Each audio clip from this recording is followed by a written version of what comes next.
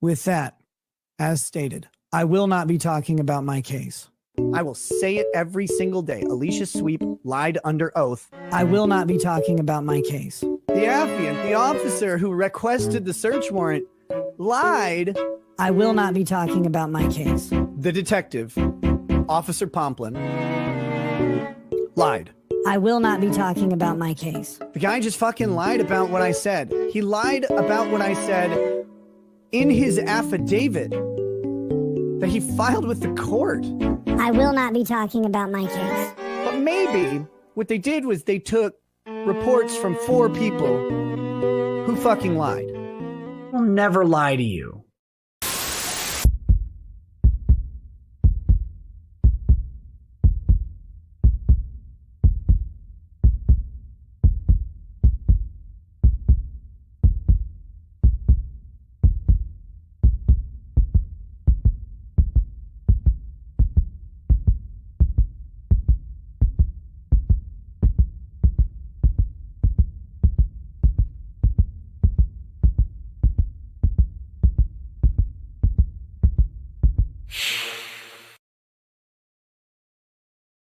This guy is retarded. This guy is retarded.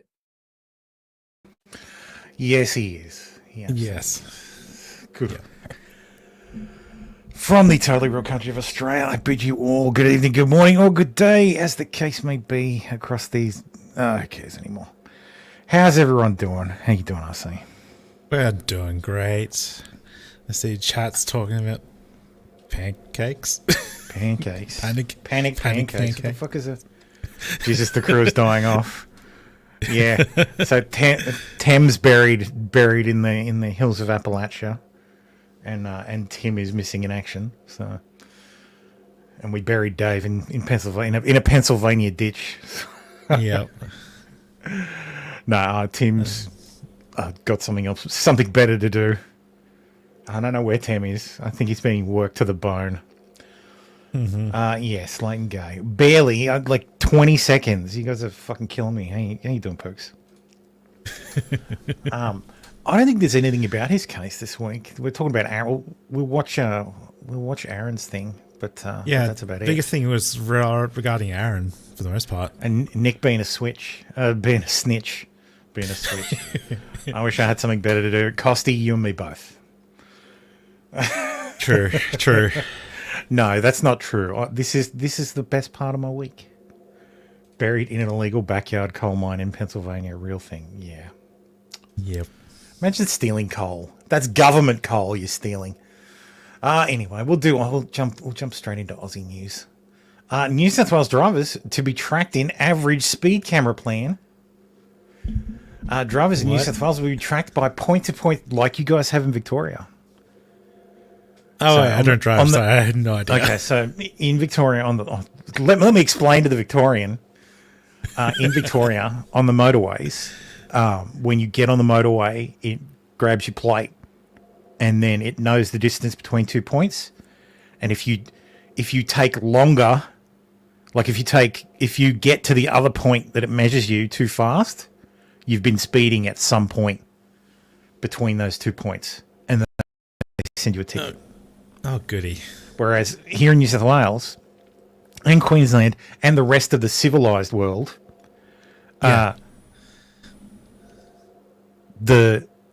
your speed is tracked at the time the camera takes a photo. And if you're speeding at that time, you get a fine. So now in New South Wales, because the road toll is just out of control, it's just so many people dying needlessly on Australian roads. On New South Wales roads. Even though we're increasing the population, which means the deaths technically would rise. So regardless. So far this year, 227 people have died in car crashes on the state's roads, with speeding being the biggest factor behind the deaths. So nice. Dr. Boog says, I've watched so much content about Tenet. Oh, man, I apologise because I have a section on it. Oh, we're going to shit all over that. No, well, I think what a lot of people have failed to do is actually read the indictment. So, I mean, other than I think Sean read it. I haven't watched. Elb's back. I don't have to watch live streams anymore. No offense. But yes, so 227 people this year. But so here's the historicals so far. So the year before it was 111, and the year so it is up, but Slightly. well, the problem is it was down low in 2019 and 2020. 2020 and 2021 because we're all locked in our fucking houses, so we couldn't drive Yes. anywhere. Imagine anyway. that. What is that noise? That's probably my washing machine. Anyway, so yeah, we're about to get fucked royally. It's only a trial, so hopefully the backlash is enormous, like the last time they talked about doing it. And Yeah. Don't become Victoria, please. okay, so the UK, Norway, Italy, and the Netherlands found average speed cameras to be effective. Yeah, effective at taxation. raising money. Yeah, that's all they're good for. So it's fucking ridiculous. And our speed limits are retarded. Our speed limits are retarded. Retardedly slow. Yes. The maximum speed limit in New South Wales is 110. So Yep, same. it's stupid. Absolutely stupid. Because this is I like Sean live. I like Sean live stream. I like Sean's live stream too. I like Sean. I think Sean is one of the best on Lawtube at the moment. So Dr. Pook says we've had municipal cameras installed lowering residential speeds to 30 kilometers an hour. What the fuck? Oh Jesus yeah, I think there was a story Christ. about that. It's ridiculous. Like 30. You might as well just idle just down the road. Yeah. Bollards installed in Melbourne CBD as tens of thousands of anti-war protesters plan blockade. A major Australian city has begun preparations as tens of thousands of anti-one specific war in particular. Not all war. Yeah. They're fine with all wars. Just one specific war they want ended. The one that started. The one with that the long involves noses. one specific type of people. Planning a major rally. Bollards have been erected around an international military exhibition that's expected to attract tens of thousands of anti-war protesters planning to blockade the event. Workers could be seen installing the bollards around Melbourne Convention Centre and Exhibition Centre on Friday. Is that down in Docklands? Yeah, that's roughly Docklands. Yeah. Land Forces Expo will be held at the centre from September 11 to 13. It's kind of a bit on the nose. They'll bring together more than 800 defence firms and military organisations from around the globe.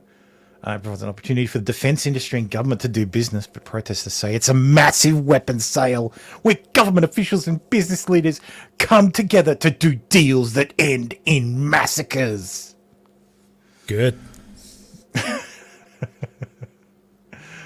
So yes, the usual suspects are very upset. The So, yeah. ones that were paid by a certain. Well, here it is. Stop arming genocide. Who could they be talking about? Yes. I wonder who they have a fucking problem with. It's the Jews. They. It's the Jews. It's the Jews they have a problem with. It's my people. Unlike us, we love the Jews, right? Don't we? I am the Jews. I love Jews. And so, yes, of course, Jews is great. Jews is great. What does Soros think about this? I don't know. I have to check Signal and my bank account. See if the check's cleared. Bulk billing GPs accused of Medicare breach by also charging patients.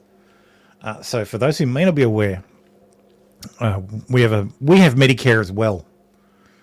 Our Medicare was supposed to be free at the point of use. It is no longer. When a GP bulk bills you, basically means it is free for you. They just take whatever the government gives them as payment for the service. There's a huge fucking Medicare register that says how much every service that a doctor can provide is is worth. And it's like time based. Yeah, it's time based. It's it's time based. It's the number of things you do in a session based. It's very, very complicated, and can range from like a rebate, and essentially it's how much the GP gets directly from Medicare. Mm-hmm. So if they are happy to take that, that's considered bulk billing. So they don't bill you, they bill the government, which is good. It used to be most GPs bulk billed. Like you went to a GP, you could get in the same day, you could see the GP and it wouldn't cost you anything. You'd swipe your Medicare card and that'd be it. No, surprisingly, immigration has not destroyed our healthcare system too. No. Conservatives have destroyed our healthcare. Conservatives and inflation have destroyed our healthcare system. The reason GPs are doing this, like in regional Victoria, a clinic is charging patients $220 to $330 a year to access bulk billing. So essentially, it's Cossie said GP Flicks or GP Premium. So they can charge you at the actual point of service, and then they get the money from the patient, and the person who gets the money back from the government is you. So you get reimbursed what the GP would have gotten for the service. So for instance, my local GP, when they do charge me, because I go down, I have a regular GP that I see. Sometimes she bulk bills me, sometimes she doesn't, depending on what the service is. I'll see the GP depending on the time of day, or what day of the week. It'll be anywhere from $60 to $90. I'll get back in my account the next day, probably $40. So there's a $20 gap between them. Yeah. They bulk bill for people with on healthcare cards or concession cards, so pensioners, unemployed people, people on pensions and stuff like that. So these GPs in regional Victoria are basically charging you a yearly fee to be a subscriber to the clinic, and in return for that they just take the bulk billing fee for every time you attend, which isn't illegal. It's illegal to bulk bill and charge a fee. So if you bulk bill, you can't charge a fee. That is against that's against the law under Medicare. You would actually lose your Medicare license number, and you would no longer be able to bulk bill. But this is a grey area, and actually it's pretty fucking inspired actually, because I always had a plan to fix Medicare, and it was to go back to the old days where you didn't get you had people on your books, and what the government should have done was pay you for keeping those people on your books and keeping them healthy, because the best outcome is that you never see the doctor. You should see the doctor when you're sick, but the best outcome is you don't get sick, so you don't have to see the doctor. That's the cheapest outcome for Medicare. So there should be a lot of GPs. They should have X number of patients, and their job is to make sure that those patients stay healthy. And that's what's that? That's the way to handle checkup? Quarterly checkup, whatever. So they rotate through all their patients.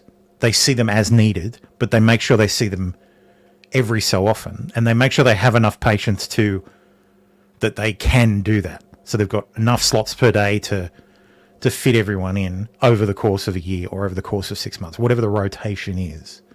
Mm-hmm. And that way they can plan out their year better. Because a number of times I'll get sick, or not sick, I'll need to see the doctor, just for something, a referral, or my medication renewed, or something like that. And I'll go to the booking system, and my regular doctor is on holidays. It's really annoying. So that kind of stuff, I feel like would work better. This getting everybody to pay anyway, because in a system like Medicare, I pay irrespective. You pay, we all pay. If you pay tax, you pay. So we pay and then we pay again. Like that's some bullshit. And then if we don't have private health insurance and we earn over a specific amount, we pay again. And if you're over 30 and haven't... You pay even more again, You pay even more, well, insurance if you go and apply for private insurance. So it's ridiculous. Full purchase, GP charges you 10K, government says no, that's only 1K and you're out in 9K. No, what would happen would be is the GP would charge you 10K, you would pay the 10K, government would say, that's only 1K worth of service, here's your $1,000, and you would just suck it up. Yeah. So it is a great stealthy way to get a cash advance without because when they fully reimburse you, because I had I needed to go to the physio for my knee, and in Australia you can go to because they're not technically doctors, they're not primary medical providers, they're like chiro, physio, psychological services, all those aren't on Medicare, but they can be bulk billed through Medicare if you have what's called a healthcare plan. So essentially you can go to your GP, talk to your GP, and your GP can go, yeah, this person absolutely needs to see a psychiatrist or needs to see a physio X number of times. And you can get bulk billed sessions with these kind of sort of peripheral specialists. Yeah. Up to 10 per calendar year. Yeah, but to set that up, Medicare pays the doctor $270 to set one of those up. That's the bulk billed fee. And when I got mine set up, the woman at the counter was like, "Oh, I'm so sorry. It's $270." And I'm like, "That's fine. Or whatever. It is what it is. I'll get some back." So I just paid it and expected the next day. I got a call from my doctor apologizing because she's like, "I'm so sorry. I told them to bulk bill you. Like, well, they shouldn't have charged you that amount of money because you're a regular patient. They shouldn't have done that. Blah blah blah." And I'm like, "It's fine. Like, it's the next day." So the next day, the full amount was given to me by the government. So it's a weird system. It makes sense, but the problem is we had 12 years of a government that has been ideologically opposed to socialized medicine since socialized medicine was brought in the 70s. They ideologically hate it. They fucking hate it. And it's retarded because it is incredibly popular in Australia. But what they did was they froze the Medicare payments basically for 12 years so that they didn't go up with inflation. And then we had 20% inflation and they still didn't increase it. So because even up to COVID, they were like, GPs were still bulk billing. Like, there were a ton of GPs that were still bulk billing. Right now, after COVID, no. You best of luck finding a GP who will bulk bill you for a general session. Because, like, they get $20 for 15 minutes, like for a 15-minute consult. Fuck all. Like I make more than that. So and I don't have $210,000 worth of debt to pay off my college. So anyway, so yes, that's I think if this becomes legal, yes, GPs still bill for kids. They still bill for bulk bill for pensioners, old age pensioners especially, because the second you charge the old age pensioners, they fucking revolt. There would never be a conservative government in Australia ever again. So There'd be protests. There'd be protests with walkers outside of doctors' surgeries. It'll be non-stop because they got fuck all to do. Yeah, it's not like they have work, not like they have jobs. Yes, I agree, Dr. Pooks. Socialized medicine cannot work with mass migration. True. So We're technically not quite at the mass migration. We are bringing in more people. no, we had like 800,000. We're controlling people. it. Like we had 800,000 people just after COVID, and it was a big that's a lot of people for a country with. I watched a video on Madagascar the other day about how most of the country lives on the east coast because of geological forces. They've got more people there than here. There are more people in Madagascar than there are in Australia, and Madagascar is the largest island in the world. Australia is the largest island in the world. Madagascar is the 4th largest island in the world. So, like, what the fuck? Like, Australia is unbelievably empty. So, And most likely just not that developed when it really should be. yeah, there's so much wasted space. It really is. Like, there should be way more bigger cities than Sydney, Melbourne, Brisbane, Canberra. Like, I mean, you got your sister cities, but they're kind of getting consumed by the major cities. Fallen Princess, socialised medicine works great in Canada and the UK if you don't mind the government recommending you kill yourself or the month-long waits. Oh, we have month-long and waits. And look, there's waiting lists here, absolutely. But there's waiting list if it's not urgent. So if you need treatment right now, you will get treatment right now. Mm-hmm. So Darkstar said, this is over my head. I just have whatever insurance, really good actually, my company has. $10 USD regular visit to specialist, $25 USD. That's fantastic. Yeah. That's fantastic. And that's kind of how the US system works. It's based off the employer kind of providing the insurance to allow you to have cheap access to healthcare. Yeah, well, it's the power of that stuff comes with, if you work for a big enough company, they can negotiate a good healthcare plan. And the idea behind Medicare and the pharmaceutical benefit scheme is everybody's a member of it. Therefore, I have 29 million customers. Do me a fucking deal. Yeah. So, like, because medication in Australia isn't super expensive. If it's not on the PBS, it's fucked. Yes, Obamacare is still wreaking havoc. Yeah.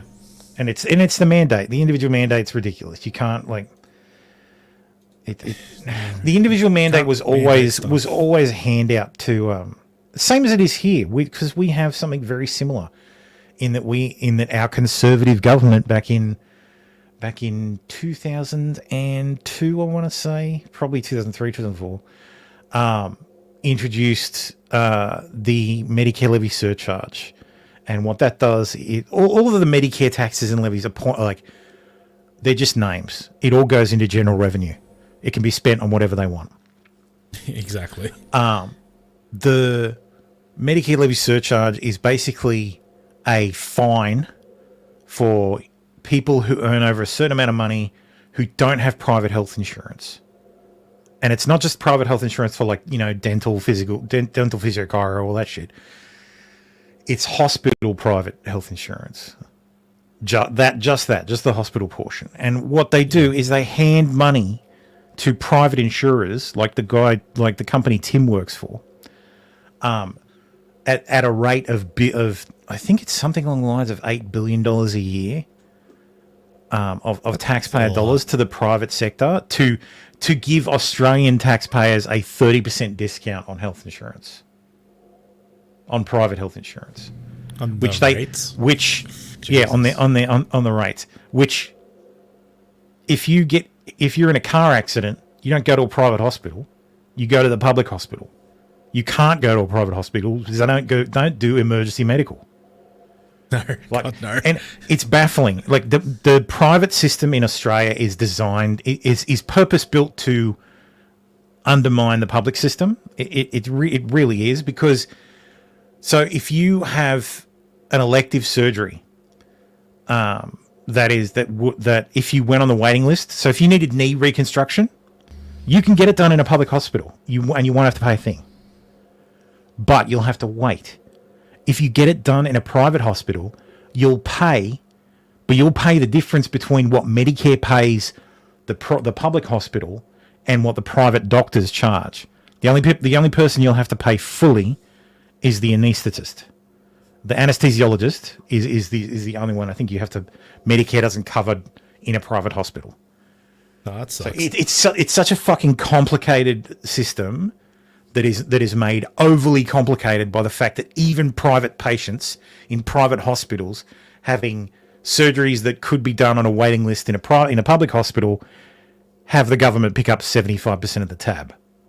Like it's absolutely baffling. Anyway, enough about Medicare. Bill Shorten, who was the opposition leader and managed to engineer the destruction of 2 prime ministers and made sure that the Conservatives would be in power for 12 long years, has announced that he's resigning. So yippee, he's leaving politics. He's becoming the Vice-Chancellor at the University of Canberra, and good fucking riddance. Yep. So, peace out. Peace. Draft sexuality and gender identity census questions weren't appropriate, Prime Minister says. Prime Minister Anthony Albanese has said draft census questions about sexuality, gender identity, and intersex status were not appropriate. It's still unclear whether the government will move forward with questions on gender identity and intersex status after appearing to backflip on their decision to collect data on sexuality. So yes, I want to know these things. There has been a huge push from the LGBTQI plus community to get... for fuck's sakes, really? Crossy says, Thermo Chalmers said the questions are going to be in this morning. For fuck's sakes, yes, what a flip-flop. Jesus Christ. For God's sakes, this was from fucking... Oh, this was from last Sunday. Like, well, still. Fucking hell. Flippity flop. Captain's call to say, oh, for God's sakes, yeah, there it is. Fucking hell. We'll include questions on both sexual orientation. So ignore what I just said. It's all been fucking flipped again. So the next census in 2026 will include questions on sexual orientation and gender, as the government seeks to repair backlash from the LGBTQI. Now it's IQ. Fucking hell, make up your goddamn mind. LGBTIQ plus community. Only people aged 16 and older will be asked the questions with the option not to answer. Well, look, yeah, that's always going to be an option. Look, I really don't care. You can go to jail. Like you have to fill out the census. Yeah, and it's a crime. It is a crime to lie, but nobody ever finds out. That's why we have something like 100,000 Jedi in Australia.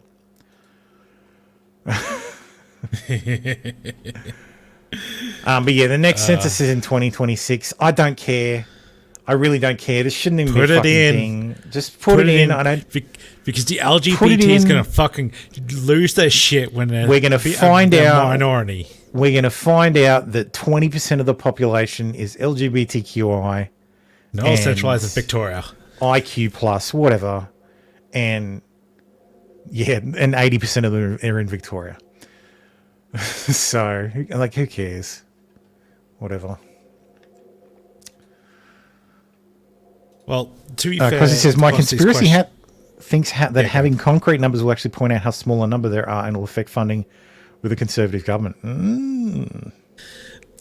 Yes, but the reason Albo cancelled it in the first place was to try and limit the culture war aspect.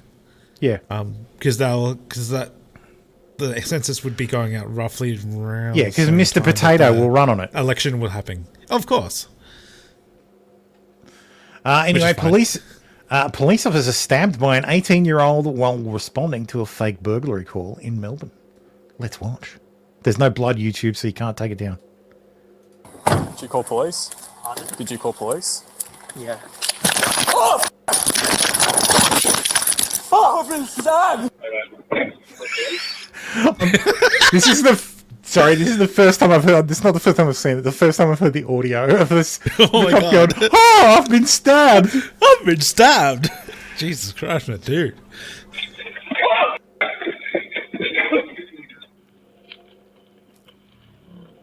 Did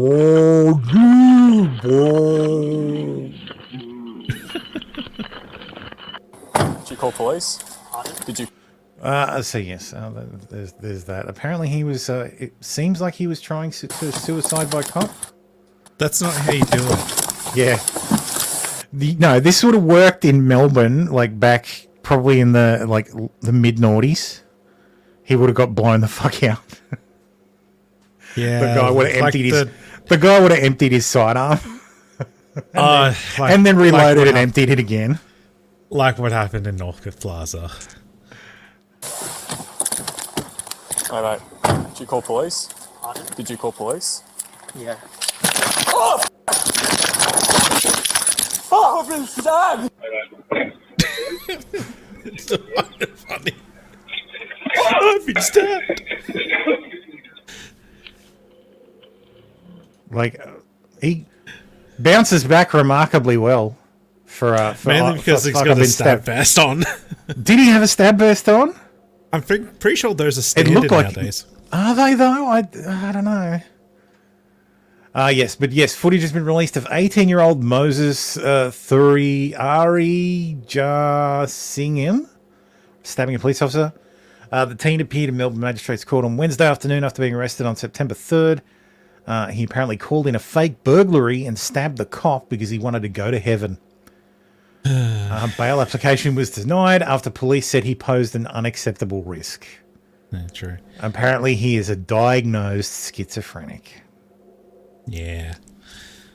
To answer Dr. Pook's question, the Victoria Police do have sidearms. Yes. All Australian police carry sidearms. New South Wales Police carry the Glock 17, same as the same as the FBI. Yeah, I think. Victoria Yes, Police also have boomerangs. Glocks. Yes, also boomerangs. He just couldn't get his boomerang out fast enough. Thermo, it's a tactical boomerang. It's a tactical boomerang. They're the ones that explode. The tactical boomerangs. I'm honestly, if there is an Australian military weapons company that hasn't made some sort of exploding boomerang, like I know the idea why would is you want a it doesn't actually come. No, but the point is, a boomerang doesn't come back. If it hits its target, it doesn't come back. The idea is you throw it and you take out the target. So if you miss your target, do you want the explosives to come back? Yes, I do, but I don't want it armed. I want it to like only detonate and explode on impact of the target. So I throw it, it gets away from me, it arms, and then when it hits the target, it explodes. But if it doesn't, it comes back and isn't armed. Anyway. Sal Grover tweets, a woman is facing punishment for saying men who want to take synthetic hormones to induce lactation to breastfeed a baby is a dangerous fetish.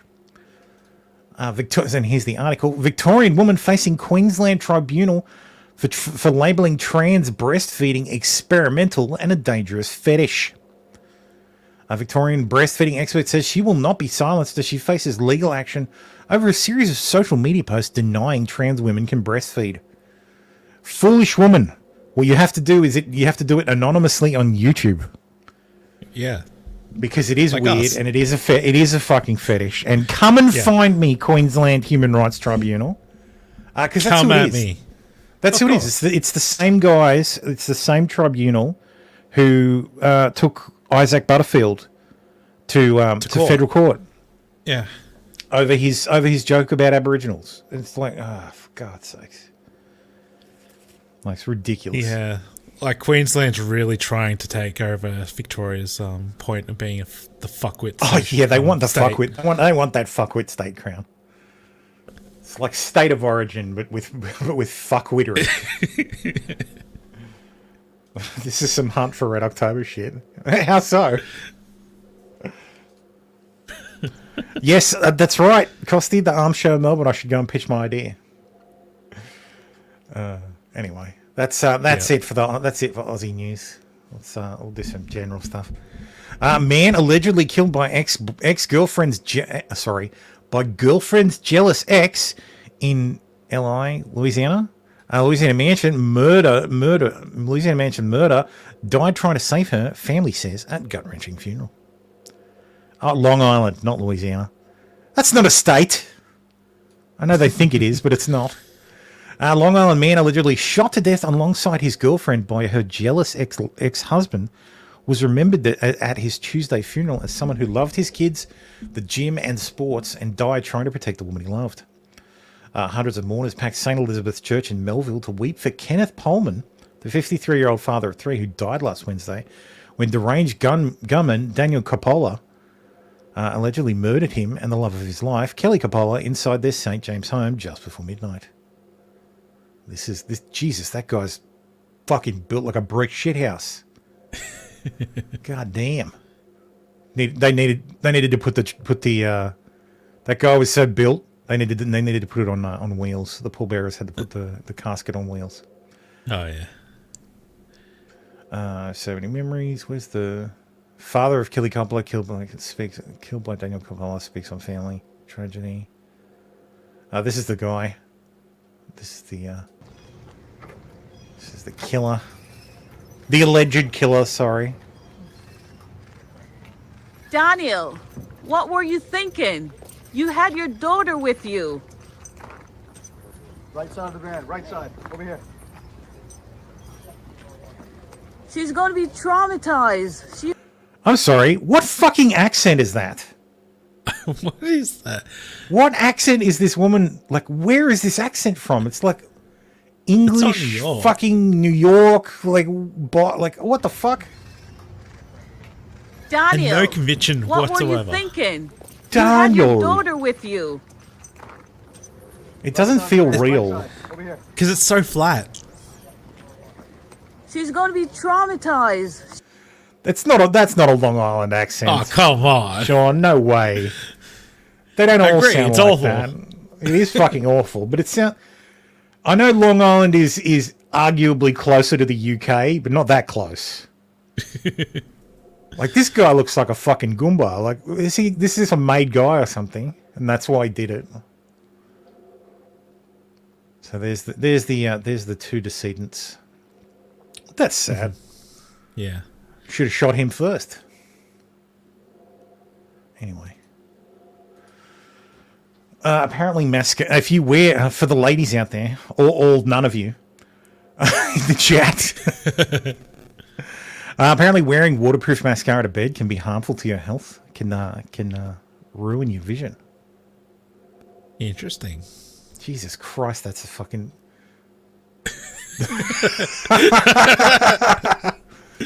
That bitch is scary. If you slip your waterproof mascara, flip your eyelids, I dare you. After advising viewers to check their eyes, she moves to the side of her screen to reveal a photo of the inside of a woman's eyelids with what appear to be mold or specks of mascara. Jesus. Oh. What the fuck? Oh my god.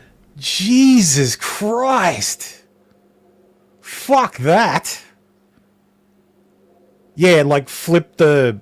You know how some kid... Like, when I went to school, not everybody could do it, but some kids could, like, flip their eyelids. It was disgusting. And look, it's just... Yeah, gross. Like, oh my Sean, god. Potentially criminal says, make the women gag and the mascara gets washed off their eyes. Ah. Oh, that's disgusting.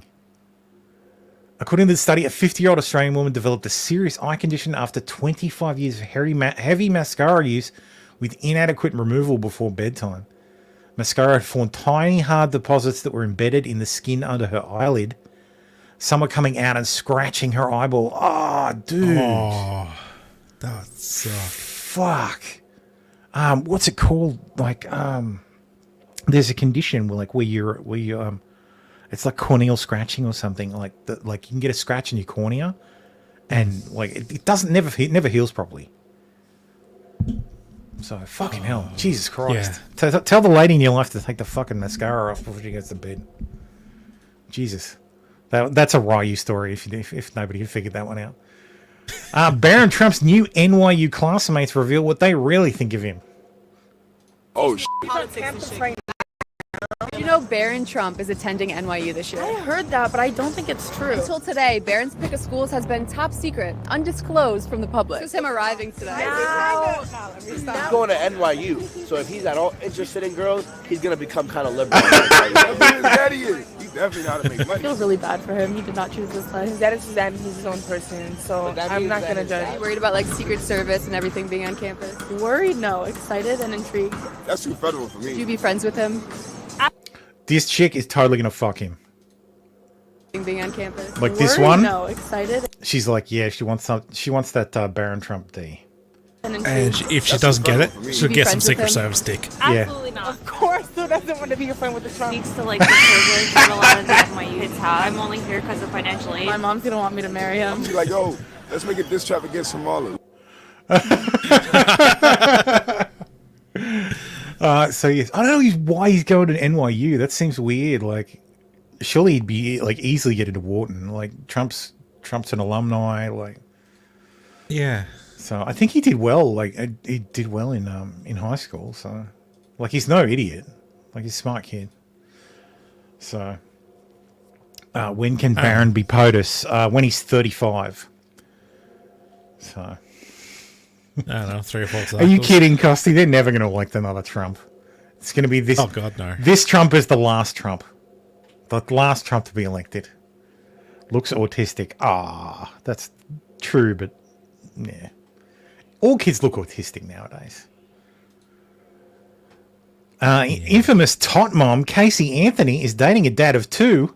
It's all right. They're both adults. She blew up his 20-year marriage to get him. Quote, living the life I want. I'm saying yes. Casey, those of you who may not remember, Casey Anthony is the Florida woman who killed her toddler daughter, like 2-year-old daughter, maybe 3-year-old. Yes, the murderer, the alleged murderer. Oh God. She killed her 2-year-old daughter. So Anthony, 38, has been dating 48-year-old Tyson Ray Rhodes since January. Anthony and Rhodes met through the gym where they both work in South Florida. So it's good to see her moving on. I hope he doesn't have any grandkids. Moving on to kill other kids. Moving on to kill other kids. Other people's kids. Yeah. Branching out. Yeah. Sickening moment. Teacher weeps in court as she tries to defend laughing while colleague duct taped autistic child to a chair.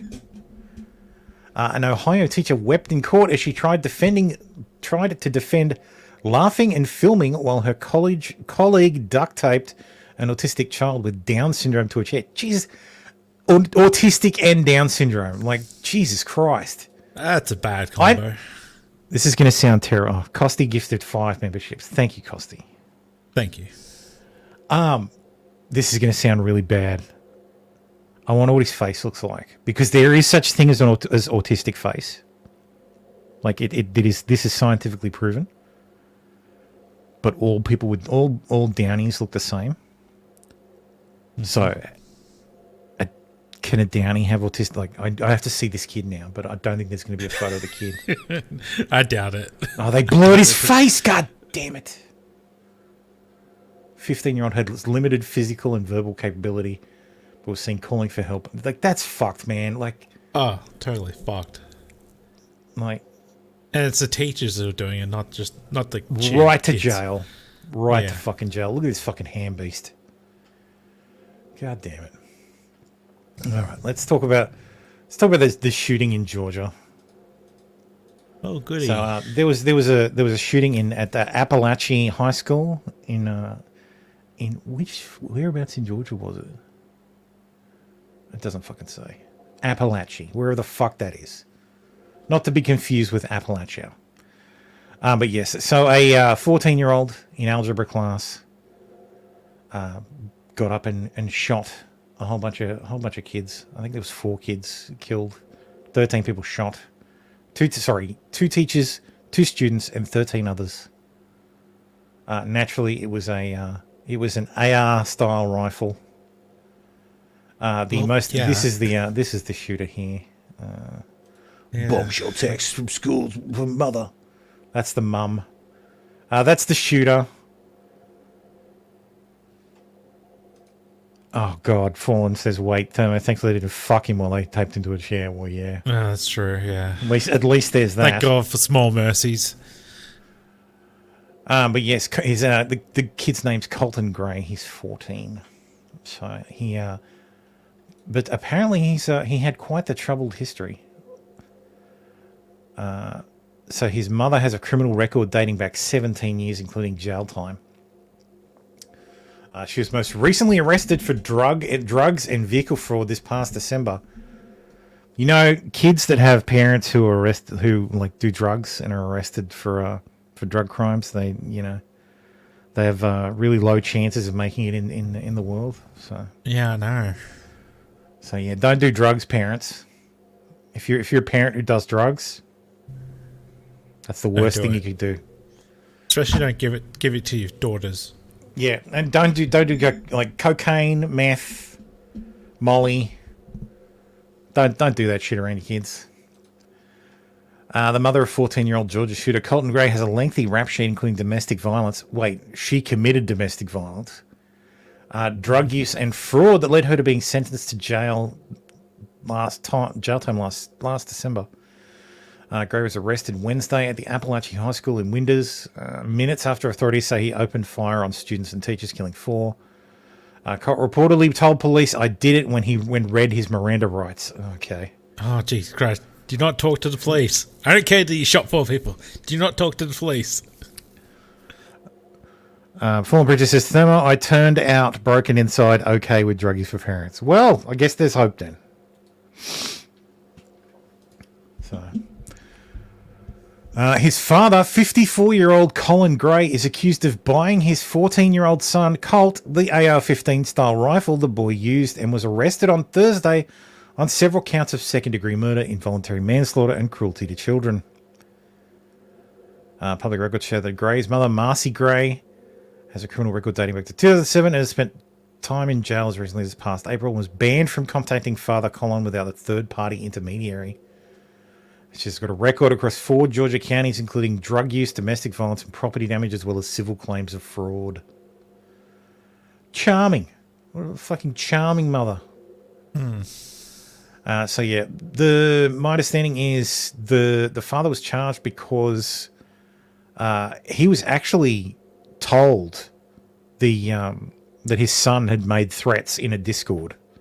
So be careful what you say in Discord, because the cops have access to it. Threatening to shoot up the school, and then he went and bought him a fucking rifle as a Christmas present. Like, happy Merry Christmas, Colin. Oh, sorry, not Colt. You can Colt. do what you wanted to Merry do. Christmas, Colt. Here's your Here's a AR-15 Colt-style weapon. Now, don't you go shooting up the school. You got to promise me you don't shoot up the school. I'll buy you the rifle. Don't shoot up the school. You can plink some cans, but don't shoot up school. Like, Jesus fucking Christ. Yeah. So, yeah. I think we can guarantee it wasn't the gun's fault this time. No, the gun got up in class and shot a whole bunch of people. Just did it by itself. Well, Colt. You know, potentially criminal says somehow it's dad's fault, but yet the cops didn't think it was bad enough to arrest the kid. Yeah. Or, confiscate the fucking gun. Or do anything. Do anything. Like, I heard, someone said the FBI actually tipped someone off, like either the father or the local police. I don't know how accurate that is, but someone told the dad, and he didn't do shit. So I guess it'll be an interesting case to follow. Yeah. Anyway, so yeah. Apparently this is the 47th school shooting this year or something. Funny how I don't believe I heard about all. There you go. Team was investigated by the FBI in May 2023 over online school shooting threats. Holy shit. Yeah, that makes sense if you are involved. If it's via Discord, meaning transmitting messages across state lines. So, All right. So in 2020, in what month was it? It said, what month did it say? Oh, he's pretty quiet and revealed he regularly skipped classes. He's a quiet loner. Yeah, of course. Okay, so the timeline is May 2023. He was investigated by the FBI over online school shooting threats, which included posts with photos of guns. And we can assume sometime after the fact, probably a couple of months later, that information was told to the dad at some point. Well, I think it says here, Gray, then 13, and his father were interviewed. So FBI tells Jackson County Sheriff's Department. Jackson County Sheriff's Department gets the dad and the son in and says, hey, what's the deal with these threats to shoot it, threats to shoot up a school? Presumably they're like, oh no, he's not serious about it. He doesn't even own a gun. So we're in 2023 and now roll around December, and what does genius dad give him for Christmas? A fucking gun. I'm sorry. If one of my kids even joked about that shit, I wouldn't be buying them a gun. I'd be like, no, you can wait till you're 21. I don't want you going to school and shooting up the school. Yeah. Potentially criminal says they count every shooting where multiple people get shot as a mass shooting now. Yeah, I know that, but the statistic I heard was specifically school shooting. And I know they count, because I've seen the records. It's like some guy killed himself in the school parking lot after hours, with a gun. That's a school shooting. Yeah. I know that every town USA goes out of their way to juice those fucking numbers, juice them up as high as they fucking can go. But yeah. Yeah, instead buy the kid the complete series of Dexter. Yes, you've got to feed the animal. You got to feed the right wolf. Episodes of Dexter and certain articles on the Daily Mail. Why is he killing teachers, female teachers? I don't know. I don't understand. Anyway, apparently lots of people were very excited because there was a glitch in the Chase Bank system, letting people withdraw money they didn't actually have.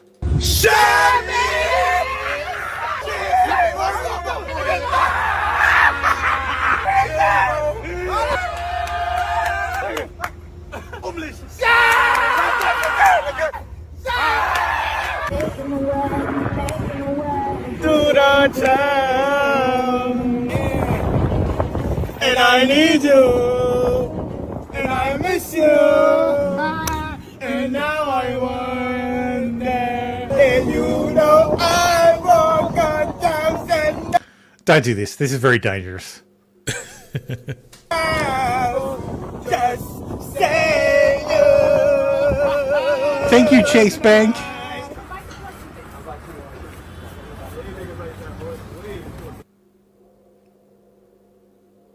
Kick the chefs, kick the chef. All right. What do you notice? Tilt your head. Picture purposes. Exactly. Interesting. Some of these are fake as the bills in this guy's hand. This one's movie money. It literally says motion picture purposes. I have some of this in my safe just in case. I have euros and US dollars, fake euros and US dollars for movie purposes only. Just in case you get robbed. In a safe. Here, yes. take this. Yes, because I also have a large knife in my safe. Because if we ever get robbed, they'll be like, dude, I've got thousands of dollars in the safe. Let me just go and get it. And then the money gets thrown in their face and the knife goes in their chest. Anyway. Be easy with the... Hypothetically. James, you having a Chevy party later. Bring all the Chevy honors. There's a literal one. The top note's real. The notes underneath aren't. Yeah. So I don't even like posting my accomplishments in life. For all the niggas that ain't want to give me they Chev, eat a dick. You up 100,000. Everybody gonna eat tonight. Blue hundreds, blue card. Absolute dipshits. Shit! Yes, this was ultimately check fraud. The scam was write yourself a giant check, deposit the check through the app on your phone, and then go to an ATM and withdraw the check. Like Yeah, absolute, that's just check fraud. absolute clown world. So, there we go. Yes.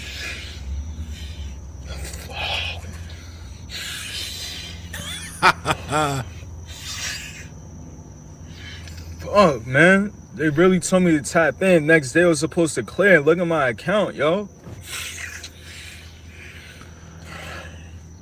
So yes, that's a $31,000 debit due to ATM deposit with error, and then another $7,000 one. So yes, good luck. In addition to owing the bank 38 grand, you will also probably be charged under state and federal wire fraud charges, bank fraud charges. They take that shit seriously. Like never fuck with the banks, because they have all the money and they have absolutely no problem coming after you and using the government to come after you. Oh, yes. And that shit's a slam dunk conviction. Like absolute slam dunk. You recorded yourself. Your Honor, the accused is recorded themselves committing the crime. And then they posted it. And then they posted it to their social media account. As you see here, this is their social media account. We have linked it to their IP address at this time. This is their face. As you could see, they used their card, the ATM, their bank account, and they signed the check with their signature. Like, guilty. Like, what's the minimum sentence for check, like for fraud, like for like wire fraud? I don't know. It's not a short time. If they can put Trump in jail for 23 years, it's a felony, so it's for 39 felonies for fucking like fraudulently submitting documents. But these are black people, so they'll go easy on them. That's right. Yeah. Colin Rugg says trans people are currently fuming after 2 female OnlyFans creators pretended to be trans to sell their OnlyFans subscription. Because of course there are a bunch of weirdo guys out there who are like, oh yeah, I like trans porn, but not with real ones. But that's gay, so can I get it with fake ones? Fucking mute. So yes, they literally just shove dildos in their pants,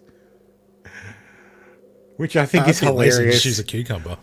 The irony of these people getting upset that you're not a real trans woman. Wait, what? No, they're a real woman. Like, no, it's not real. Yeah, neither are you, bro. I like how they make the arguments that the anti-trans people are making to them. It's just innocent until proven guilty. You can't judge these fine young scholars. Yes, I'm sorry. Yes, I presume them guilty, despite copious evidence of their guilt. They are entitled to a presumption of innocence. Yes. Yes. Sean says, "Don't be a thieving Gentile, lads." Yes. Justin Trudeau gets castrated by a steel worker, not literally. Just figuratively. Figuratively and emotionally. We got donuts over here if you want to thank you for your hard work. I can bring some for my kids here. Okay. The 25% tariff we just brought in on Chinese steel is going to help you out. That's going to keep my job, yeah. What about the 40% taxes I'm paying, and I don't have a doctor? The $400 million that we invested to invest in the card means you're going to have a job for I think you're only here for another year. We won't see you around probably another year. No, that's what elections are for. That's right. And I look forward to everyone exercising their basic choice. We're going to invest in you and your job. So I don't believe you for a second. Dental care? Do you know anyone who got dental care? Yeah, I pay for it myself. Okay. We're like 3 years behind. You have a job and coverage? Yeah, but we four got people seniors. in my family. We've got Every time we go for a dental visit, it's costing me about $50 in my pocket per person. Okay. Why? I have a good job. You're not really doing anything for us, Justin. Well, actually, we just invested. Okay. Oh yes, let me tell the plebs. If you're sorry, just a tip for politicians. If you're speaking to the unwashed masses, and they say you're not doing anything for me, don't start your next phrase, like your next sentence with "well, actually," because that's not going to end well. So 500,000 people haven't been to the dentist. Got to go to the dentist over the past few months. Probably like my neighbor that doesn't go to work because she's lazy. Well, She you know just what? doesn't go to work. She lives the same Most way. Canadians try to stick up for each other, and that's what we're going to keep doing. Yeah. Good luck and prepare you for No, that, sir. no, I'm good. Thank you. All right. Have a nice day. Have a good day, sir. It's so fucking polite. Oh, you have a nice day, sir. Oh, yeah. Fucking Christ. So I think is there an election next year in Kakistan? Really cares because they're going to vote him back in. Fairly certain. 2026, 45th. So the 45th Canadian federal election. Wait, that's Irish. Will take place on or before the 20th of October, 2025. So, cool. Yeah. So, what do they need? So, current seats needed. Okay, so as long as the NDP, as long as they keep the same number, so as long as the NDP gets seats, they in coalition with the Liberals. So he's gonna stay in. Oh yeah, totally. Like because the Conservatives have only been out for one term. So Tom Bollo for $5 says penance for lack of Discord email. God damn, just email me for fuck's sakes. It's not hard. But yes, he's hoping Pierre gets in. Actually, if Trump wins and Pierre wins, that would be fucking hilarious. That would be an actual real good reset. That'd be like a North America, like straight. North American straight. Anyway. Yeah. Because you can't fix UK. UK is fucked. Monkeypox. We're not going to get fixed because they're not doing.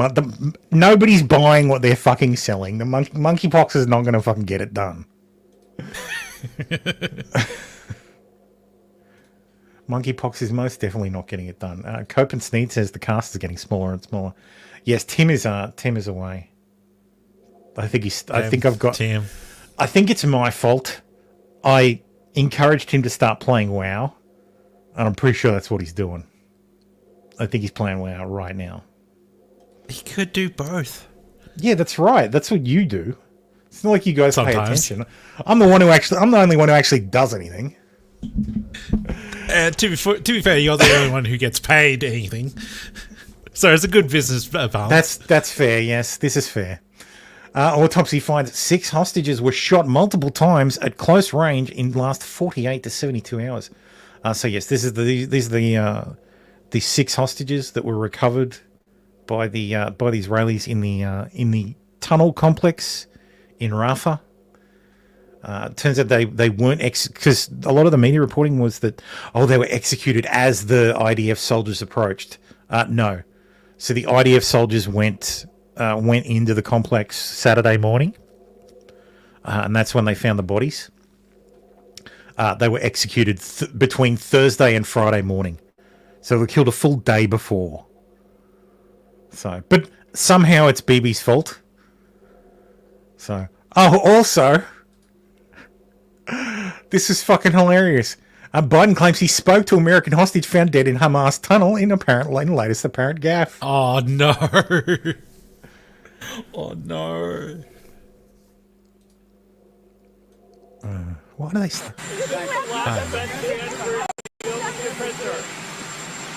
Do you have a message for the hostages' family, sir? Yes, I've spoken to the American hostage. I spoke to his mom and dad, and we're not giving up.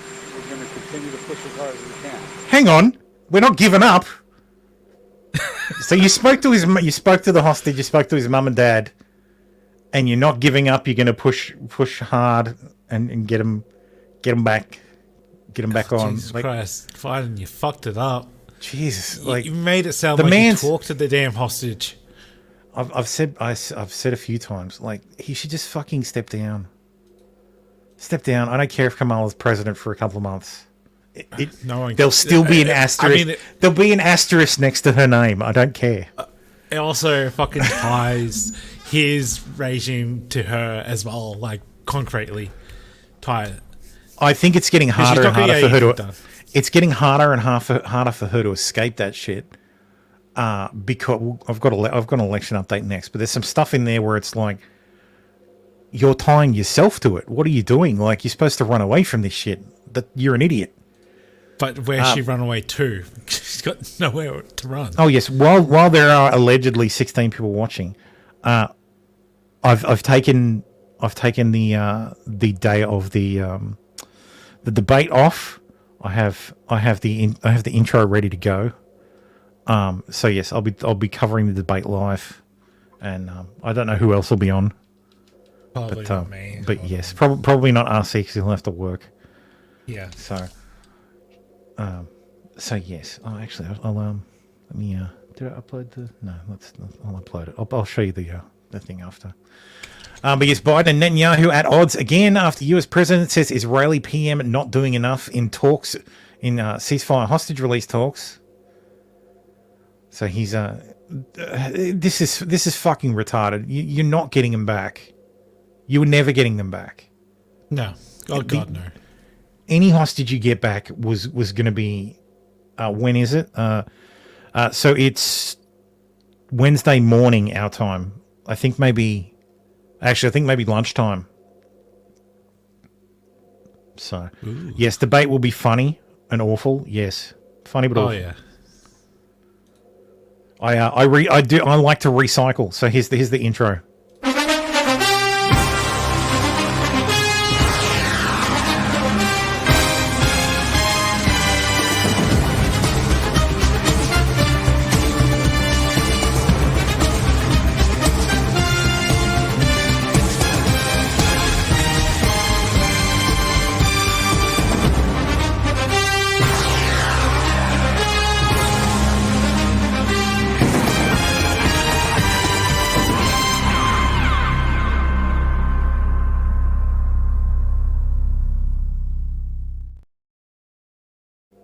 I love the NFL music. Like, it's fucking the best. Yes, music start coming in already. Yes, I know. Oh yeah, totally. It's all right. I don't monetize the stream. Like I don't check the little dollar sign on the thing. It's just set to off. I can do better, Thermo. Maybe. No. Not in. Democrats could have done better with a better candidate. I'm just glad I was able to get like images of the two in profile, and the Trump one's perfect because he's always talking. So, and she looks like she has a stick up her butt anyway. Donald Trump after the hostage was killed, Donald Trump released a statement. We grieve the senseless death of the Israeli hostages, specifically including a wonderful American citizen, Hirsch Goldbolin, murdered by Hamas due to a complete lack of American strength and leadership. Make no mistake, this happened because Comrade Kamala Harris and crooked Joe Biden are poor leaders. Americans are getting slaughtered overseas, while Kamala is disparaging and making up lies about Gold Star families. And Biden is sleeping on the bench the 16th consecutive day of vacation. He's always on vacation. It's crazy. They have blood on their hands. Sadly, this total lack of leadership that Kamala and Biden represent, one that allows terrorists to take American lives because they care only about weaponizing the Department of Justice against their political opponent, me. Just like the debacle of the Afghanistan withdrawal, they claimed 13 American lives, great patriots. Kamala and Biden's judgment has not only put lives at risk, but is directly responsible for unnecessary deaths that should have never happened. Totally would never have happened if I were president. Our country and our amazing people are not safe under Joe Biden, he's Sleepy Joe, and will be less safe under Kamala, the Comrade Harris. This terror would never have happened if I were president. Totally wouldn't have. And I will stop it will stop the day I'm back in the Oval Office. America will be stronger again, and I will make that world safe and secure. Golf clap. Thank you, America. That was Trump's statement. Let's go to Tim Walsh for his reaction. How are you feeling? What's your reaction to the 6 hostages being found dead in Gaza? All right. Thanks, everybody. Peace. Peace out, y'all. I saw another clip the other day of him doing exactly the same thing when asked exactly the same question. It's brilliant. Stampy says, "Oh wait, I'm off Tuesday. Maybe I'll come crash the party if you share the link to the regular place." Yes, the link will be in the regular place. Yes, he just dipped. He's dipped the fuck out. Fallen Princess Thema, I literally had to look up if Trump actually said Kamala Comrade, since it's something he would do. Yes. Oh yeah. That's all you have to do. If you can inject Trumpisms into it, and it makes it more realistic. Oh yeah. It's Comrade Kamala at the moment. It's Comrade Kamala Mao Harris. Or as I like to call her, Comrade Kamala Stalin. Anyway, pro Harris for president ad. So we'll do some quick election update. Pro Kamala Harris for president ads are appearing around Philadelphia, falsely declaring her the candidate endorsed by the Philadelphia Eagles football team. Philly Eagles says, we're aware of counterfeit political ads are being circulated and are working with our advertising partners to have them removed. Oh, naughty. Oh, naughty. Can't be doing that. That's arguably worse than not being endorsed by the Philly Eagles. Uh-huh. Official candidate of the Philadelphia Eagles. PhiladelphiaEagles.com/vote. Is that a valid website? Philadelphia.com vote. I've probably spelled Philadelphia wrong. Philadel. I missed an L.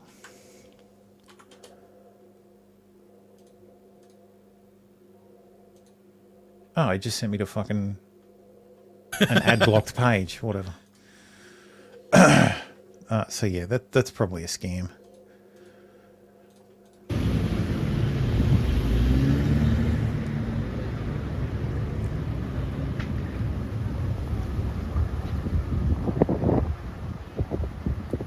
There's Dr. Pook says, is this Russian agitprop too? There's a lot of fuckery this election because Russia always fucks around, always. But this time around, China's fucking around, Iran's everybody's fucking around. It's fucking crazy. If you thought 2016 was insane, this one is just fucking batshit. Absolutely batshit. All right, Joe, why are you doing this? Well, this is a circumstance that's very concerning to me, Steve, because whoever put this inside this casing did several things. I'm a lifelong Philadelphia guy from South Philly. I love the Eagles, loyal to them to the end. I am a Republican, just to say that to you. But my concern here is that is not that someone is expressing an opinion, which everyone's entitled to do, but this person is lying to everyone that comes and uses this stop. Okay, that's what I'm very concerned about. The fact that they're spreading lies that the Philadelphia Eagles endorsed Kamala Harris as a candidate for president in the United States. Oh, there we go. Yeah. So I found it. Yeah. So when I did too. If you spell it right, it actually works. So it is a valid website, but it's about the primaries. Yeah. It's about the primaries. So that's fucking weird, man. That's fucking weird. Fucking weird. You have fucking federal information, become a poll worker. So this is a legit website, but it's legit about the primaries. This hasn't been updated for the federal election. Yeah, there's no formal endorsement there's no formal endorsement of anything. It's just, hey, become a poll worker. Hey, get involved. Yeah, that's it. Get involved. Not vote for anybody. Because it's stupid. Like, yeah, sports boom is the worst. This is true, Sir Darkstar. Yes, the US does fuck around in others' elections, but they're a little bit more nuanced about it. And I think I think the US fucks around in other elections a lot less now than they used to. So that's true. So yeah. Apparently, Kamala Harris went to Penzies Spices and bought like this is a guy from the fucking Washington Post. Kamala Harris went to Penzies Spices and bought creamy peppercorn dressing base, Fox Point seasoning, Trinidad lemon garlic marinade, Turkish seasoning, and Tuscan Sunset salt-free Italian seasoning. Okay, what? Like Okay. she went to a fucking spice shop, bought spices. I mean, there's a clip of it there. It's so fucking cringe. Blank. Step for profit. I just want to point out that my culture is not your fucking salad dressing. Where was it? So, Laura Loomer's got like fucking. Of course, Laura Loomer's going fucking berserk. Further evidence Kamala's event was staged. Of course it was staged. They're all staged, you blithering idiot. She just does not have organic support. Of course it's staged. Yes, it's astroturfed. We're scared. I'm pretty sure you know. Oh, it's gonna be good. We're gonna be good. We're gonna be fine. We're gonna.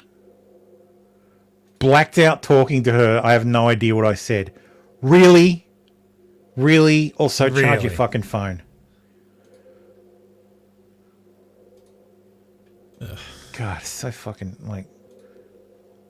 Who's the CEO of Penzies Spices? Bill Penzies sent out an email announcing that he would be renaming the extended Martin Luther King Jr. Day sale weekend to Republicans Are Racist Weekend. Yeah, so it's exactly who you would expect it to be.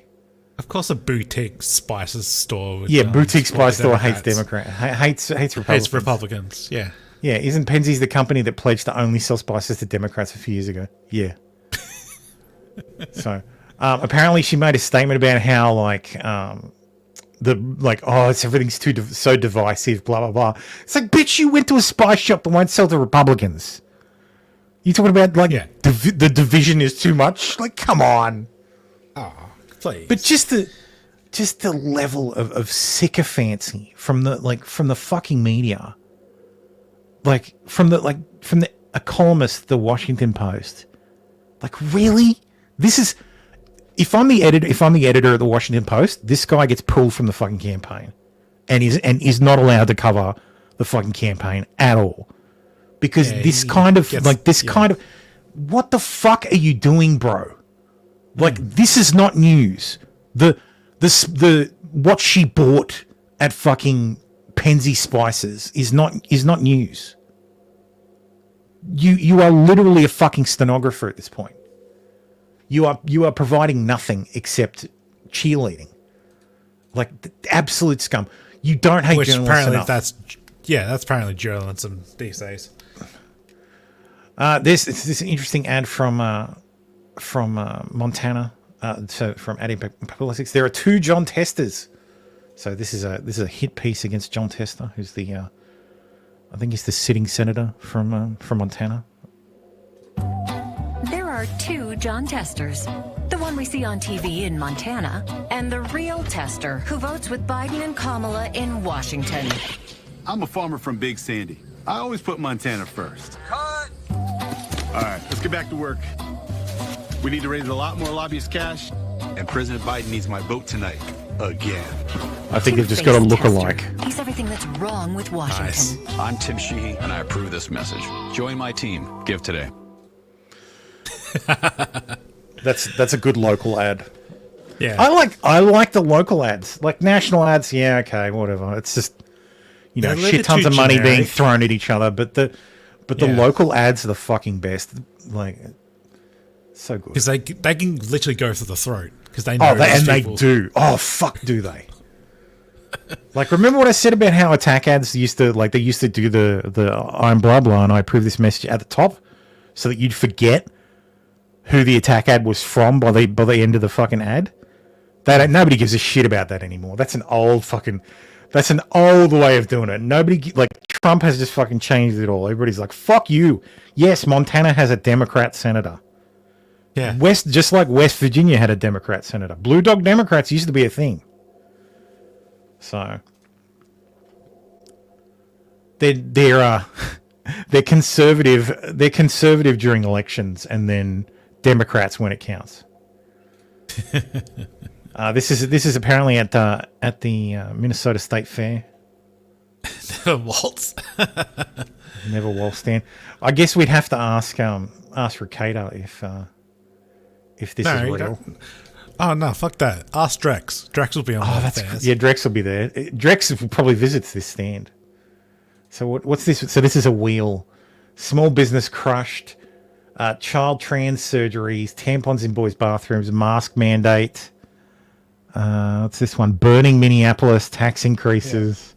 Yeah. Oh yeah. That's funny. That's good. The classics. COVID snitch line. Oh, he was one of those. Oh governors. yes. God damn it, man! It's really interesting the choice that her making that choice.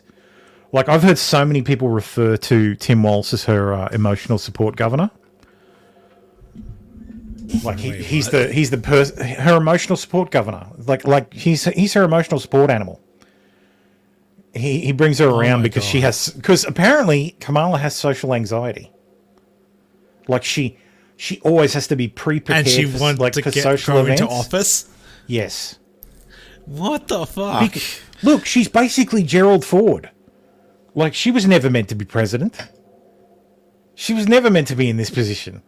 If the fates acted out the way that they were meant to, this would never have happened. It's not like Biden was shot and died. He's still alive. He's still technically president. No, but she was never meant to run for president. Like, she got fucking BTFO'd in the primary. Accept it?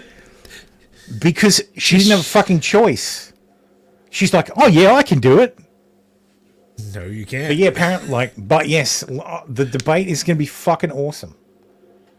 Because ABC has decided that they're not renewing their rules. Their rules are going to be exactly the same as were agreed upon. So no opening statements, 2-minute closing statements per candidate. Candidates will stand behind podiums for the duration of the debate. Props or pre-written notes are not allowed on stage. No topics or questions will be shared in advance of the campaign or candidates. Candidates will be given a pen, a pad of paper, and a bottle of water. That's acceptable. Candidates will have 2-minute answers to questions, 2-minute rebuttals, and 1 extra minute for follow-ups, clarifications, or responses. Yep. Candidates' microphones will be live only for the candidate whose turn it is to speak, and muted when the time belongs to another candidate, so Kamala doesn't get her, excuse me, I'm talking, excuse me. You know what? I'm kind of accepting of that fact that they're kind of cutting off the mics now. Yeah, it's fine. Yeah. It is what it is. Like, because that's the thing. There used to be, this is what my wife always complains that Trump's like, there used to be rules. Like, there used to be unwritten rules. And most people abided by them. And my thing is, well, if it wasn't worth writing it down, then it's not a rule. It's just it's a convention. Well, they've always done it that way. Well, fuck you. You didn't make it so I had to do it that way. So what's making me do it that way? Oh, convention? Pfft, whatever. So Trump sees conventions and goes, gives a shit. I don't see this written down. I'm better than that. I'm better than that. I don't need conventions. Like, those are for other people. Not me. I'm Donald Trump. I don't do conventions.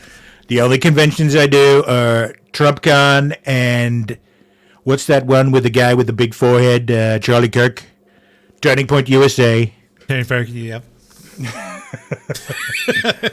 But yes, candidates will not be permitted to ask questions of each other. Campaign staff may not interact with candidates during breaks, so no pep talks, no emotional support governors. Moderators will seek to enforce timing agreements and ensure a civilized discussion. No audience. No fucking hoping for applause. No, none of this like, oh, I'm going to say this line and that'll get an applause. Nope. No applause line. Yeah, that's going to hurt Kamala That's more going to than hurt Trump. Trump sounds reasonable when he's not fucking given enough rope to hang himself. Yeah, without audience, So- he can't go off and kind of go on a tangent. Kamala wanted the mics on because she wanted that moment, and she also wanted to sit down. She wanted notes, and she wanted to be able to sit down. Yeah, and that's fucking insane. Like, what the fuck is wrong with you? Like, these are confirmed stories that she wanted these, and ABC was like, no, that this has already been agreed to. The last debate was much better because of it. We would like another debate that isn't a fucking shit show. So this is it. These are the rules. Take them or leave them. yeah, like CNN So did props a to really good job. Props to ABC for going, you know what? This is the people seem to like this. People seem to like this output. So, and it's a good output. Yeah. Fallen Preacher says, Tim Kaine, there were weird DNC power play allegations that Tim stepped down for Debbie Wasserman Schultz so he could get the VP pick to try and get future pres bid. Why would Tim step down? In the DNC, right? Okay, yeah. Because Tim Kaine was the chair of the DNC before Debbie Wasserman Schultz came in. Yeah. Mm-hmm. So I was going to say, Debbie Wasserman Schultz, a congressman in Florida. Tim Kaine was the senator in Virginia. Like, yeah. Debbie Wasserman Schultz was yeah. That woman is weird. I remember. Which one? Sorry. Does anybody else? Debbie Wasserman Schultz. Does anybody remember in 2016 where there was a photo that was going around that everybody was saying was Debbie Wasserman Schultz topless, and it kind of vaguely looked like her, but it clearly wasn't her. Does anybody remember that? No, I do not recall this at all. I remember that, and I remember going, ugh. I remember the feeling of disgust. Just the thought of that horrible woman. Charlie Spilling says, Elon Musk, JFK Jr. and Tulsi Gabbard are raising concerns of free speech under Kamala, among other people. Fallen Preacher says, want it. I have it. Want it? No, I don't, Preacher. I don't. Don't post it in the Discord. I do not. This is a good choice. Now, if it was Tulsi Gabbard. In 2019, Harris vowed to use the DOJ and law enforcement to hold social media platforms responsible for misinformation as part of the fight against this threat to our democracy. And will put the Department of Justice of the United States back in the business of justice. We will double the Civil Rights Division and direct law enforcement to counter this extremism. We will hold social media platforms accountable for the hate infiltrating their platforms because they have a responsibility to help fight against this threat to our democracy. And if you profit off of hate, if you act as a megaphone for misinformation or cyber warfare, if you don't police your platforms, we are going to hold you accountable as a community. And we'll put... I can't imagine why she didn't get it, like why she had to drop out before the primaries even really started. That's incredible. Yeah. Back to what I was talking about fuckery abounds. So on the other side of the coin, there's this article that I can't remember who posted it. Like, legitimately, tons of people thought this was real. And look, at a glance, what the hell? KBSF, San Francisco News, Kamala Harris hit a 13-year-old girl with a car and left the crime scene. What? In June 2011, Kamala Harris was driving a car when she hit two pedestrians and left the scene of the incident in San Francisco. One of the victims, Alicia Brown, decided to make the story public. She explains that after the accident, Harris people threatened her mother that she would not report the incident. It was only after the death of her mother, 13 years later, Alicia decided to tell the story. This is faker than the fake money in my safe. Costy says, remember when Dan Andrews hit a cyclist with a car and it was swept under the rug? Yeah, but that was real. So, first, it was Dan Andrews' car his wife was driving. Second, the cyclist hit, the video footage shows the cyclist hit the car, not the other way around, and swept under the rug. The guy got a payout from the Victorian injury insurance board, or whatever the fuck it is you guys have down there. And then during like the last election, he got dug up by the Herald Sun because they're a bunch of scumbags. Yeah, there's like video. There's footage of like CCTV footage of him crashing the bike into the car. Dan Andrews is the former Premier of Victoria, also known as Chairman Mao or Chairman Andrews, or Lockdown Dan, or my former warden. His former warden, yes, Costy and RC's former head of the internment camp, known as Victoria, during the COVID years. But yes, this website totally fucking fugazi. This whole fucking thing is fake as fuck. Let me see if I can find the video, because I think the website's actually gone down at this point. Well, naturally, because basically it was just a hit piece. Well, but that's the thing. I think this is like the Russian propaganda. So this website's gone. I think the domain's actually been seized, like been delisted, because it was exactly what I said it was. Yeah. Like the domain doesn't even resolve. There's no such thing as KBSF TV in anywhere. There's a radio station. Jargon they're making it sound like it's because K is, if there was a TV station on the West Coast in San Francisco, it would start with like the broadcast code would start with K, because that's the West Coast. Yeah. And it would have KBSF. That sounds like a fucking San Francisco show. And maybe it's Chinese. Maybe it's Chinese. Maybe the Chinese don't want Kamala elected. But I can't imagine why. I don't see that. Like how.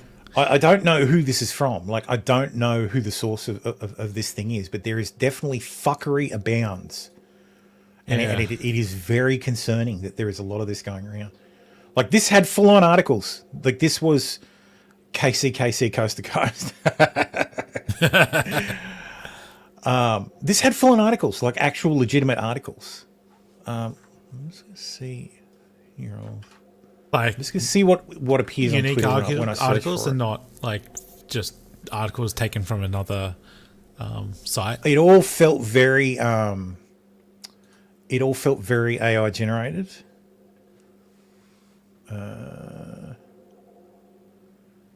Okay, yeah. So yeah, and then because I looked it up at the time, but obviously I didn't save the fucking screenshot.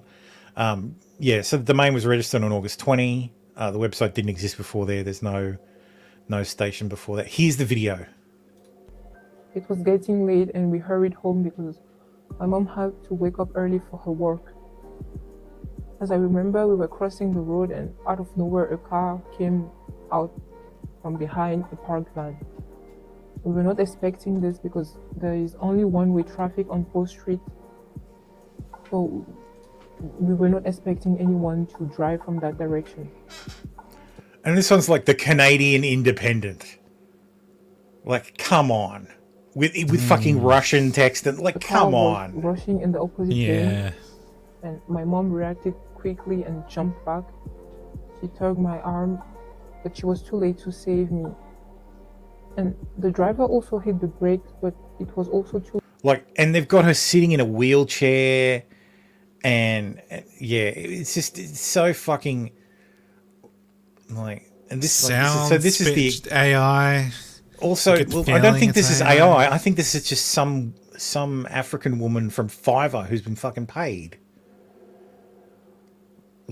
It's so fucking sus. But if you're not paying attention... Well, to be fair, if it's from Fiverr, you'll be able to figure out who the actress was. Oh, my bad. But yeah, this is one of the accounts, and look, this sort of feeds into the we'll do it next. I'll do the tenant media stuff after this, but it does sort of feed into that, because there is definitely an operation or a number of operations that are being run right now, and it's not necessarily to convince you to vote for Kamala or convince you to vote for Trump. I think it's to convince you that shit's not real, that shit's illegitimate. I think it is intended to erode trust in everything, so that you cannot trust anyone about anything. And I think when there's no one to trust at all, that's when it's the most dangerous. Yeah. Fallen Preacher says, I haven't seen anything this fake looking since the 3 a.m. bleach attack by MAGA Trumpers in Chicago against Sussy Smollett. This is MAGA country! Yes. Dead internet theory. Yeah, maybe, but dead internet theory wouldn't really work, because these articles don't get that much engagement. Like, even sort of jumping ahead, even if you look at tenant media, that had a lot of money behind them. They only got like 16 million views. Like, Megyn Kelly was talking about it too. Like, she's like, that's not a lot. Like, it's a lot for normal people, but for something that has all that money sort of jammed into it, it's... The conversion rate doesn't make sense. It's not a very high conversion rate. So it's very fucking strange. I don't think it's dead internet theory. I think it's people trying to push, not necessarily a narrative, but maybe it's sort of planting these seeds so that hopefully because if I was, all right, so say I was going to try and smear Trump. So if I was going to try and smear Trump, I wouldn't release articles that say, oh, Trump did this horrible thing, blah, blah, blah, blah, blah, blah. Because, yeah, I'd be able to launder that through some of the ridiculous fucking left-wing websites that believe everything bad about Trump. What I want is a CNN article attacking Trump, which obviously isn't hard to do. But how I would go about that is I would make it look like Trump is attacking Kamala using these foreign sources. And to do Kamala, I do her the same way. I would engineer it so it looks like the other party is attacking, like one party is attacking the other using a cutout. And I would make it look that way enough so that a media that wants to spin it that way would spin it that way. Like someone like CNN would jump on that. And they'd look into it a little bit. They'd look into enough of it to sort of, get a bit of confirmation. They'd be able to get someone on the record from the FBI saying, oh yes, we've noticed that this definitely originated in China, or this definitely originated in Russia, which isn't hard to make things look like it originated from there. And all you need to hear is the word Russia, and then CNN's like, Russia, blah, blah, blah. They're fucking on their keyboards like, oh my God, Russia, blah, blah, blah, blah. So that's how you would do it. That, like, you would not attack directly. You would attack in a roundabout way. And that's how I would do it, and and that's what makes me feel like that's what these things are. These are sort of designed to boost the right people in the right way. Because I mean that's what the tenant thing was. I'll blitz through the. In a way, yeah. I should have put this bit at the end of this, but there is more about this, because I saw this morning from Andy No. A new shadowy anti-Trump campaign called Trump Words is releasing videos on social media featuring child actors who say Trump's past quotes. The videos are going viral amongst leftists. Surprise, surprise. But yeah, so let's. It really doesn't matter what they write, as long as they've got a young and beautiful piece of ass. When you're a star, they let you do it. You can do anything. Yes, they do let you do it. Like, why is everybody so like? This always blew my fucking mind when people are like, "Oh my God, can you believe Trump said, like, you can grab him by the pussy and all that?" And it's like, yeah, he also said they let you do it because you're famous, which we fucking know. They let you, like, starlets let you nut inside them because you're famous. Like, why is it grab him by the pussy is such fucking like? Ladies blew Harvey Weinstein for movie roles willingly. Let's not pretend famous guys with lots of money can't grab them by the pussy. Like, this is not. Yeah. This wasn't as shocking as the media portrayed it to be. Grab him by the pussy. You can do anything. Such a nasty. And I love how they left the bit out is, you can do anything. They let you. Yeah. They always leave off, they let you. They let you do it. They let you do it. Woman. Such a nasty woman. Women, you have to treat them like shit. Look at that face. Would anybody vote for that? The face of a dog. The face of a dog. You could see there was blood coming out of her eyes. Blood coming out of her... wherever. You have to treat them like shit. She's a whack job. Horse face. Bird brain. Pocahontas. Nobody respects women more than I do. It's true, nobody does. Mom, do I sound like a president? Yes. Yes. But yes, this is the website. I'm very disappointed. My favorite quote at the moment is the "Shut up, silly woman." Shut up, silly woman. Disappointed that one's not in the mix. But yes, this is the website. I'd like to punch him in the face. Laziness is a trait in blacks. Such a nasty woman. It must be a pretty picture. Horse face. You dropping to your knees. I'd like to punch him in the face. I think I'm home. But yes, there's nothing about this organization. There's no attribution whatsoever. The only attribution I've been able to find, and Andy No found it too, is that so it's obviously most domain registration is anonymous nowadays. It's redacted for privacy because scammers used to abuse the Whois system for all that stuff. But yes, the one thing you can't hide is the registrant country, which just happens to be, drumroll please, Canada. Canada. Yes, Of course, so this domain is registered shit. to a resident of Canada or an organization in Canada.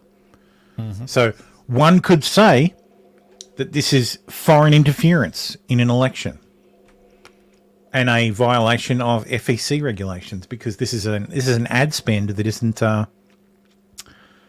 attributed to a campaign.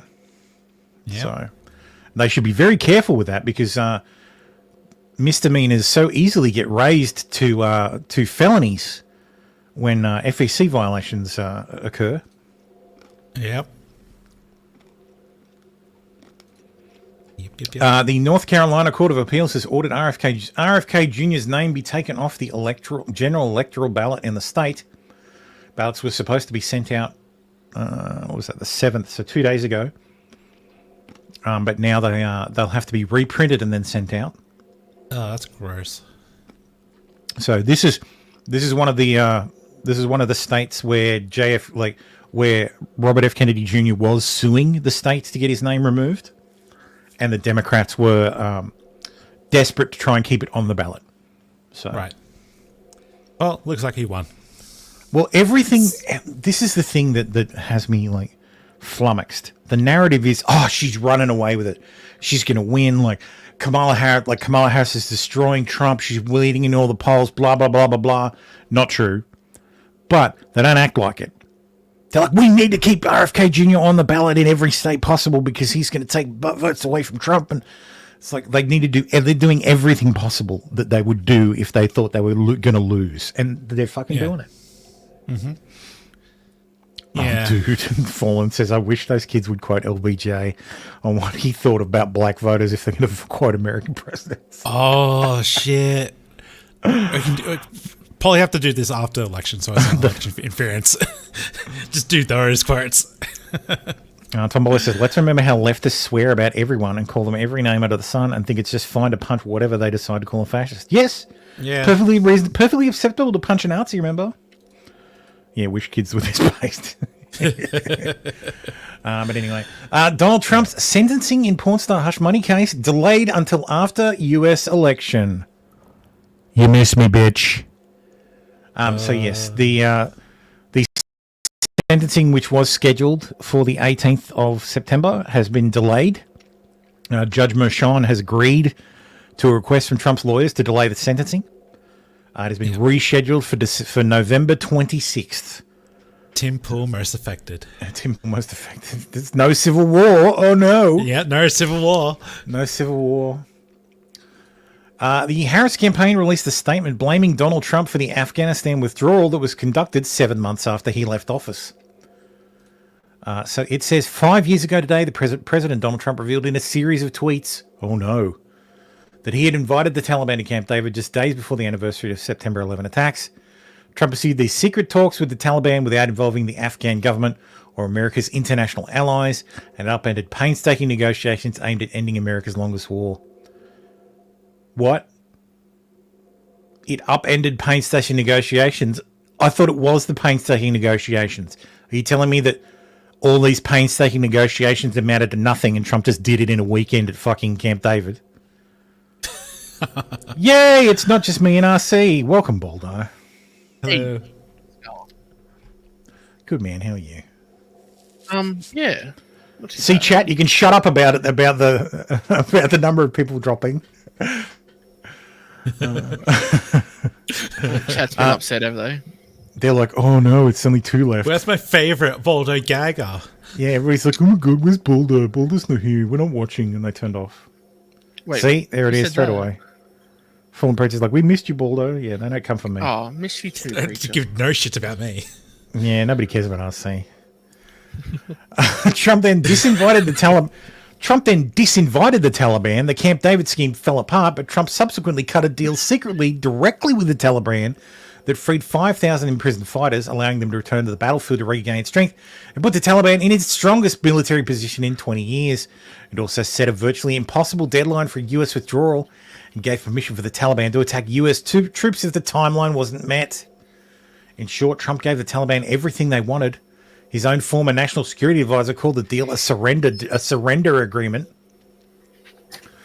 Despite the deal's drastic implications to the U.S. military strategy and the safety of U.S. troops and allies, remember when Obama ran on a platform of getting out of Iraq and Afghanistan? I remember that.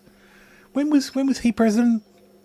Oh no, he mustn't have won because Trump then won an election and then he started the process of getting America out of. So because surely if Obama was elected, he wouldn't have stayed in Iraq and Afghanistan.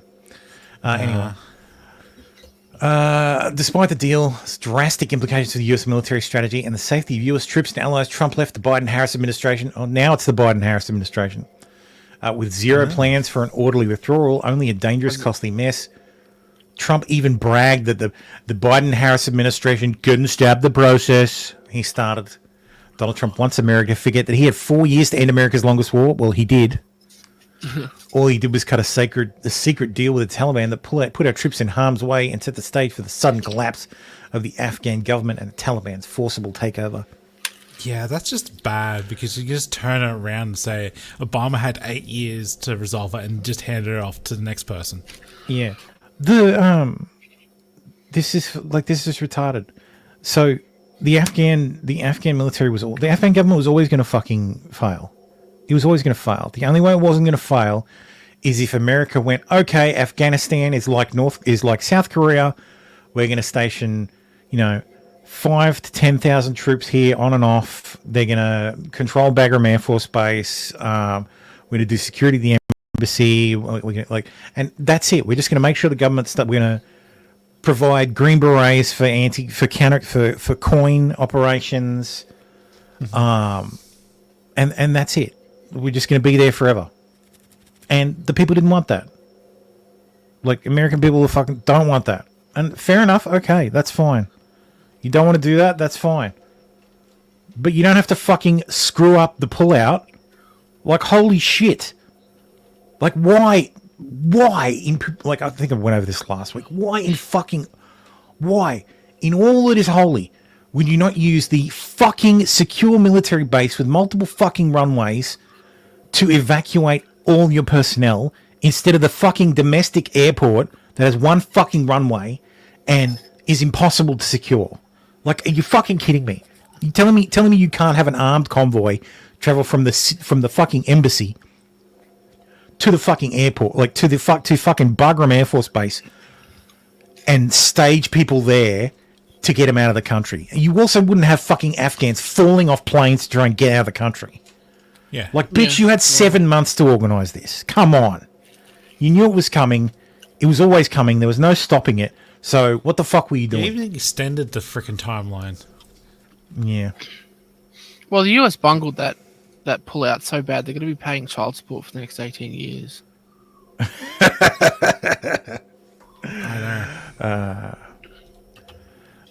Fallen Prince says, Thermo, you asked this last week. Even with an armed convoy, it may have not been secured. Yeah, maybe not. Maybe not. But that's what it's like. When you do a staged withdrawal, you withdraw to your most secure location. You don't fucking go, okay, we've left our most secure, our second most secure location, and we're just going to the airport down the road. Yeah, Bagram's about 20 k's outside the city, and that's fine because you don't all have to travel there on one day. Like, you can stage people in and out. Like, helicopters are a thing. There was a ceasefire at that stage. Yeah. So there was a ceasefire with the Taliban, but the Taliban didn't attack the withdrawing forces. It was ISIS. ISIS-K. Oh yeah, ISIS-K. The one special with ketamine. It's the ISIS that has ketamine. All right. Let's talk about. That's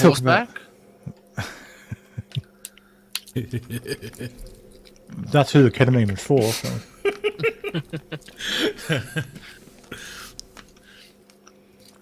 The U.S. Department of Justice alleges that Tenant Media, which has Benny Johnson, Tim Pool, Dave Rubin on its roster, received $10 million from the Russian government to publish content as part of a Russian influence operation. Tenant is owned and controlled by Lauren Chen, who is affiliated with Turning Point USA, and her husband, Liam Donovan. So let's have a look. And this one says, while the indictment names 2 of the RT employees, it doesn't name the company or the 2 founders, nor the 2 commentators mentioned. However, it's assumed based on details in the indictment that the US company 1 is Tenant Media, founder 1 and 2 are Lauren Chen and her husband. It's pretty damning for the founders. They actively deceived commentator 1 and 2 about the source of the funding, presenting a fake persona as financial backer, even going as far as to have commentator 2 do a voice call with someone pretending to be the backer. They also failed to register as foreign agents, which is against the law, nor did they disclose the source of their funding to their viewers. Yeah. All right, so here's the sealed indictment. Yes, her last name is Tam. Like, I saw her full name, and I'm like, oh, okay, that's why she changed her name to Chen. Fawn says, save some ketamine for Kayla and the rest of the class. Though, yes. Tumble says, I remember the Australian troops going into a province and disarming local farmers, which meant they had no armed Afghan allies to stop any outsiders or invasion. Police and army were a joke. Yes. Yeah. That sounds like something. Also, yeah. Also, the Americans spent all that time training the Afghan army in combined arms operations. What's the first thing that the Biden administration did? They withdrew air support. You can't do combined arms without air support. That's part of the combined arms. Because they combine ground, air, and sea. Yeah, air and ground. Yeah. So the Afghan army went to call in airstrikes, and no one answered the fucking calls because Bagram was fucking evacuated. So ridiculous. But yes, United States of America versus Kostiantian Kalashnikov, aka Costa, and Elena Afansevya. Sevya. Aka Lena. RT, formerly known as Russia Today, is a state-controlled media outlet funded and directed by the government of Russia. After Russia invaded Ukraine on February 2022, RT was sanctioned, dropped by distributors, and ultimately forced to cease formal operations in the United States, Canada, and the United Kingdom, and the European Union. In response, RT created, in the words of its editor-in-chief, quote, an empire of covert projects designed to shape public opinion in Western audiences. One of RT's covert projects is described herein, and its funding and direction of a Tennessee-based online content creation company, US Company 1, aka Tenant Media. For those who may not be familiar with Tenant Media, they had a YouTube channel. It is gone. This is Tenant Media. You can see the talent. Is that Ruben? Yes. So it's Benny Johnson, Lawrence Southern, Dave Rubin, Tim Pool, Matt Christensen, and who's the other guy? Beardson. Yes, Beardy McBeardson. Chad, help me out here. Yeah, this not guy, too the one on sure. the end. Did maybe I Lawrence got it. Southern lie about being married with a husband? No. Oh. No, she so she's well, it's we'll go back through the Reddy McRedison. Okay, thank you. Yes.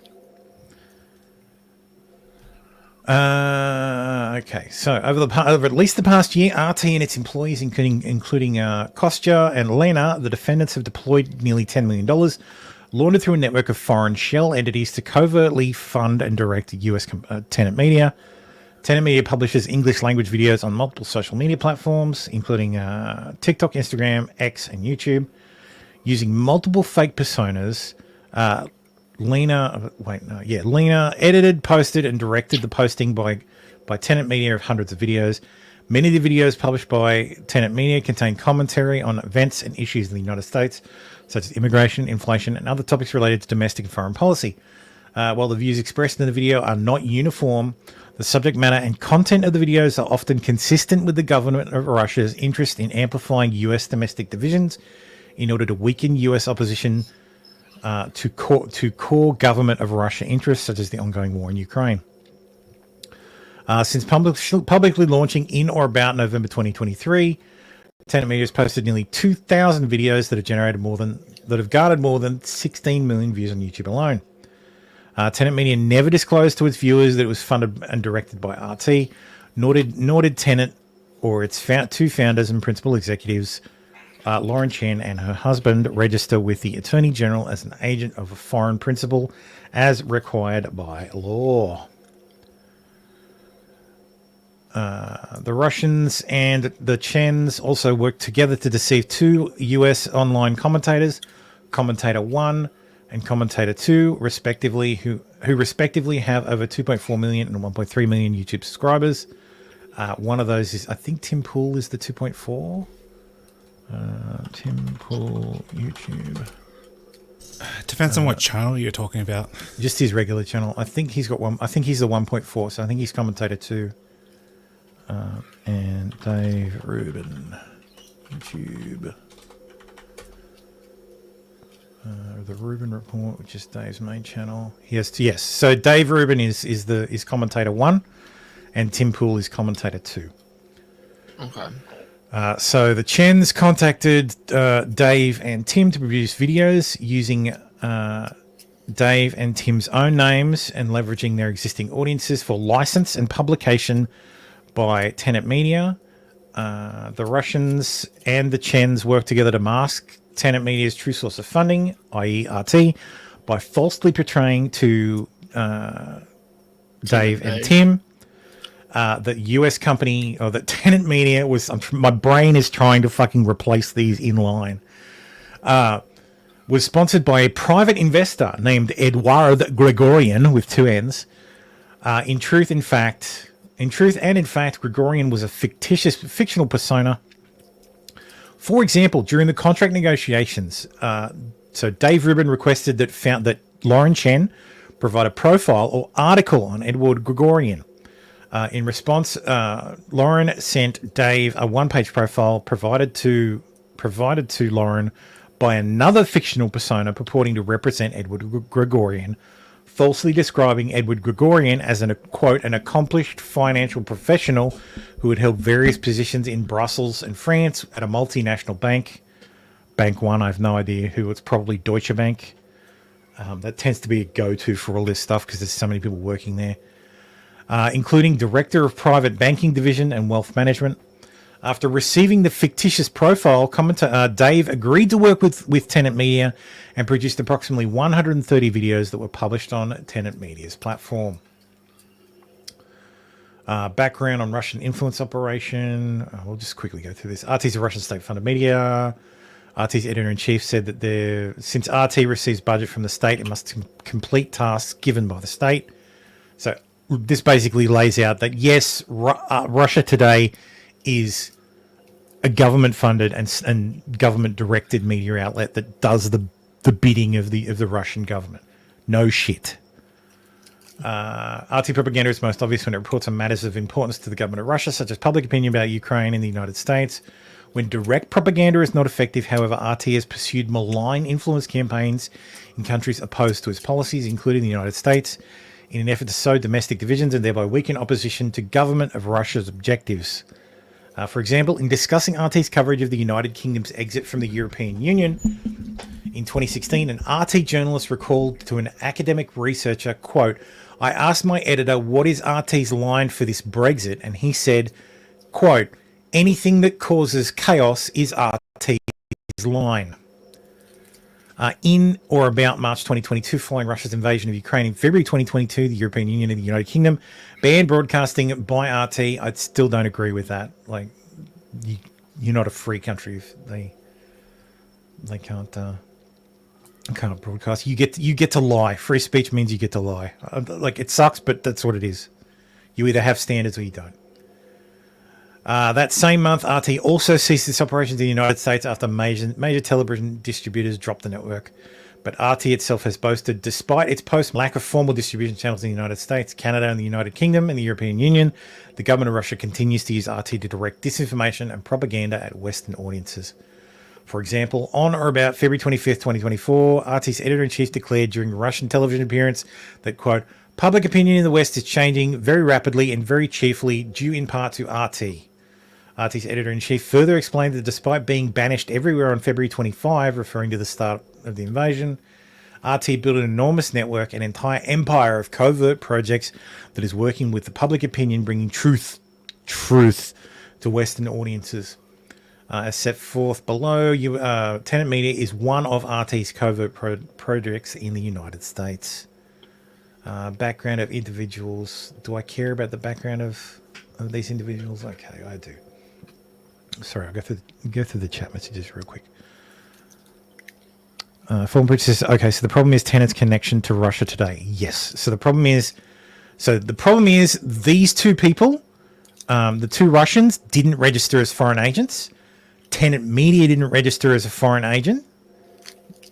The other issue is the two Russians laundered money. So laundering money can be the act of taking dirty money and making it clean, or taking money from one source and hiding the true source of that funds to make it appear as if it came legitimately from another source, which is what money laundering is. Traditionally, money laundering is taking dirty money and making it clean, so making it appear legitimate. What this did was this took Russian money and made it appear to be Belgian financier money, and that's two of the crimes, the money laundering charge. So, but yeah, there's FARA violations, which is the Foreign Agent Registration Act, which is failing to register as a foreign agent, and then there's also money laundering charges. So you can't launder money. I don't know. I don't know if this is not an indictment of her. This is an indictment of everybody involved, but this isn't only an indictment of the Russians. So it's in the legal sense, it's an indictment of the Russians, but in the literal sense, it's an indictment of all of them, because this tars them all. This tars them all as you're either a Russian agent, which the two Russians literally are. They work for RT as agents of the Russian state to push propaganda in the West. That is their job. You are either in league with them for money, which is the Chens, and you are a useful idiot. I.e., Tim Paul. You took money to boost your content, or they paid to boost your content so that your opinions, which happen to align with the Russian government, because nobody's saying that. There's only one accusation that I've seen that an opinion was changed, and it wasn't really changed. That's actually true, Costi. That's the funniest part. Lauren Southern actually did nothing wrong. They complain. I think later on in the document, they actually the Russians complain that she only made 2 videos and never did anything for them again. And the weird thing is, she's been radio silent. I kind of think she's making a video about all this. So, like, she was sus about it. But yes, what the Russians do is changing opinions really hard. So getting some, and also, if someone suddenly changes their opinion on something, it's very suspicious. It's like, oh, we see through that now straight away. If suddenly I come out next week as, no, fuck you, if I do, hang on, let me find it. Let me find the video. That clip, the infamous clip of the last Tim time we Pool. saw him. Oh, that clip.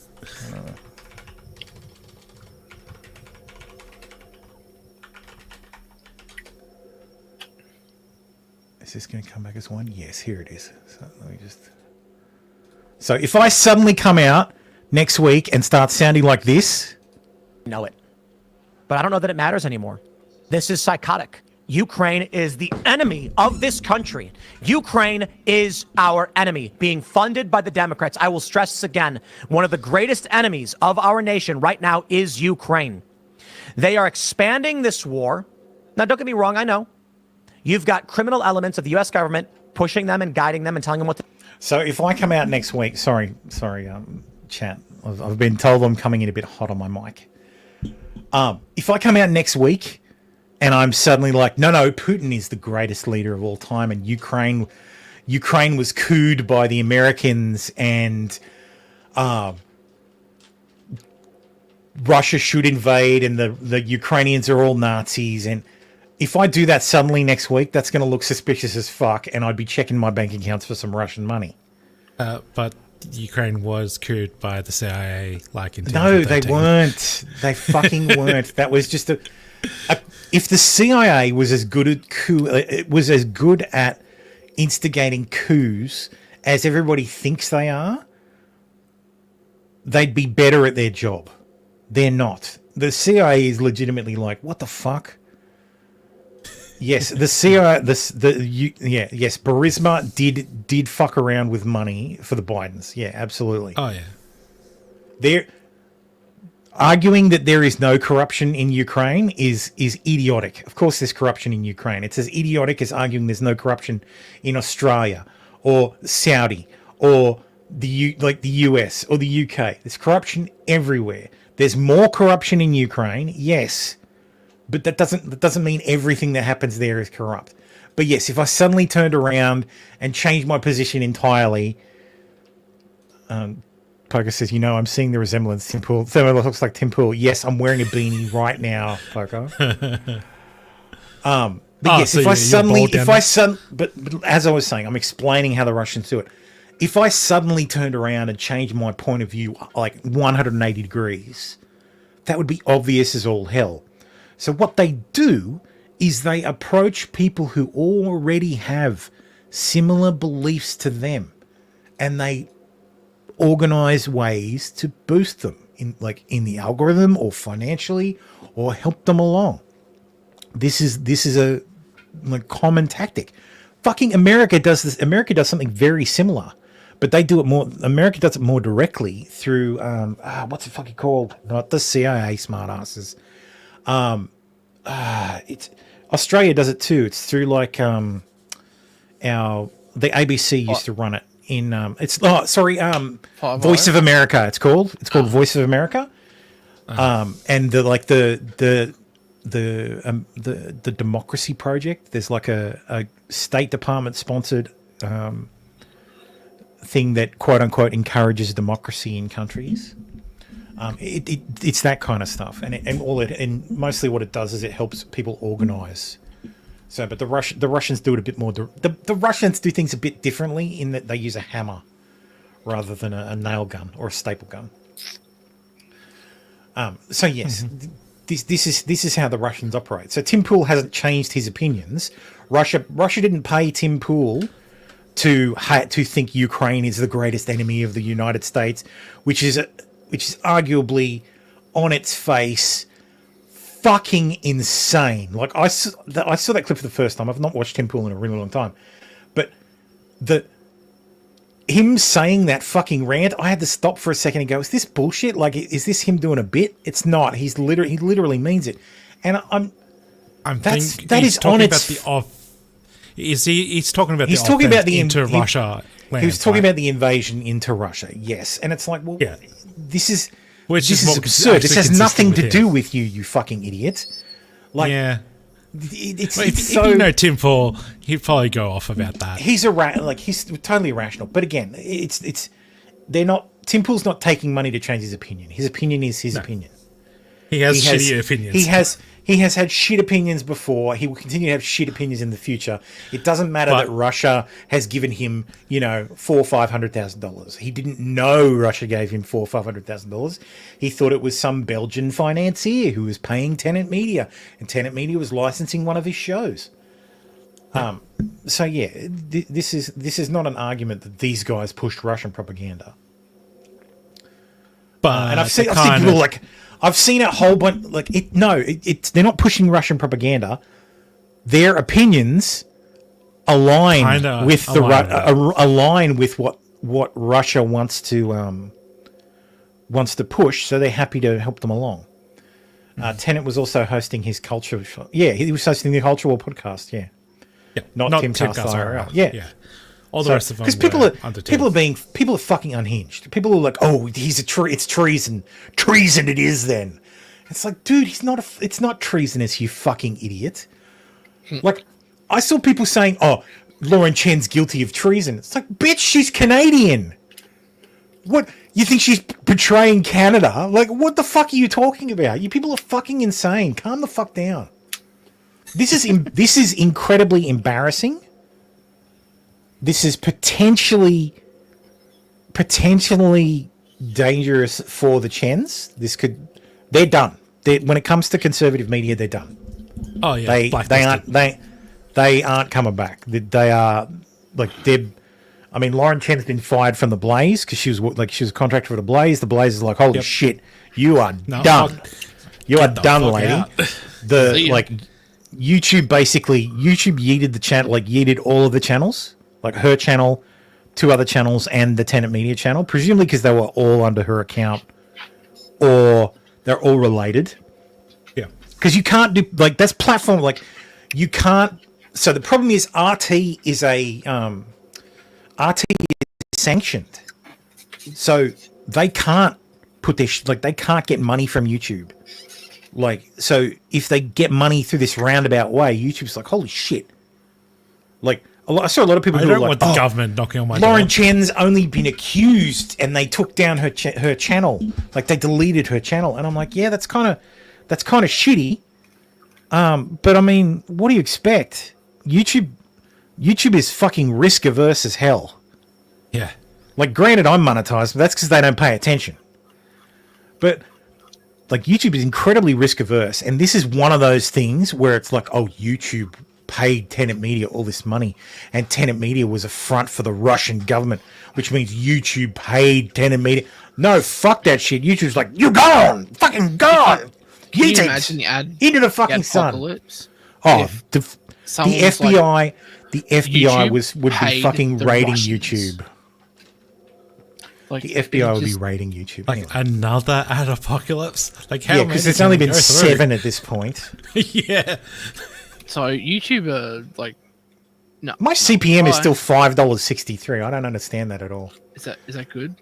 I assume so. Yeah. $5 for every 1,000 views. That sounds good. It sounds good for gaming videos. That'd be great if I got more than 1,000 views. Anyway. But yes, the 2 Russians worked for RT. That's their background. Anyway, we don't need to go through their background. Actually, let's Founder 1 and Founder 2. So the Chens are foreign nationals who reside in the Taylor Hanson. Yes, that's the other guy. That's Beardy McBeardson. That's the guy with the red beard. Gotcha. Is that because he was more connected with the Chens? Yes, I think so. I think he was more connected with Tenet Media. A lot of his stuff was branded Tenet Media. We've had it on the show. He does out in public stuff. He'll do Vox Pops. at events, and he's very disarming. He's very disarming. He's a good bloke. Like, he seems to be a good bloke. He had no idea. Like, these guys had no idea. Like, and granted, people like Dave Rubin and Tim Pool should have known better. And we may get to it, or this may just take so fucking long that we don't ever get to it. But there is a point where Dave Rubin's like, this guy seems, I've never heard of this guy. What's the deal? There's nothing about him. Can you send me some info? So clearly he was a bit sus about it. Well, yeah, they mentioned up top about they sent him the profile of some random dude that wasn't that person. Yeah. But I mean, unlike Tim, who just accepted the contract. But I mean, I looked at the profile, and there's some stuff in there that makes me sus straight away. Yeah. Because if I'm a billionaire financier and I have a one-page profile that I hand out to people, or that my people hand out to people, there's not going to be punctuation errors in there. And there's punctuation errors in there. It's going to be fucking perfect. Yeah. Also, I don't give a shit who you are. You're mentioned on the internet somewhere. This guy, this name does not exist anywhere. Like, I went through Google, never existed. The only mentions of this name are linked to this fucking reporting. Yeah. Which again, if you don't, that's what I'm saying. The Tim Pools hackers know how to source information from is sus as like it should have been fucking setting off alarm bells. Pool's not a hacker though. No, but he's in that world. He's in that space. He knows those people, and in the Beanie compound there are. Better. I know that's what I'm saying. These guys. That's the point. Some of these guys should have known better. Like, some of these guys should have had. I'm not going to blame them. Like, the only thing I blame, so Dave Rubin's thing. Well, Dave Rubin was getting like $400,000 a month, not 100. His Tim Pool was $100,000 per episode. Dave Rubin was $400,000 a month. Okay. So Dave Rubin's better at negotiating. Granted, he has double the number of subs as Tim Pool. And he created the Locals, which he sold to Rumble. Yeah, that's what I was going to ask. That's right too. Yeah. Where did the funding come from for Locals? Well, this Locals was before all this happened. Locals way before all this. Yeah. This is literally just the last. This is because remember, Tenant Media literally just came out of nowhere. Yeah, it said early 2022. Yeah, and Locals been since before the Locals. pandemic. Locals has been around for ages. Yeah, long before that. Yeah. Okay. Yeah, Rubin had to do 5 shows a week. Yeah, but they were like little hits. They were quick hits. Like, they were like it was like an internet roundup. It was like just weird shit from the internet. So okay. I blame the EU's right to be forgotten laws. Yeah, maybe, but I mean, I'd be sus. Yeah, I'd be granted. sus. Actually, let me just start here and say, Russia, if you're listening, my mortgage is $590,000. Pay me that, and I'll say whatever you like. So I'm cheap, I swear. And I promise I won't also sell you out to ASIO at the same time. Wink, wink. Nudge, nudge. Nudge, nudge, wink, wink. I totally will. Found a, so as long as found ASIO comes with a better offer. I know. I'm a patriot. I love my country. I will totally sell out Russia, China, even the US if I need to. If the US wants me to push propaganda, I'll take your money and then I'll dob you in. Yep. So. Yeah, but you know what would happen, right? They'd be like, "Yeah, we know. Why are you telling us?" Yeah, fucking hell. we already have that contract. We've reported you to the CIA. Now you get black bagged. We told them to give you the contract, and you took it. No, Mark Fry. Found one and found it too. So the Chans jointly own and operate Tenant Media, and they are the only authorized signatory for the company's business account, which is held in a bank in the United States. Before operating Tenant Media for Russia Today and Several Flow, They worked directly for RT and its affiliates, including as follows. So they worked from in or about March 2021 or in or about February 2022. Lauren Chen created videos, posted social media content, and wrote articles pursuant to a written contract between Lauren Chen's Canadian company and RT's parent organisation, Anno TV Nostri. This content generally consisted of English language social commentary. RT directly published some of Lauren Chen's paid work, while Lauren Chen posted other of Lauren Chen's paid work on Lauren Chen's personal accounts without attribution to RT. For example, Lauren Chen's so they've got her invoices. So they've got her invoices with Russia. They've got everything. Like, it really does feel like they had all of this tied up and ready to go. Like, they rolled this up. Like, they have got all of these people dead to rights. For approximately, so build TV Nostri for approximately 217 videos, of which approximately 209 were published on Founder One's personal YouTube channels. Founder One also wrote approximately 25 opinion articles that were published on the RT website, at least 19 of which Founder One billed to Anno TV Nostri. None of Founder One's articles disclosed that the founder was paid to write them, create content for RT pursuant blah blah blah blah blah blah blah blah. The RT letterhead designated Founder 1 and Founder 2 as essential workers during the COVID-19 pandemic. Ooh. In private correspondence, however, Founder 1 and Founder 2 recognized that truthfully disclosing their affiliation with RT made it more difficult for them to do business in the United States. For example, so they knew working for RT made it more difficult for them to work in the US. Inviting a contact to apply for a job with RT, Founder 1 wrote that RT's budget's going to be larger, but acknowledged that I know being Russian, some folks in the US aren't too hot on them, lol. As another example, in a private exchange on the messaging platform Discord, one of these things is not like the other. Private exchange on Discord. No. No. There is no such thing. There is a handful of platforms where you can have a private exchange. None of them are called Discord. All your messages are recorded. Yeah, so which like our Discord is 18 plus, but there's nothing naughty in there, so it's fine. Isn't there? The plotting, all the anti-government plotting happens on Signal. Yeah. I didn't know this, but actually, the US military uses Signal.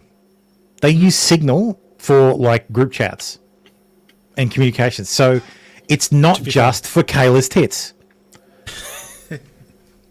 To be fair, why not? You need a secure end-to-end encryption. That's the hilarious thing. So the Russians use Telegram because Telegram peer-to-peer is secure, and in group chats is mostly secure for private chats. Same for Signal. So the Americans use Signal, the Russians use Telegram. I think that's hilarious. I had no idea that the Americans use Signal for like all their internal military chats. So, well, it's open source, and it's encouraged. It's fucking encouraged. Like they dispatch like unit orders that way sometimes, like within a team. Like that's hilarious. That's fucking hilarious. Instead of handing out paper. Instead of handing out paper, you'll log on to Signal and you'll see your platoon chat. So, presumably with shit posts. A lot of shit posts considering it's a military. As another example, on the messaging platform Discord, Producer 1 told Founder 2 that when I was asking people if they wanted to interview, many said yes until I said it was with RT, so I switched to saying I was just working for Lauren Chen. Her husband replied, "Ha, not surprised." Wait, Producer 1. So Producer 1 is one of the Russians. So the Russians are the producers? Mm-hmm. Oh, wait, no. They must be employees. They must be someone else. Oh, Producer 1 is an employee. Sorry, that's an employee of Tenet Media. Right. But before Tenet Media was created. Because this is in February 2022, before there was sanctions. So I said yes until that was RT, so I switched to saying I just work for Lauren Chen. Not surprised. In their private correspondence while working directly for RT, pursuant to founder for Lauren Chen's written contract, Lauren Chen and her husband regularly referred to their sponsor as Russians. For example, on May 12th, 2021, Founder 2 messaged Founder 1 on Discord, quote, "So we're billing the Russians from the corporation, right?" On or about May 2022, Lauren Chen messaged her husband on Discord, quote, "Also, the Russians paid, so we're good to bill them for the second month, I guess." On or about June 2nd, 2021, Lauren Chen messaged Lauren's husband on Discord. Wait, hang on. I thought founders were the Russians, not... No, the founders are the Chens, yes. Yeah. Who are the Russians? Oh, the Russians are by name. So the Russians are the they're listed by name. Their actual name. Yeah. Okay, Everybody. So one told Mr. Chen that. Yeah, told Mr. Chen that when he was asking people if they wanted to interview, many said yes until I said it was with RT. So producer 1 works for the Chens. Okay, so then he started saying I worked for Lauren Chen. Yeah, so he said, no, you'll be working for Lauren Chen. Said, haha, yeah, not surprised. Yeah, not surprised, yeah. Okay. So Founder 1, so Lauren Chen messaged her husband on Discord, also saying, quote, so they got into their Discord. They've got the whole fucking Discord conversations. Also, I say we built the Russians for the last month once we're done the extra op-eds, referring to Lauren Chen's paid opinion articles for RT.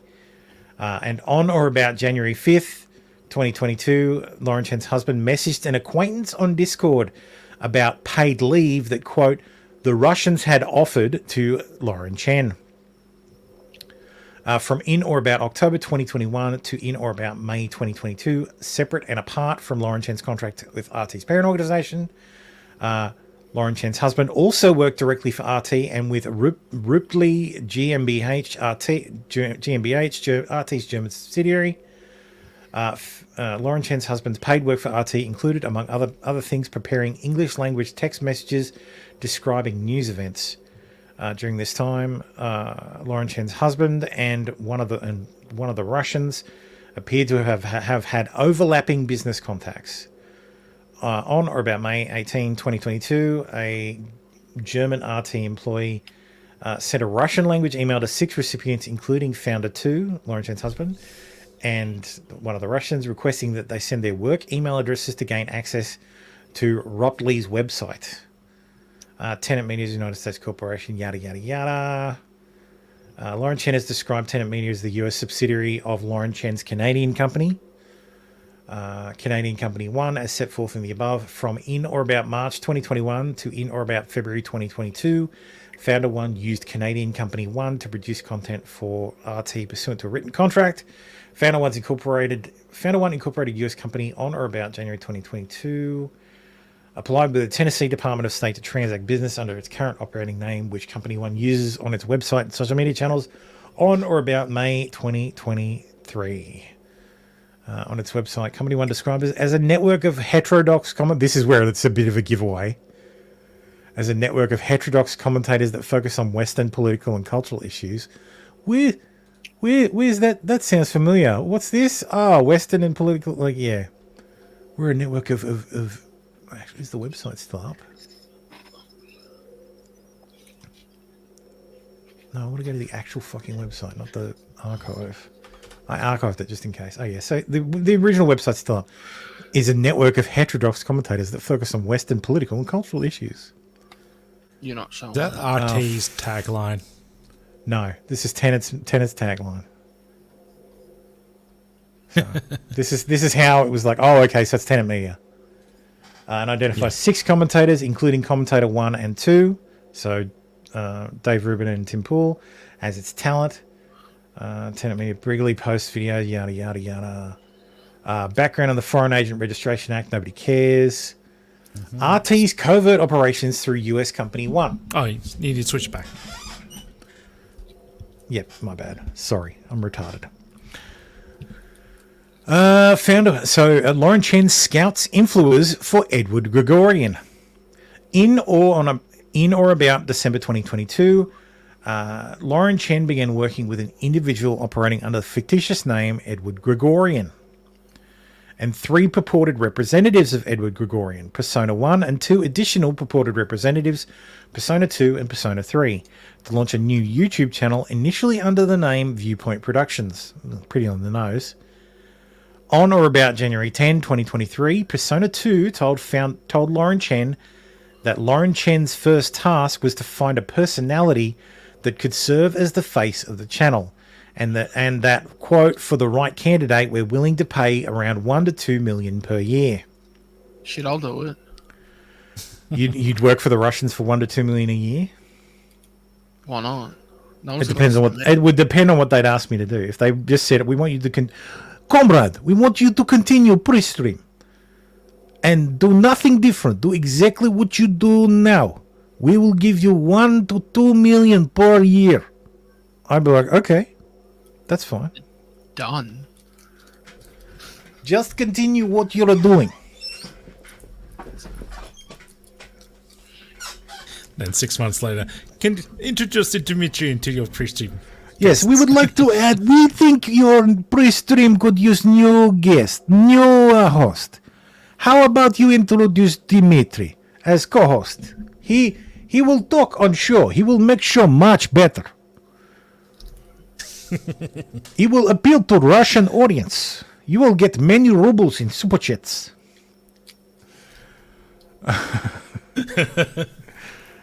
By the way, if you want to support the show, I accept rubles. Anyway.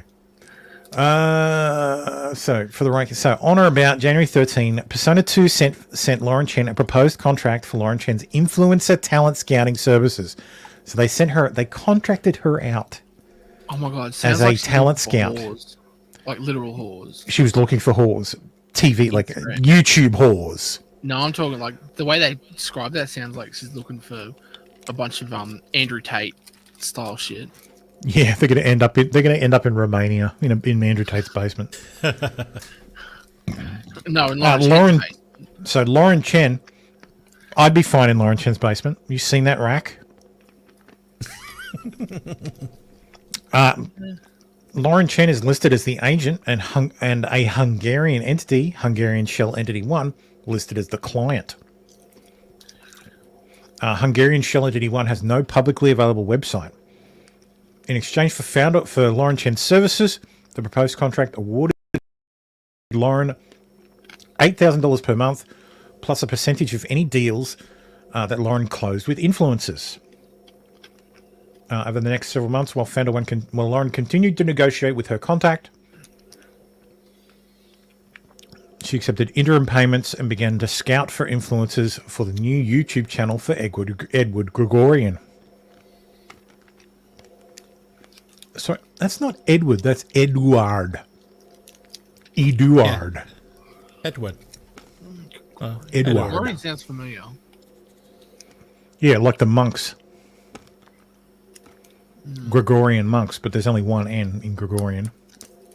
There's 2 N's in this. Yeah, just to throw you off. It's not generic enough. Like, it's not a generic enough name. Like, I know it's Eastern Europe. Like, I know it's European. It's meant to be like, Belgian. But it's not generic enough. Yeah, if you want cover, the best way is just to use a very common name so you can't filter it out. Like, when you're trying to look for it up, you just can't filter it out. Yeah. Beginning in or about February 2023, Lauren Chen solicited Dave Rubin and Tim Poole to perform work on behalf of Edward Gregorian.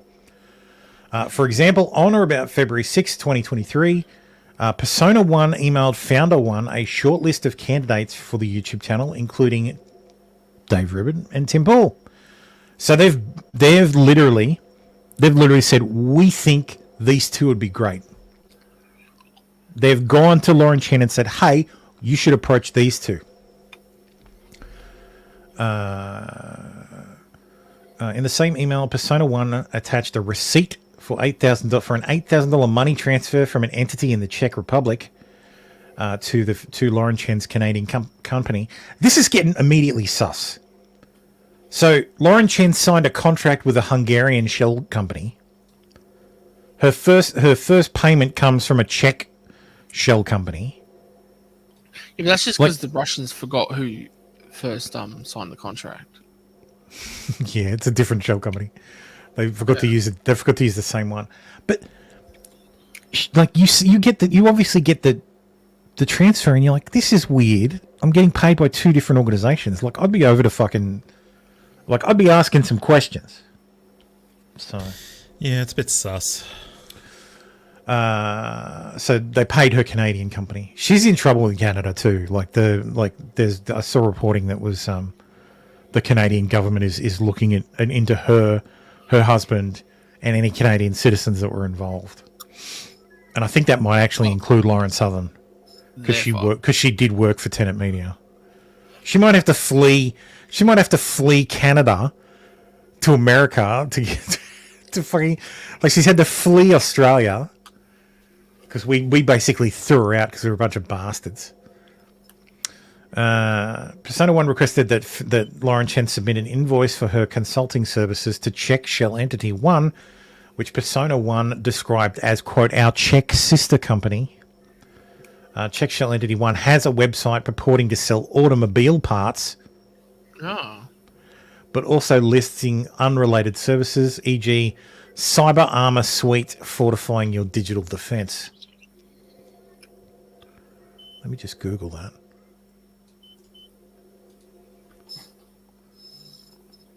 The only place that exists is in a wiki of the indictment and a Fox News article about the indictment. The website makes no mention of Edward Gregorian, Persona 1, Persona 2, or Persona 3 Viewpoint Productions, or the Hungarian shell entity. On or about February 6th, Lauren Chen responded to Persona 2 that Lauren had let her husband, who I work with and who handles finances, know how to get an invoice done. She drops it on her husband. Her husband subsequently prepared an invoice from a Canadian company to a Czech shell company, which Founder 2 transmitted to Lauren Chen, and which Lauren then emailed to Persona 1.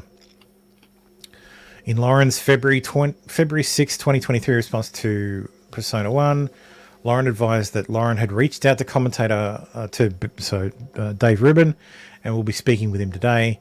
With respect to Tim Pool, Lauren Chen cautioned that a contract would likely cost well over $2 million a year.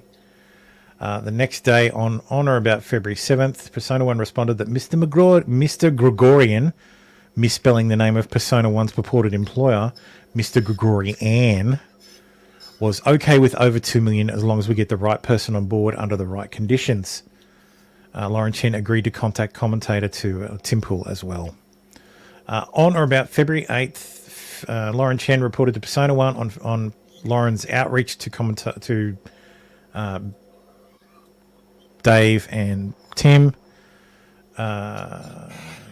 Lauren advised that Dave said it would need to be closer to $5 million yearly for him to be interested, and that Tim Pool said it would take approximately $100K per weekly episode to make it worth his while. Lauren cautioned that from a profitability standpoint, it would be very hard for Viewpoint, the initial public-facing name of the venture, to recoup costs for the likes of Dave and Tim based on ad revenue from web traffic or sponsors alone. Despite Lauren's warning that Dave and Tim would not be profitable to employ, on or about February 14th, Persona 1 informed Founder 1 that we would love to move forward with Commentator 1 or 2. So they were fucking stoked, even though they were going to be... Yeah, both. As in, yes, we will give Dave Rubin his $5 million a year, and Tim Pool his $100,000 per week. Let's not talk about how the company's actually going to get. Yeah, how's this company going to make any money? Yeah, how the company's making money to pay these people? Yeah. On or about February 17th, 2023, Lauren Chen sent an email introducing Tim Pool to Edward Gregorian, Persona 1, and Persona 2. The parties arranged a call between Tim Pool and Edward Gregorian, which took place on or about February 2022. February 22, 2023. In the scheduling the call, Tim Pool requested that Edward Gregorian call Tim Pool's cell phone. Instead, Persona 2 asked that the call take place on WhatsApp or Zoom.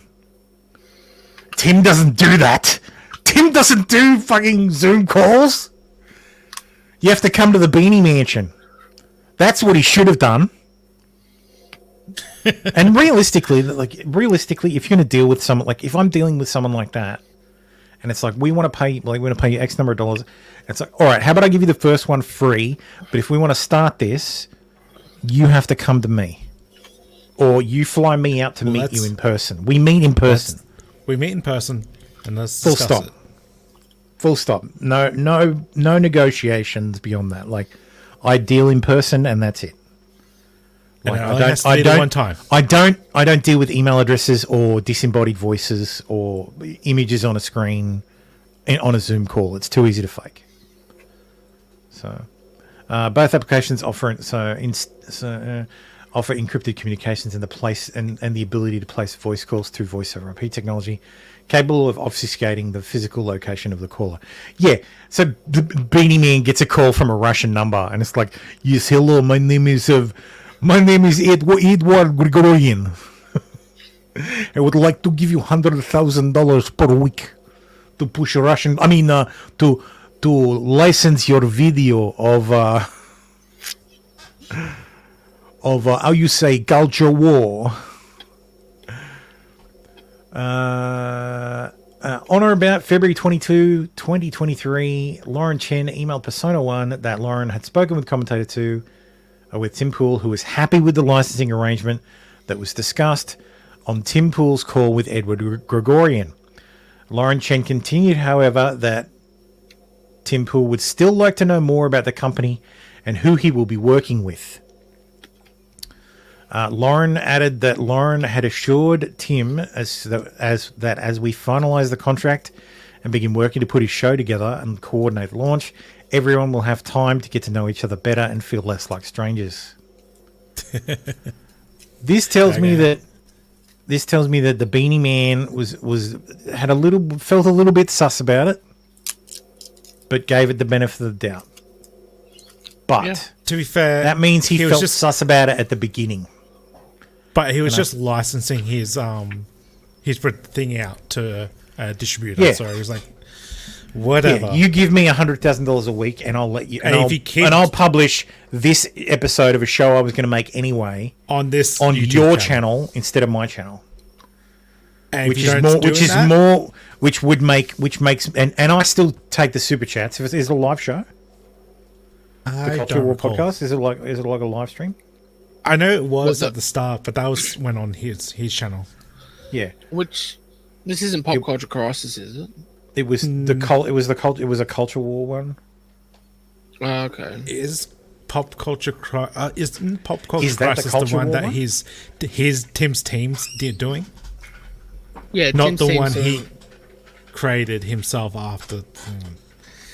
It's getting hard to figure out what his fucking things are when you don't watch it.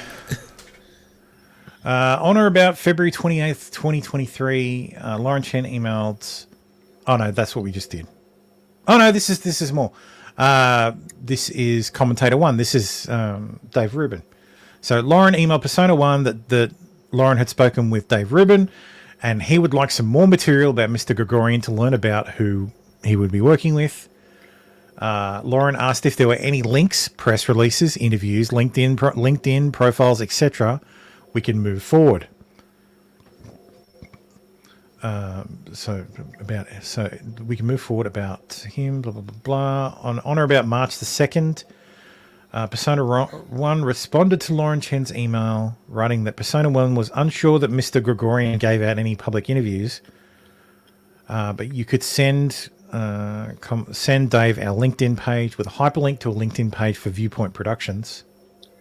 That's fucking nothing. Persona 1 also attached a receipt for another $8,000 money transfer from Czech entity to Canadian company. I'm surprised they didn't use a third shell company. Yeah, that would have been fucking hilarious. Every payment is coming from a different company. This is fucking sus. If Check Shell Entity 1 wants to send me $8,000. They can buy me a few coffees then. On or about April 21, 2023, and again on April 24th, Founder 1, so Lauren Chen performs Google searches for Edward Gregorian and for Bank 1, Edward Gregorian. So she's like, doesn't give private, like, let's see what Google comes up with. Nothing. As of in or about August 24, neither Google search results return any person by that name, much less any web page describing an Edward Gregorian as a financial professional affiliated with Bank One. Which I can confirm. Everything points to, because he doesn't exist. He's, Did she contact Bank One? I don't know.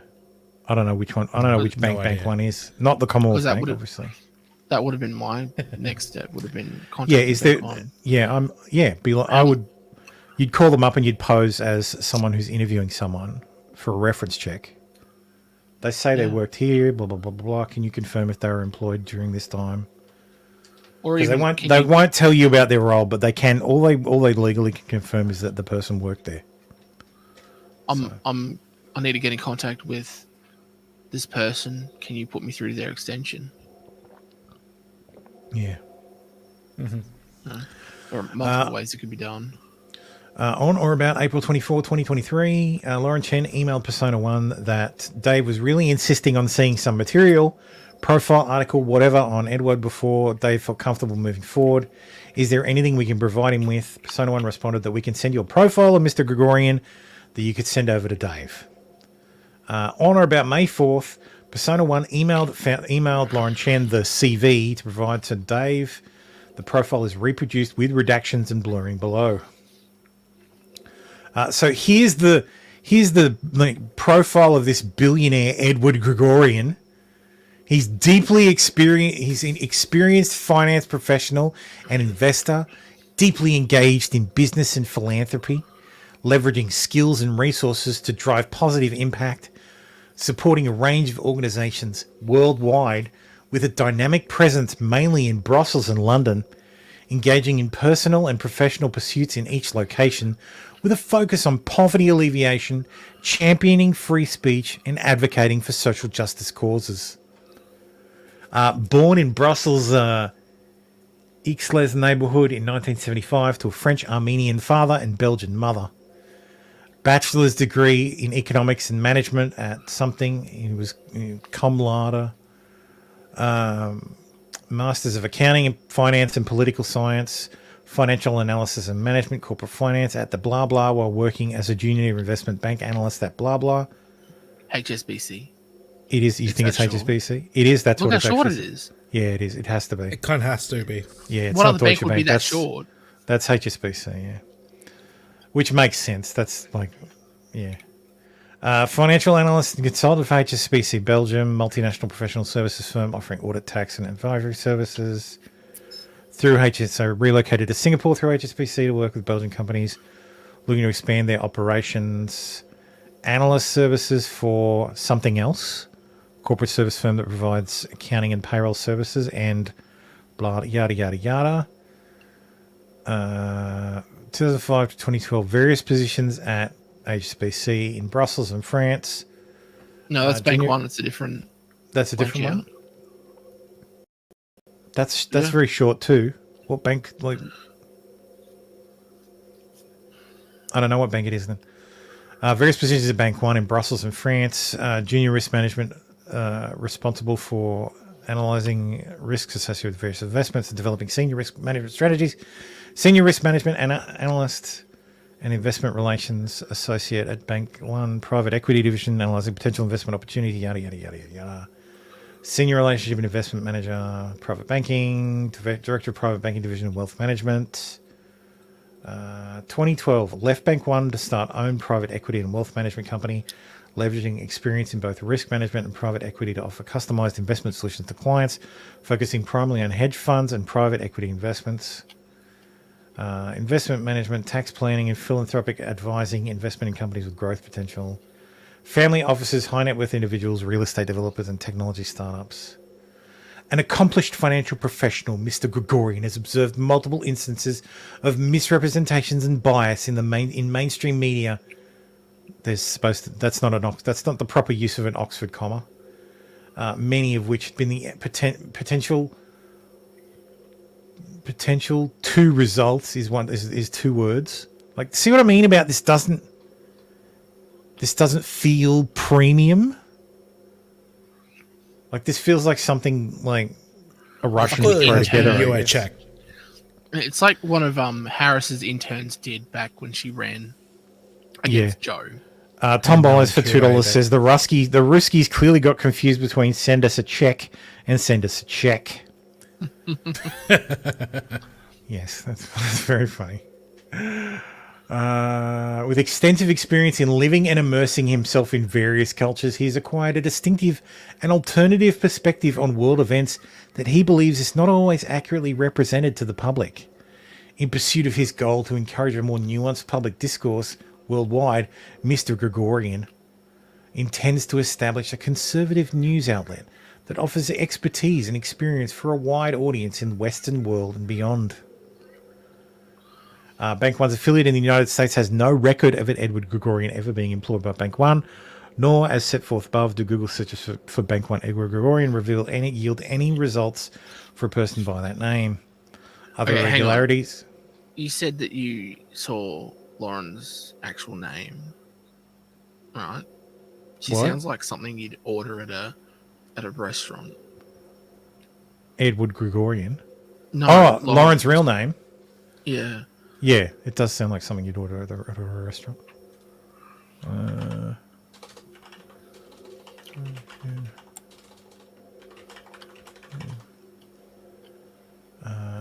Let's see. So her real name's Lauren Tam. What was it? You some Tam. Yeah, it's like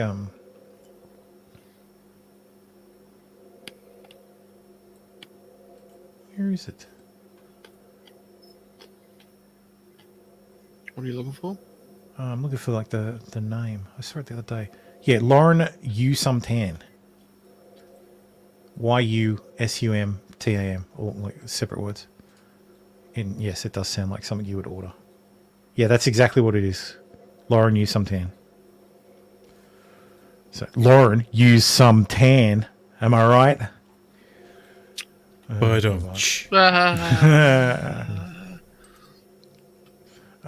don't need your pity. I don't need your pity fucking laugh. Other irregularities in Lauren Chen's email correspondence further signaled that Edward Gregorian and his purported representatives, personas 1 through 3, were all fake personas. For example, so this is Lauren should have known. Lauren pale skin was already taken. Her English name is Lauren, very common practice. Yeah. Oh, yeah. Well, she also changed her middle name too, so... Yeah.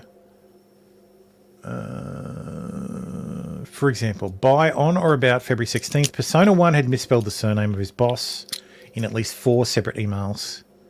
Yeah, that's kind of sus, but I wouldn't expect Lauren to notice that.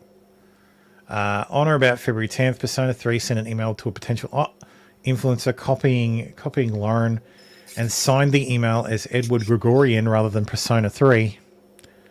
After the email recipient expressed confusion as to whether the sender was Edward Gregorian or Persona 3, Persona 3 quickly responded in part, Edward forwarded this email to me and asked me to reply on his behalf. To replay on his behalf. Lauren should have, but didn't she have pregnancy brain? Maybe. I don't know. This is all pretty sus, and what I think happened was I think they rolled her up first. I think they went and got her and the husband before this. I think this sealed indictment. I think there's a sealed indictment that hasn't been released that has Lauren and her husband's name in there.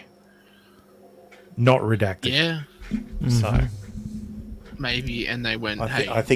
I think there is a separate indictment there. I think the Canadian. I think that's why she's been radio silent. I think she's been. The Canadians have bundled her up, and Or they're like, we need you to cooperate. Yeah, well, they would have. That's what the FBI would have done. They would have gone to him and said, "We need you to cooperate.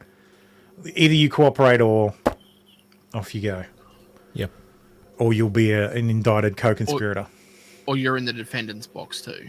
Yeah. Because a lot of this builds on like, you should have known, you should have known, you should have known. There were a lot of red flags. Yeah. You should have known. You clearly had your suspicions because, like, obviously, so far it's circumstantial. But yeah. Yes, digital forensics evidence further confirms that Edward Gregorian in Persona 1 through Persona 3, the various investor personas, were in truth and in fact the same individual. For example, on approximately 39 occasions between in or about November 2023 and in or about July 2024, emails accounts used by Edward Gregorian and Persona 1 to communicate with Lauren Chen were accessed from the same IP address at around the same time. As another example, on or about January 10, 2023, Persona 1 emailed the text of a draft email to Persona 2, which Persona 2 then pasted into a new email and sent to Lauren Chen from Persona 2's email account. Wait, are they saying that Lauren should have gone through the No, the email this headers?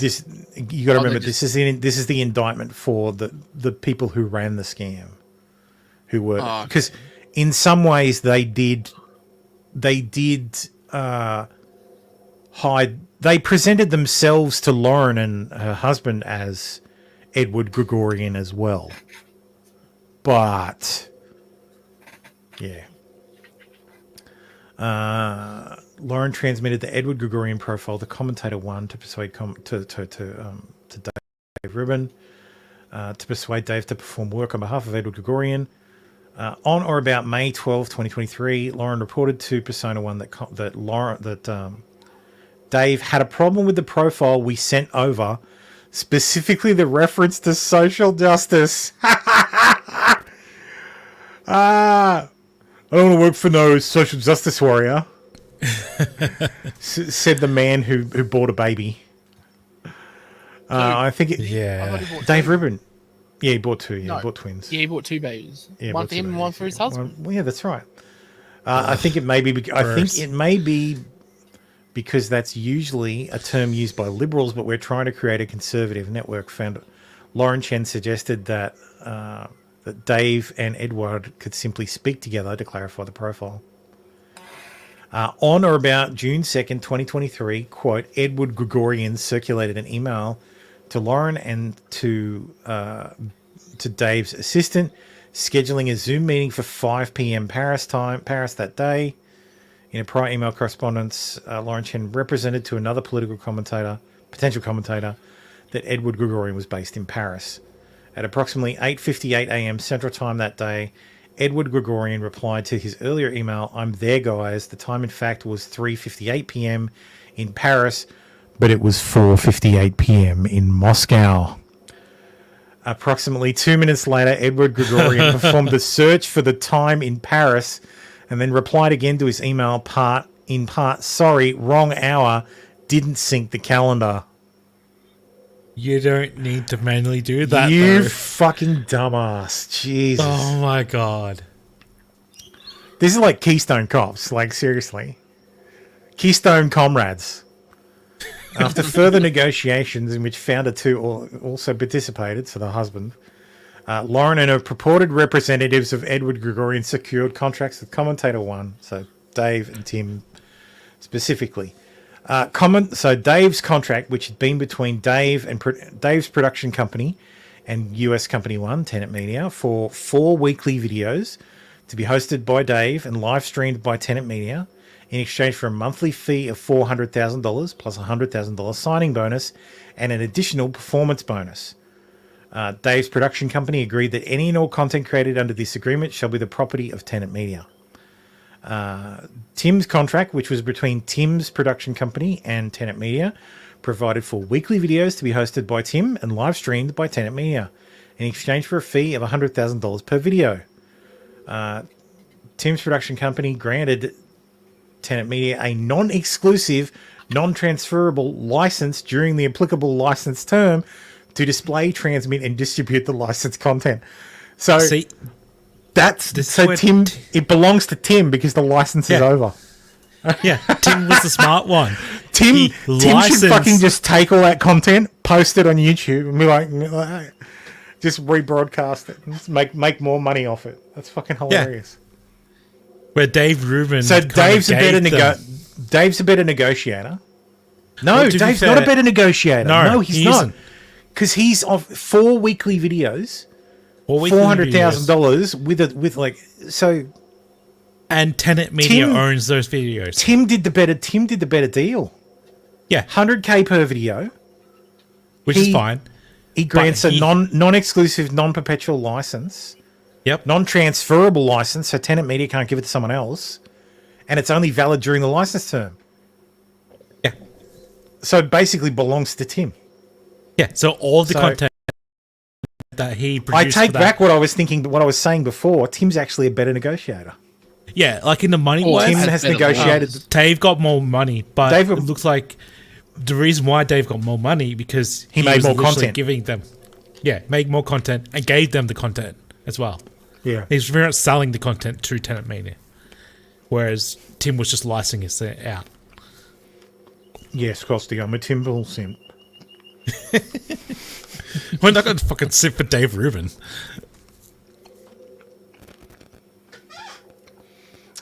So Lauren and her husband negotiate with Tenet Media's contract. Tenet Media's contract with the Russians.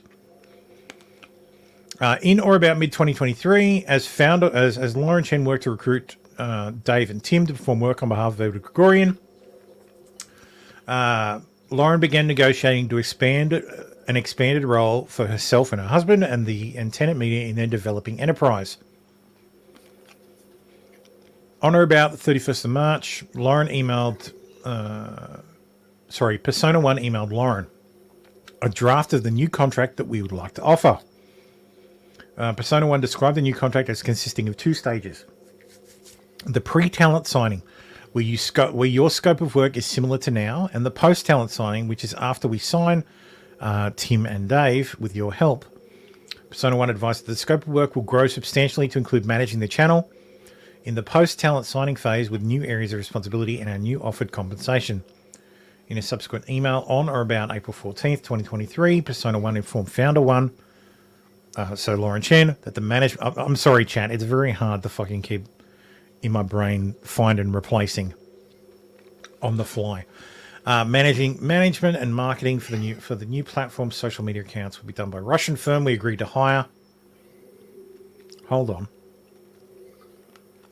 In a subsequent email on or about the 14th of April, Persona 1 informed Lauren Chen that the management and marketing for the new platform's social media accounts would be done by the Russian firm we agreed to hire. You, of course, will be the CEO and set the working standard and path for them to follow, and possibly you could hire a few more people from your side to further handle the operational side of things. On or about April 17, 2023, Lauren Chen replied in part that Lauren was happy to work with the Russian firm. Well, she's dead to rights now. So the Russian firm is not RT. The Russian firm is another Russian firm that they pretended existed but didn't exist. So as set forth below, the Russian firm consisted of the 2 Russians who later monitored and directed Tenet's activities under the guise of an outside editing firm.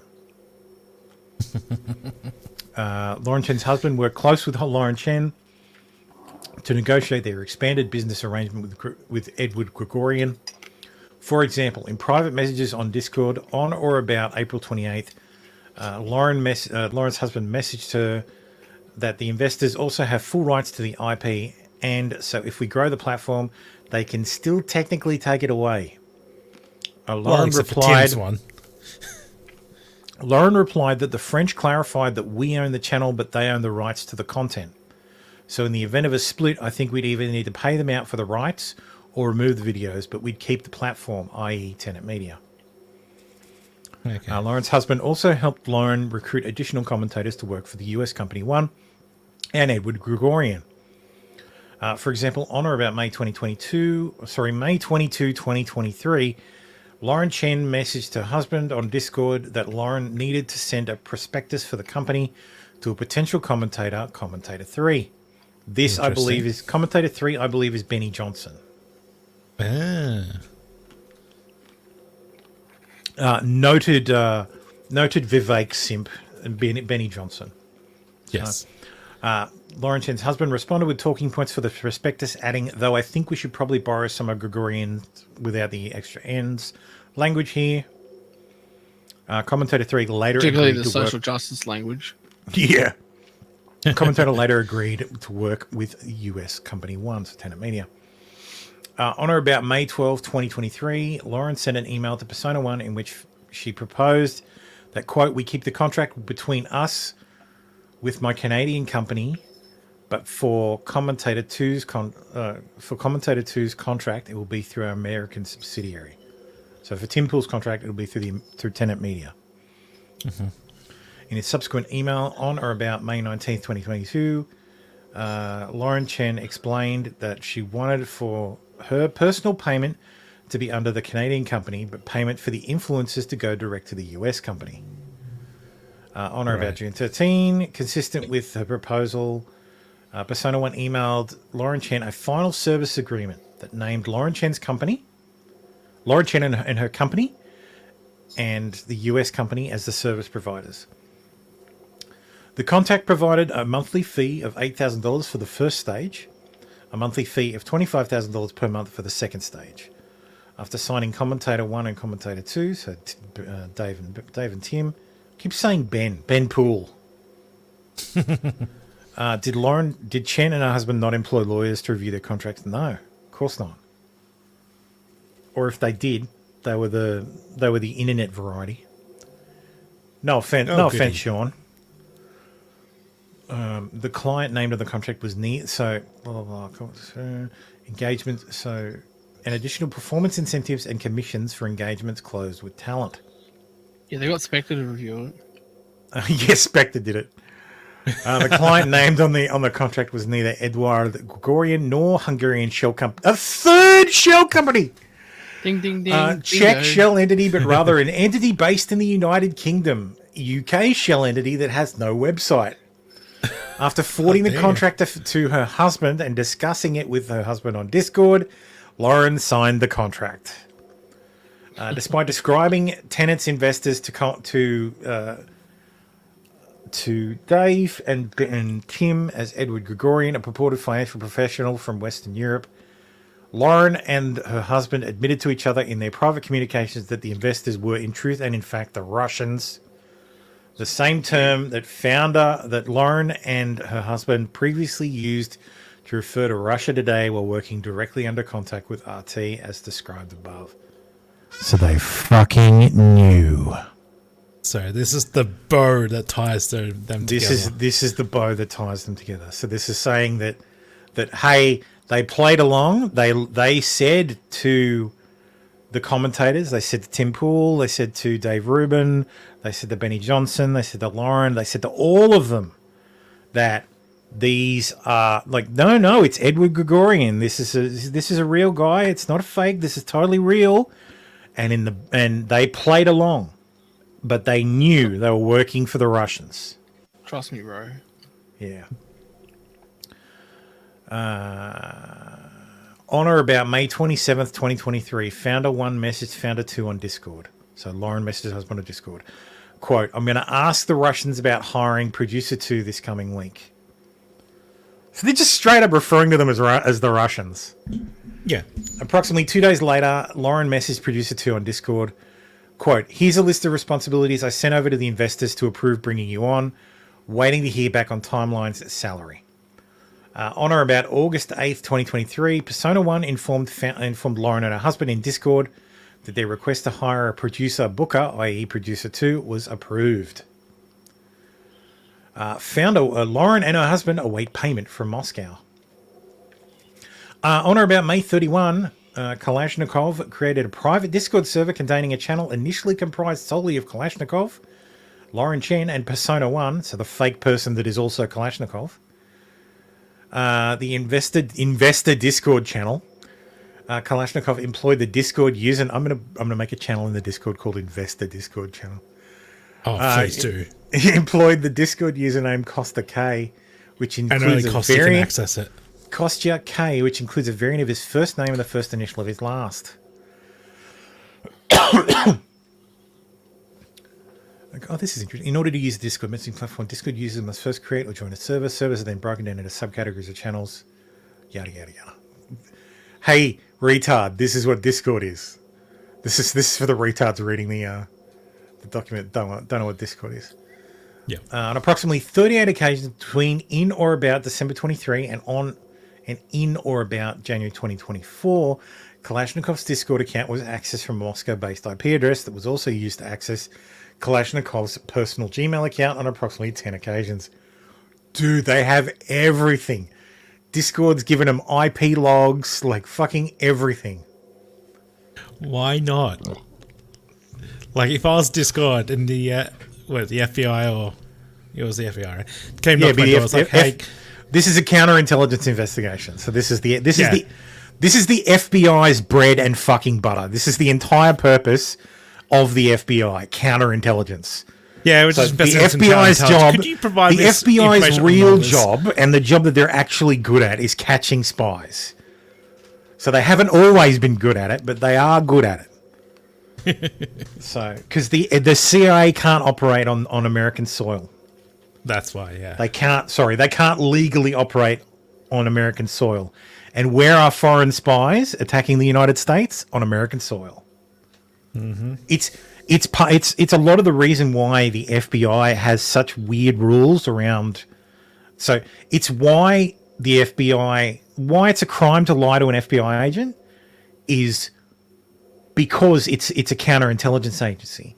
So if you're talking to a spy, and the FBI asks you if you're a spy and you lie, bingo, they've got you.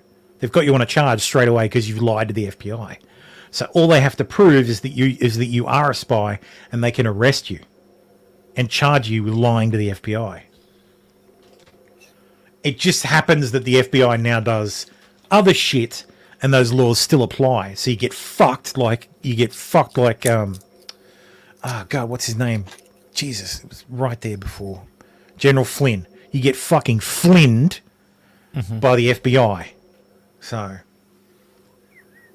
whereas invested, so on or about June 21, 2023, Lauren's husband joined the Investor Discord channel, describing Lauren's husband's role as, quote, mostly helping with the company's back end of things, while Lauren focuses on doing the important stuff, on the more forward-facing aspects. Lauren, her husband, and Persona 1, purporting to act on behalf of Edward Gregorian, discussed major decisions for US companies, such as the hiring of staff, contract negotiations with contributors, and payments to US companies and commentators. Kalashnikov monitored and occasionally participated in those discussions. Founder 2 also used the Investor Discord channel, among other things, to submit US Company 1's invoices to Persona 1 and to press for payments for those invoices. So her husband is submitting invoices to Gregorian's representative via fucking Discord. Discord. Are you fucking... That seems legit. Dude, QuickBooks doesn't cost that much. Bitch, please. Come on. How are you gonna fucking pay tax on this shit, man? Like, you gonna track this shit? Like, Jesus Christ. For example, on or about September 11, 2023, at approximately 8:07 p.m. Central Time, Lauren's husband wrote in the Investor Discord chat, Today marks 2 weeks since I submitted the invoice for August. Any idea about the delay? We're signing the large contracts and need to be certain we will get the funding to pay these people. Persona 1 did not immediately respond. While awaiting a reply from Persona 1, Lauren Chen searched the then current time in Moscow. Specifically at approximately 8:50 p.m. Central Time on or about September 11, 2023, Founder 1, Lauren Chen, searched on Google, quote, time in Moscow. The time was, in fact, approximately 4:50 a.m. in Moscow. Approximately 3 days later, on or about September 14th, 2023, Lauren Chen followed up in the investor Discord channel, writing, "Hey, at Persona 1, I just wanted to follow up and see if your finance department has any update on the transfers." Oh, no.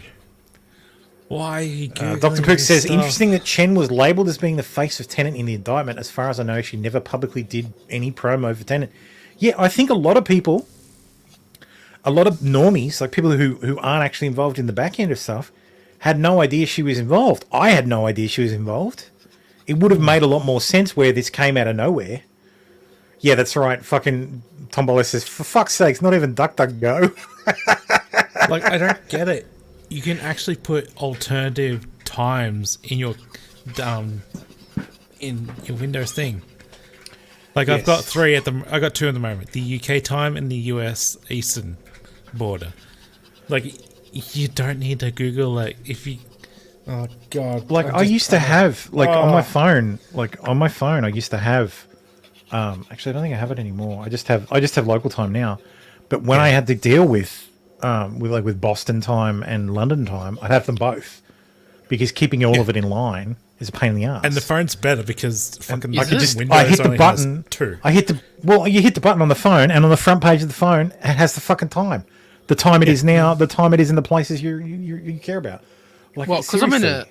in a state that doesn't do daylight savings, I just know that it's -10 to UK, and -13, 14, or 15, depending on the time of year. Tombolo, I missed that. Tombolo says Yeah. EVS reckons they offered him some contracts he rejected. Bullshit. I don't believe that for his fucking. Yeah. No. Bullshit. Yeah, he said that. Yeah, he said I don't know that. if But it's fucking. I know he said. I'm sure he said that, but I don't believe that. Like, EVS at this point is just a troll. Like, he will just say stuff to fuck with you. A joke. Kalashnikov and the other Russian begin operations at Tenet Media. As US company as Tenet Media prepares to launch in the fall of 2023, consistent with Persona 1's instruction to Lauren Chen to work, quote, with the Russian firm we agreed to hire. Lauren Chen introduced Kalashnikov to Tenet Media's employees and affiliates as an outside editor hired by Tenet Media's investor. In this role, Kalashnikov monitored US companies' internal communications and edited content published by Tenet Media without disclosing that he was an RT employee. This guy's got so many fucking jobs. Tom Boy says they must have cast a wide net. Yes, that's funny. Sorry, I missed that. Yes, Sebastian Gorka claims Tenet offered him a deal too. Yeah, I've got that. We'll look at that later. Like, after this, like, almost done. We're up to page 20. You're almost done. Oh God. Oh no, sorry. This takes a long time. But I think it's important that we go through it. Yeah. I really do think it's important that we actually read the fucking indictment, because hardly anybody fucking reads it, and you don't get a full picture. Like, yeah, the media will insert their interpretation of what the DOJ is saying. So people who want to minimize it will be like, "Oh, see, it's the Russians. Everybody was duped." But clearly, no, not everybody was duped. The commentators were duped. Absolutely. Like Tim Pool, Tim, all of them. They are for the vast majority blameless in this. They were shown money, and they took money. There were some things where you kind of go, "This is a bit suspicious," but I mean, Tim was a bit suspicious. He had a Zoom meeting with the person. Clearly, he spoke to the person who purported to be Edward Gregorian, and that was enough for him. Like, he reassured him. So, okay, I'll accept that. That's fair enough. He thought he was dealing with a real person. That's fine. Yeah. Same for Ruben. Ruben's like, hang on, this is a bit weird. The Dave Rubin one I don't get. Tim one's is reasonable. Like, that's a reasonable amount of money. What Dave Rubin was asking was a lot. And if you're asking a lot, then you have to ask the question, how are they actually funding this? Well, Dave Rubin's one, his rate was the same as Tim's though, realistically, because it was $400K a month for 4 videos a week, or sorry, $400K a week for.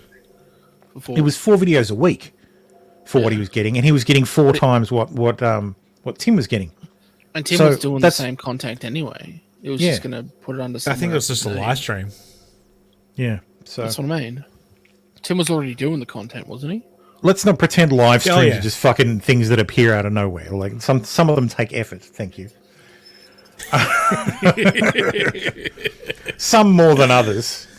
Facts not in evidence. Objection. Facts not in evidence. Yeah. But yes, as Tenet Media prepared to launch in the fall of 2023, consistent with Persona. Oh, hang on, sorry, we already did that part. I don't want to double over stuff. On or about August 2nd, 2023, Lauren Chen created a Discord server for use by the US company employees, associates, and why does nobody use Slack? Like, you can get a free Slack server, like, for no problem, and it's a lot more professional, and they probably won't fucking give up your shit to the FBI straight away. Not straight away, yeah. Employees and associates. Discord, that's why. The weeks that follow, Founder One subdivided the US company Discord server into various Discord channels, including channels for individual contributors and their teams to discuss production-related matters, a channel to discuss pitches and story concepts, and channels for the production team to post videos for publication by US Company One. By Tenet Media. Lauren Chen added Kalashnikov to most of these Discord channels, typically introducing Kalashnikov as an editor. On or about August 7, 2023, Lauren Chen created a Discord channel for the production of videos by one of the 6 commentators listed on the US company's website, Commentator 4, and told Commentator 4 that Kalashnikov is heading up the editing team so you and him can start discussing how to start working together.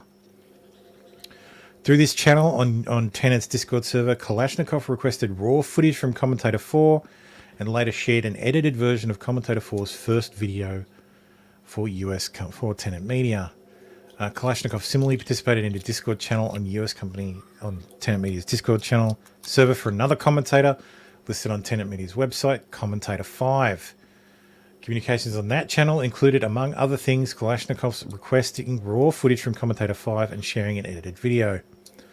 On or about November 9, 2023, Lauren Chen messaged Producer 2 on Discord in part that, quote, Edward hired Kostya's team. In other words, that Edward Gregorian had hired Kalashnikov's purported editing team.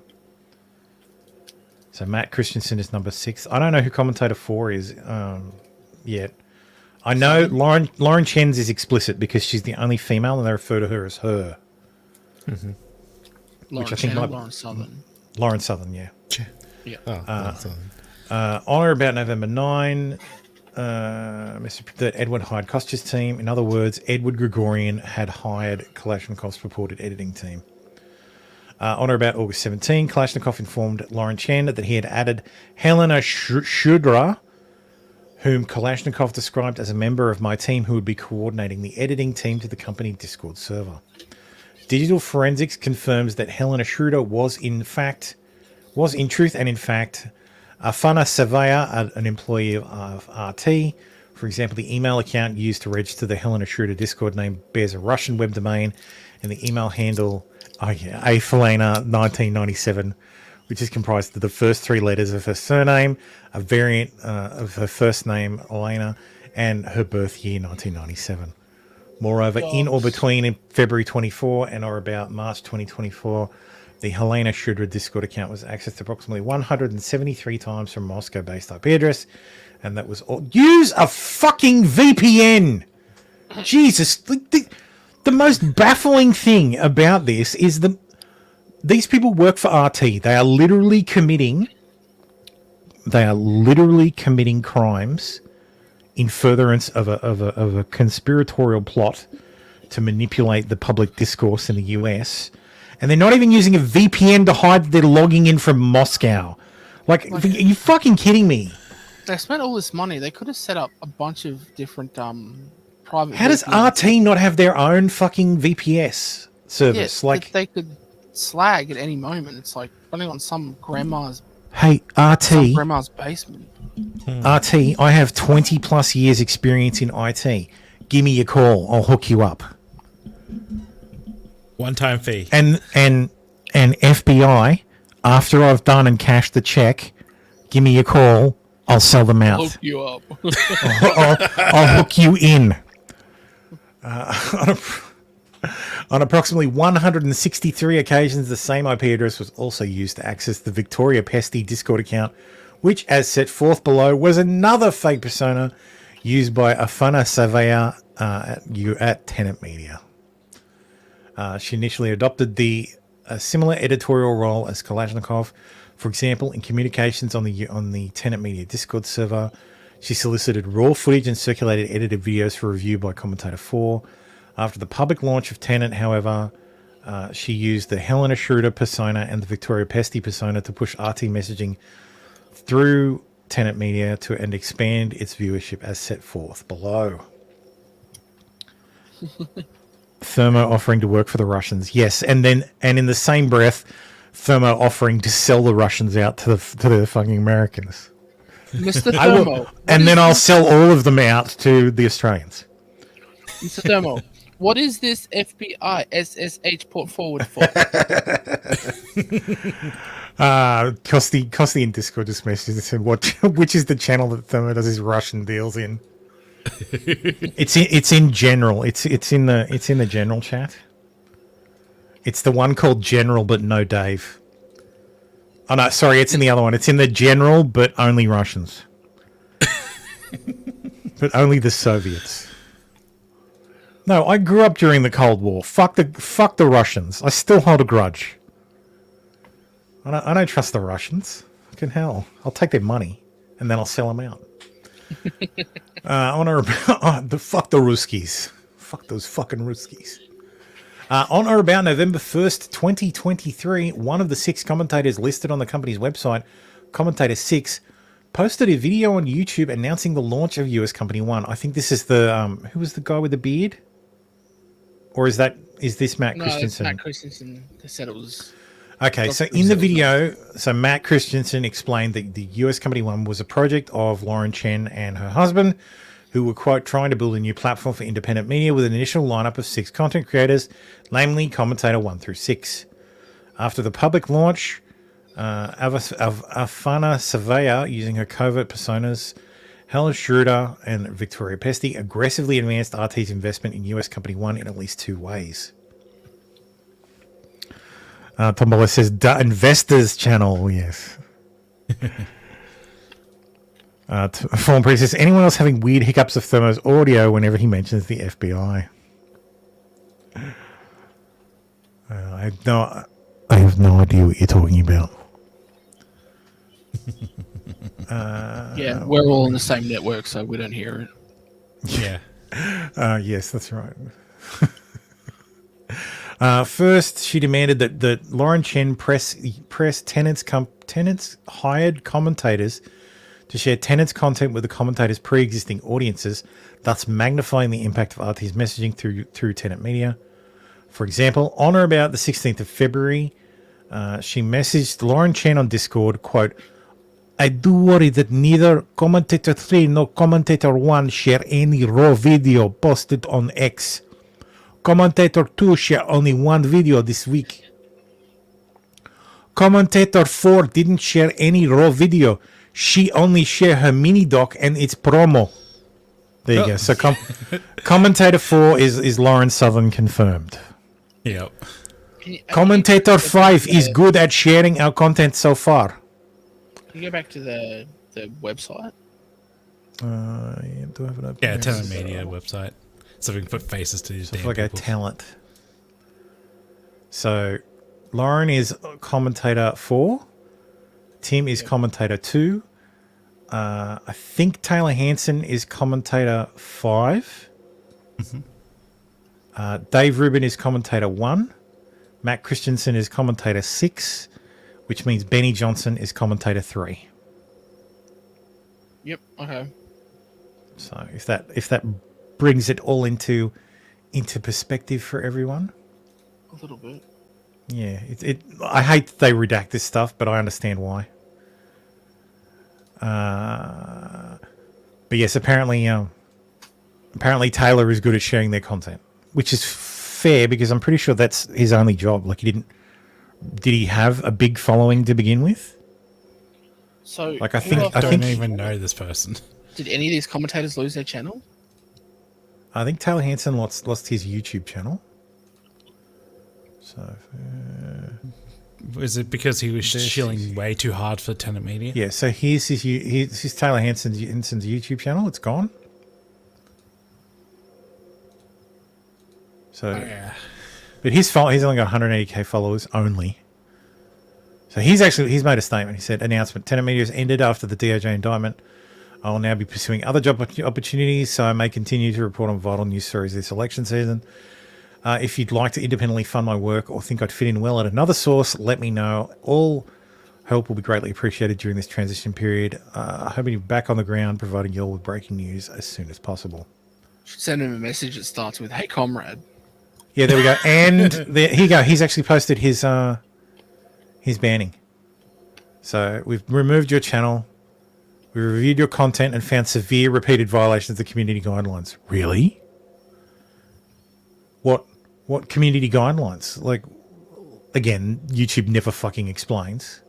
Yeah. He's made the transition to Rumble.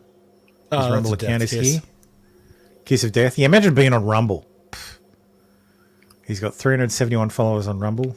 Again, that's more than me. So it's not that much. It's because I don't publish Minecraft. I don't publish the Minecraft videos on Rumble. Otherwise, I'd have 100,000. Fan One responded that. Lauren responded that she would talk to producer one about posting earlier, and in fact did so. A few days later, Afanasovaya again messaged Lauren, quote, "Is producer one going to post things earlier today? I think we need to post things earlier and ask the commentators, media managers to share raw videos with subtitles posted on US Company One on Tenet's X at least one share per day, not one share per week." Lauren replied that she asked producer one to share at least one per day with the creators, but noted that the commentators were not contractually obligated to share Tenet Media content. Afanasovaya responded, "I know this is not an obligation, but we are falling behind with numbers, and we need to make our best so that creators can share one raw video per day, at least for now." With Lauren's assistance, Afanasovaya amplified a request that Tenet Media's commentators provide Tenet Media's content by repeating the request through a fake second persona, Victoria Pesty.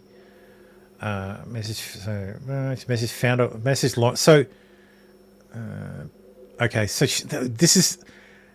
It takes a special brain to be able to balance the two personas in your head.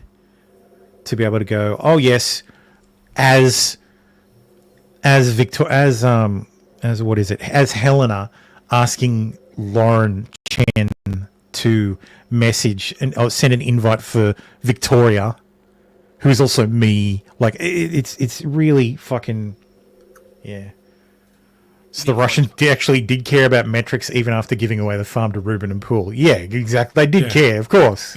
Of course. They're like, we only have so many American dollars left. We are broke, cannot get more. They had to make it more legit. We cannot pay them in oil or gas. We found one's assistance, blah, blah, blah, blah, blah.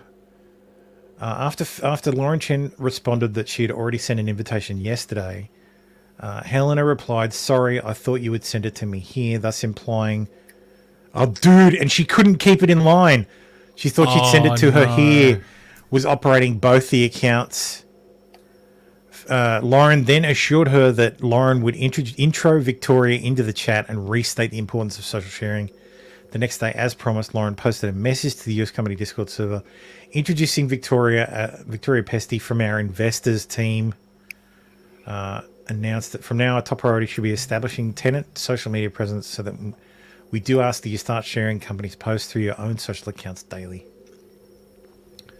Second, with the Chen's backing, she directed US company staff to publish specific content that she had identified on or about January 15th, 2024.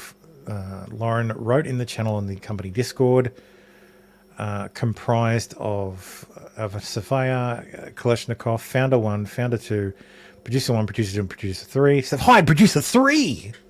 Wow, everything's looking up. Helena is going to start creating custom videos for us to post on our socials of viral content that's floating around. Between in or about January 2024 and in or about June 2024, Afana Savaya posted links to approximately 841 video clips, which were routinely posted by Tenet Media staff onto Tenet Media's social media channels. On occasion, US company staff privately contacted Lauren or her husband to push back on the content and were rebuffed. On or about February 15th, shared with the company a video of a well-known US political commentator visiting a grocery store in Russia. Doesn't sound familiar. Doesn't sound familiar at all. Don't know this person at all. I don't know what they're talking about. I've never heard of this video of a well-known US political commentator visiting a grocery store in Russia. I wonder who a US political commentator who's visiting Russia. Who could that be? Afana Savaya posted the video in the producer. It's Tucker. It's Tucker Carlson. It's Tucker Carlson. Oh, okay. Yeah. Afana Savaya posted in the Discord later that day. Producer 1 privately messaged Lauren Chen's husband on Discord. Quote, they want me to post this, referencing the video that she'd posted. Quote, but it feels like overt shilling. Shilling for who? Shilling for who? The Ukrainians, of course. But this is kind of telling. Because that means Producer 1 said that it feels like overt shilling, posting a video of Tucker Carlson visiting his fawning grocery store video, which was, tailor-made Russian propaganda. Mm-hmm. Like him saying it feels like we're shilling. That to me says that this producer knew that he was working for the Russians. I knew something was up. Wait, so he worked for... He worked for the Chens. So he must have known... This Producer 1 must have known as well. Lauren's husband replied that Lauren thinks we should put it out there. Producer 1 acquiesced, responding, all right, I'll put it out tomorrow. Another example, on or about March 2022, Afana Savaya, as Helena Schroeder shared in the Discord channel of a video of the March 2022 terrorist attack on a music video in Moscow, which killed approximately 145 people and injured hundreds more. Producer 1 privately messaged Lauren, writing, quote, I don't know if you saw it, but they want me to post some footage from an attack in Moscow today. There's a watermark in the middle of the page that's blurred, which looks bad, and it's also pretty graphic. You can see people getting shot, albeit from far away. Lauren did not push back on the content of the clip, but replied in the producer's Discord channel, I'm not sure it's a good idea to blur out someone's watermark. That is true. That is not a good idea. Avana Savaya then assured the group that if it's fine, no worries, it falls under fair use. That's not what they're worrying lady, about. No, what I do is fair use. What you do is just steal content. Yeah. Producer 1 and Producer 2 found a video clip of the attack without a watermark and posted the clip to X, satisfying the request. Which was probably the ones we took to watch on stream. Yeah, that's probably it, yeah. The next day, on or about March 23, 2024, Avana Savaya privately messaged Founder 1 on Discord, Lauren, asking that one of our creators record something about the Moscow terror attack. Despite public reporting, the foreign terrorist organization ISIS had claimed responsibility for the attack. Afana Savaya requested that US Company 1, Tenet Media, blame Ukraine and the United States, writing, quote, I think we can focus on the Ukraine-US angle. The mainstream media spreads fake news that ISIS claimed responsibility for the attack, yet ISIS itself never made such statements. Bullshit. Except that they did. Bullshit. They did. I covered it. All terrorists are now detained while they were heading to the border with Ukraine, which makes it even more suspicious. Why would they want to go to Ukraine to hide? Well, I don't think that's true. I don't think that's actually true. And B, if it were true, that'd be. It's easy to slip into Ukraine from Russia. Well, back then it would have been. Yeah. Yeah.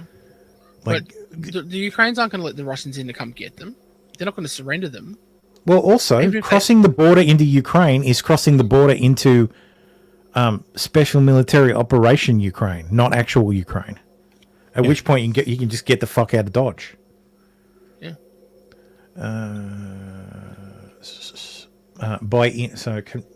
Would ask Commentator 3, and the next day confirmed that Commentator 3 said he's happy to cover it. So Benny Johnson was happy to cover it. So by in or about June 2024, Lauren Chen authorized Afanasovaya and Kalashnikov to post direct content directly on Tenet's platform, bypassing US company employees altogether. Specifically, on or about June 12th, 2024, in a Discord message, Lauren informed Producer One that going forward, Helena's team would be posting their own vids directly to Tenet's Media's social media. Lauren thus gave Afanasovaya and Kalashnikov unfettered access to serve RT messaging to US company audiences, knowing that she's dealing with the Russians. Yeah. Let's circle back to that she knew she was dealing with the Russians, and she gave them a cutout account based in the US that she can push propaganda on. Tenet Media receives nearly $10 million from foreign shell entities. Lauren and her husband profited from their unregistered service to RT. Yada yada. They made some money. So the UK shell entity was invoiced more than $9.3 million. So Lauren and her husband also invoiced the UK shell entity $760,000 for their own fees and commission. So they made $750,000 from this little thing. So they asked some of it to go to a bank account in the US as well. After Lauren and her husband transmitted their monthly invoices to Persona 1 on the Investor Discord channel, Persona 1 typically acknowledged receipt and confirmed payment between in or about October 23 and in or about August 2024. US company bank account received approximately 30 wire transfers from foreign entities totaling approximately $9.7 million. US company 1 dispersed most of these funds to contracted commentators, including approximately $8.7 million to production companies of Commentator 1, Commentator 2, and Commentator 3 alone. So, Tim Pool, Dave Rubin, Benny Johnson shared $8.7 million from Russia. With love. Consistent with Lauren Chen's February 2023 warning to Persona 1 that it would be very hard to recoup costs for the likes of Commentator 1 and 2 based on ad revenue from web traffic or sponsors alone, US Company 1's foreign wire transfers far exceeded its receipts of advertising revenue. Indeed, the approximate $9.7 million that Tenet Media received from foreign wire transfers represented nearly 90% of all deposits into the US under the Tenet Media account in or about October 2023 to August 2024. So they made about $900,000 at a cost of $9.7 million. Yeah, roughly. Worst investors ever. Tenet Media received about 30 million. Blah blah blah blah blah. This is just breaking down how all the shell companies were structured and how all the payments were transferred in. We've got more shell companies as well. Mauritian shell companies. There's shell companies three UAE. Yeah, so there's 3 in the UAE. There's 3 in Turkey. There's 1 in Mauritius. Like it's a shit. God, this must be annoying to track down. The financial guys, they're financial guys that track this stuff down. They are absolute propeller heads. The forensic accountants. Yeah, forensic accountants, man. Holy shit. Like some of them are probably on special. Yeah, they probably for fun track down that fucking flag from Charlotte. Yeah, that's what they do in their spare time. In their spare time, they use videos to track down ISIS training camps, which is easier to this crap that they'd have to deal with, and contrails to find flags in fields. But that's easy. That's easy. That's child's play compared to That's tracking child's all play this shit down. compared to all this bullshit they have to go through. Contrary to US Company One's invoices, which reflect fees for staff and commentators, the wire notes of many of US companies' inbound wire transfers ascribe the payments to the purchase of electronics. For example, the wire note. This is another thing. Who was taking care of all the financials? Lauren's husband. Yep. So he's getting they're getting inbound wire transfers where the wire note is from a Turkish shell entity. It's for $318,000, and the note says buying goods, invoice 13, iPhone 15 Pro Max 512 gig. Jesus I Christ. don't know about you, but inflation isn't that bad. Not that bad. Apple's not selling $318,000 phones yet. No, is that saying Not invoice number 13 or invoice 13 iPhones? Even if it was 13, maybe. Even if it's 13 iPhones. Even if it's 13 still- iPhones, that's way too much. Yeah. Yeah, that'd only be less like than 20 50 grand an iPhone then. To deliver funds into the US company bank account, each of the US companies' 1 to 30 inbound wire transfers, which total nearly $10 million, as set forth, utilized a correspondent bank in Manhattan, New York. And this is why the booking is through the Southern District of New York. Right. According to records of FARA units, neither US company 1 nor FARA nor founder 1 nor founder 2 has ever registered as a foreign agent with the Attorney General. I wonder if would Lauren Chen and her husband have to register as foreign agents, irrespective of the Russian money, because they're Canadians. Good question. Maybe. Because I they mean, are surely foreign agents. FARA applies to China. FARA applies to everybody. Like Well, that'd FARA mean applies to that, Ukraine. If you're lobbying for Ukraine and paid by the Ukrainian government, you have to Let's register think as a about foreign this. agent. Is a global company that has offices in the United States, but their head office is in a different country, are they have to register as a foreign agent? No. I think it's only if you're petitioning the government, but I don't know. Yeah. But yes, here's the allegations. Count 1 is conspiracy to violate FARA. So nobody registered as a foreign agent so yep. Goes through the overt open records. It can be disclosed. You're supposed to disclose, yeah. I mean, but do they have open records that you can just search online? I have no idea. Okay. I think you can look it up because people have been outed for that stuff. Yeah. Count 2, conspiracy to commit money laundering. The allegations. So yeah, this is pretty fucking clear. The second they started using, shell companies to hide the source of funding, that's textbook fucking money laundering. Yeah. Is Mr. Chen a bean counter? No, but he was in charge of the financing. Look, I think Lauren and her husband are fucked.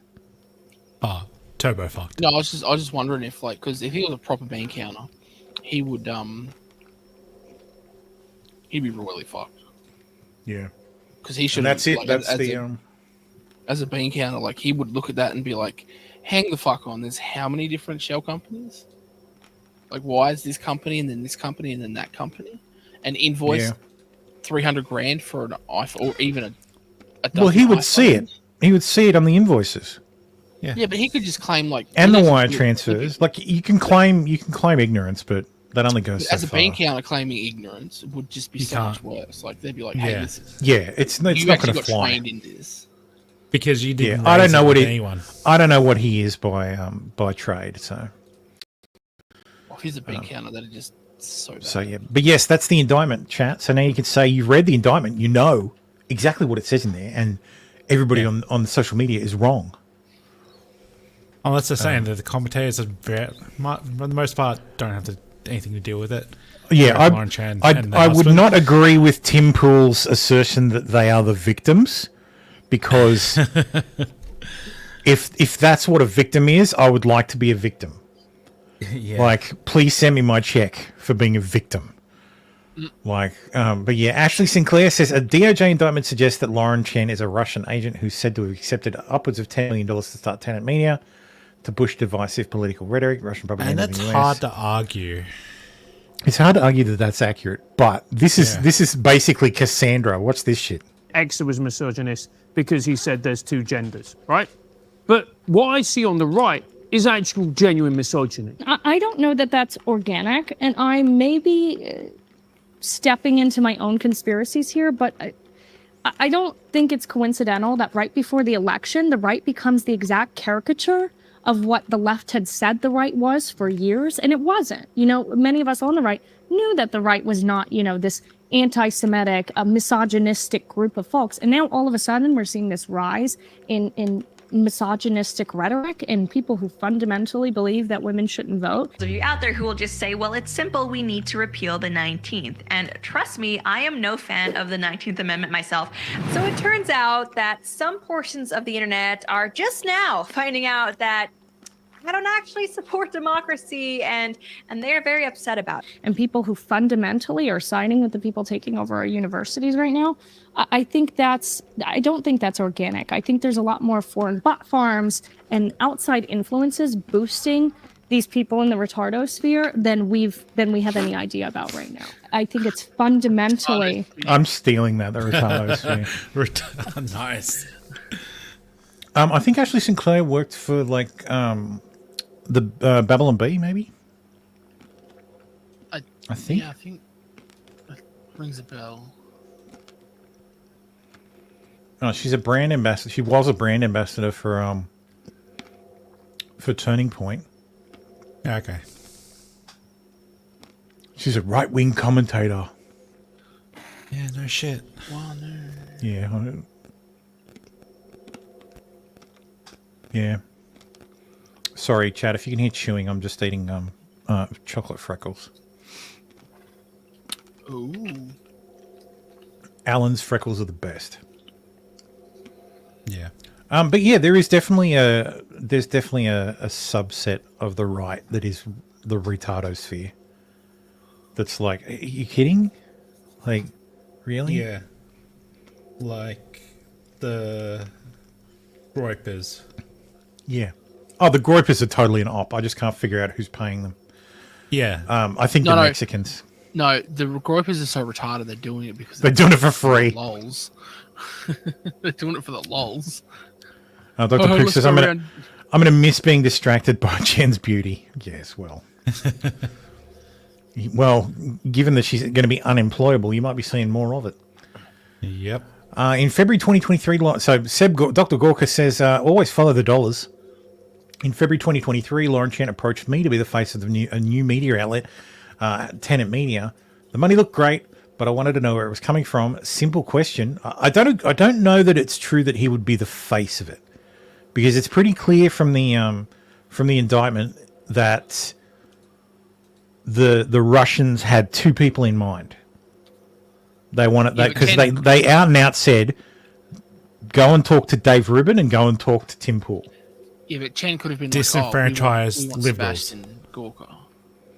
Yeah, So just maybe. because Yeah, maybe. Look, who knows? Who knows who she approached? I mean, yeah. Well, the feds probably do. Yeah, well, true. He says the money looked great, but I wanted to know where it was coming from. Simple question, you would think. After pushing repeatedly, she gave me the names of people who had no internet footprint, like one Edward Gregorian, who had zero media connections. I mean, none. Just didn't add up. Warning, if you have a brand and someone wants to leverage it, find out who they are. It's that simple. Gorka sometimes gives me Barnes vibes. Like Robert Barnes vibes. As in, sometimes it feels like he's full of shit. But then I remember that, well, no, Seb Gorka was Trump's like national security advisor, so he's not actually full of shit. So, but I do think Barnes, like, yeah, I do Barnes get is full of shit, Barnes yes. Barnes vibes from him sometimes. Yeah, yeah. It just didn't add up. Warning: if you have a brand and someone wants to leverage it, find out who they are. This is good advice. Yeah. This is very good advice. Yep. It's that simple. But I mean, this is textbook like brand protection. If you want to protect your brand, know who you're dealing with. It's that simple. For your information, according to yesterday's DOJ indictment, Edward Gregorian doesn't even exist and was invented by RT in the Kremlin. Those caught up in Chen's web should have known better. Seriously, it's pretty clear that this was just RT, like operating under the directions of the Russian government. But I'm sorry, the Russians aren't this. Like the actual KGB. Don't even know not the KGB anymore, but the FSB. FSB, but yeah. FSB guys aren't. They're a lot more calculating than this operation. They're a lot more nuanced than this operation. Yeah, they wouldn't have used 15 different shell companies for starters, and they would have used the VPN. Yeah, that's right. Like, it wouldn't be that easy. Like, because this is a fucking slam dunk. Like this didn't require a lot of effort from the FBI. Like a tip off would have fucking triggered this whole thing, and the FBI would have gone, "Geez, this was easy. Are we this good?" Yes, we are this good. No, but also this was really fucking easy. Those caught up in Chen's web should have known better. Kind of. Well, no, They probably didn't ask enough questions, but honestly, I think Poole and Ruben did the due diligence. they did ask questions, and they both had one-on-one conversations with the person. Yeah, a person. So I'm like, okay, that's fine. You're clear. Once those two are on board, it's a lot easier to get everybody else. Because, like, I know, well, Tim Poole and Dave Rubin have already signed up. And I think a lot of that, I think the RT guys knew that. They knew, look, if we can get two big names to sign on straight away. Center, but supporting kind of the right at the moment. Then but fewer people are going to ask questions. Like, it's all gonna sound a lot more reasonable. Yeah. Dr. Pook says, it's also not clear what the Russians even hope to accomplish beyond access to an X account and push a few stories. Hardly seems like $10 million worth. Yeah, it doesn't. It's to push the narrative and trying to control. It's to cause it is to cause division. Yeah, it causes fraction within the Republican Party whilst they do that, because their branding and messaging is not going to be the same as what Trump's America. I do wonder branding is. I do wonder though. You know how I was saying before that if I wanted to interfere in the election, I would make it look like the other side is trying to interfere. Like this I would be because this would be one way. The most so when it comes to viruses, the most dangerous things in the human body are those things that trigger an immune response. So the most dangerous part of COVID was that it could in some cases trigger what's called a cytokine storm, and that's where your body's immune system goes, for want of a better term, absolutely cocoa fucking bananas and attacks everything. So you get inflammation all over the body, all over your body. Everything gets attacked. Everything. So you trigger a massive immune response, and it just fucking kills you. Like cytokine storm, 9 out of 10 times is deadly. I do wonder if maybe this indictment was the whole fucking point. Like this is. I'm literally slipping a tinfoil hat on, but if I wanted to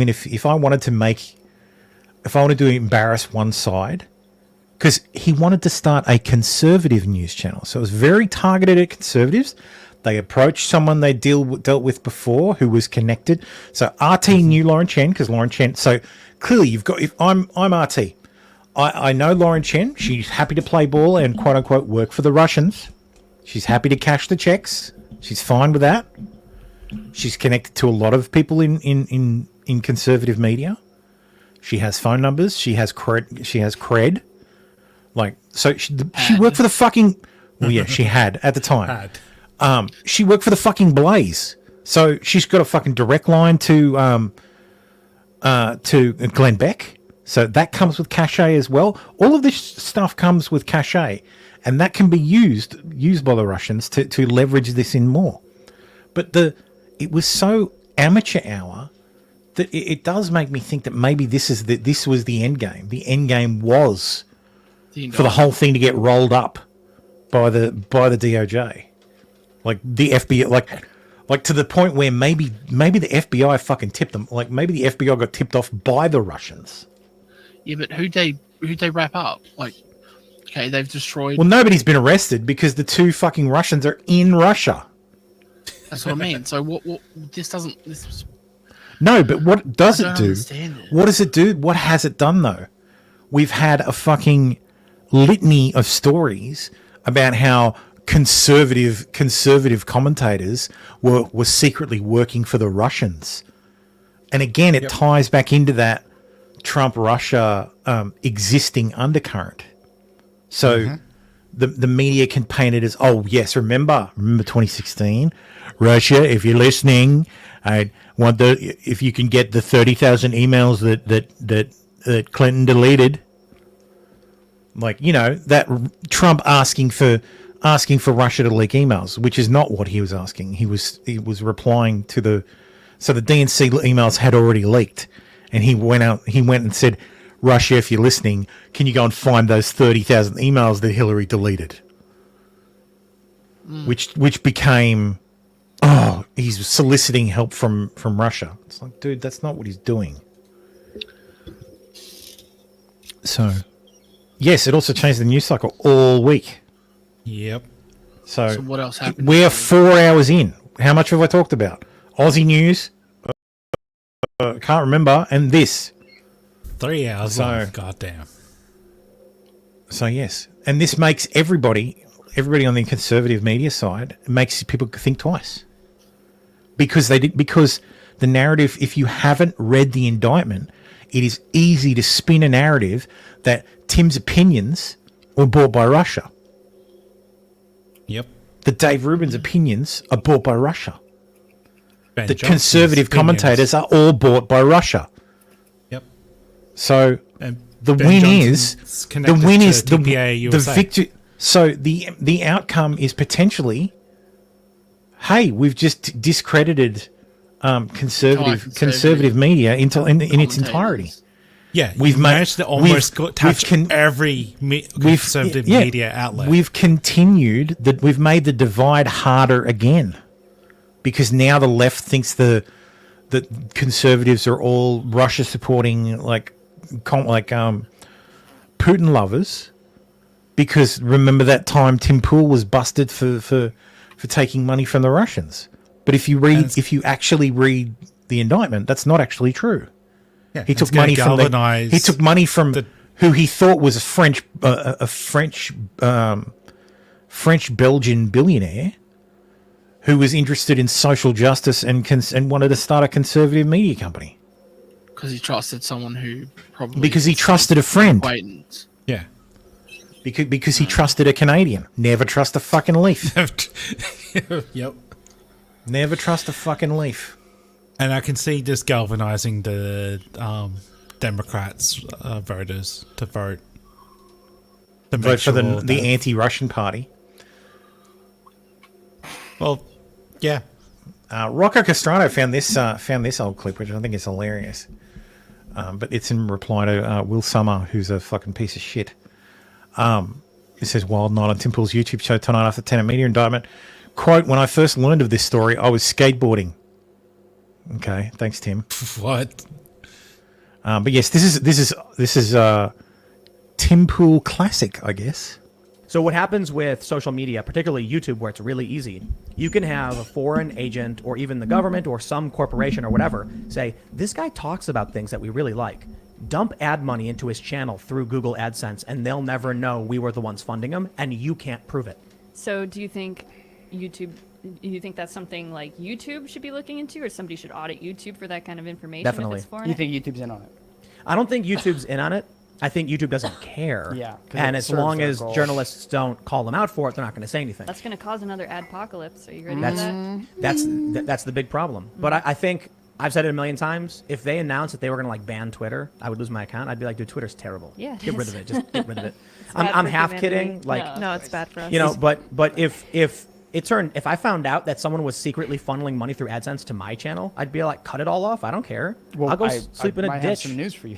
Oh yeah. Yeah. I mean, we've looked at we kind of addressed this with you the last board meeting you had about certain sites like syphilisdating.com and Which don't go to it. Don't go to it. Don't go to any of these sites that we talk about. Well, it does because it lists What the your heck? brother and you as the owner. And there's a series of 55 URLs like antifahub.org. Whoa, interesting. A lot of them are packed with malware. A lot of them are packed with. They have security reports. Yeah, but what does that have to do with me I or don't YouTube? know. I'm saying I Yeah. don't know, but you should look into it. I just think it's funny So what that the happens exact thing that like Tim's warning about happens to him. That's great. Well, to be fair, Rocco and I think that was Molly. They had a falling out, yeah. It's Mom's yeah, falling a out. massive falling out. Yeah. So I'm like, Oh, I just think it's hilarious that this old clip resurfaced of Tim explaining what the Russians just did. And saying that claiming he if I found out, I would just cut it all off. Okay. Yashar Ali found this hilarious thing. Apparently, Lauren tried a hand at stand-up comedy last year. Oh God! No matter what, we gotta remember to laugh. So let's do some laughing now. Let's introduce our next person coming up on stage. We're gonna have a good time. Everybody, welcome Lauren Chen. Did he just basically say "clap you bastards"? Basically. Huh.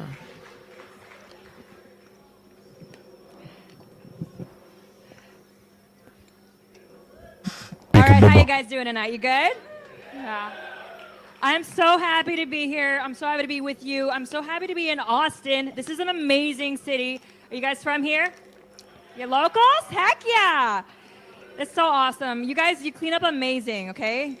You barely even look homeless. It's just good for you. Good for you.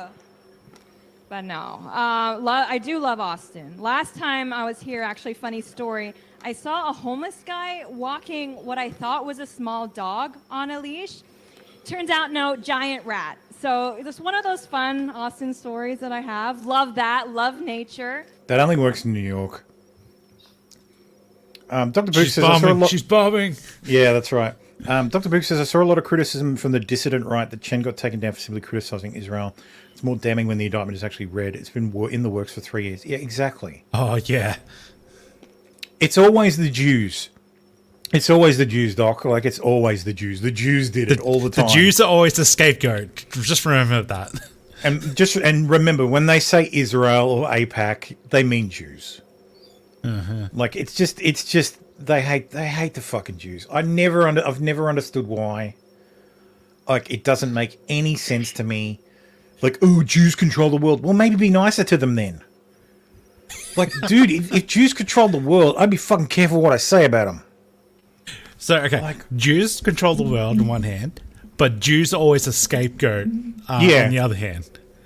Yeah, that's right. It's like, fuck you, man. They can't both be true. This morning, No, that's just 'cause was you're not trying hard eating enough. on a patio with my toddler throughout our meal. Had 3 different homeless people come yell at us, which is like basically the Austin version of dinner and a movie. It's, entertainment. Wait, as so you she just eat. came to Austin Good to shit stuff. all over them? Like a Yeah, good basically. Homeless Yeah, person apparently. From Fallen Bridget says, good guy, 20 shekels deposited in your account, Thermo. Did you miss my Twitter profile? I'm 2.5% Mizrahi, so I'm not a goy. Oh yes, So he he only, definitely is. he only deserves 2.5% of that 20 shekels. Well, 20 shekels is probably 2.5%. It's not a great deal of money. Dr. Pooh says yes, she's definitely a MILF now. Yes. Well, yeah, by definition. And she's wearing stripes, so she's getting ready for the prison jumpsuit. But no, it is really sad seeing all these homeless people, and my heart goes out to them. And I honestly think that being homeless, that's got to be one of the worst situations that a person could be in, frankly. At the same time, though, not popular to say this, as bad as it is, I'm sure, to be a homeless person, also not great to be around homeless people, right? She really doesn't like homeless people. This is a 20-minute set against homeless people. Oh my god, 20 minutes? This is 18 minutes, 35 seconds long. I will post it in the chat because we're not going to watch the whole fucking thing. Oh, no. So there's the link.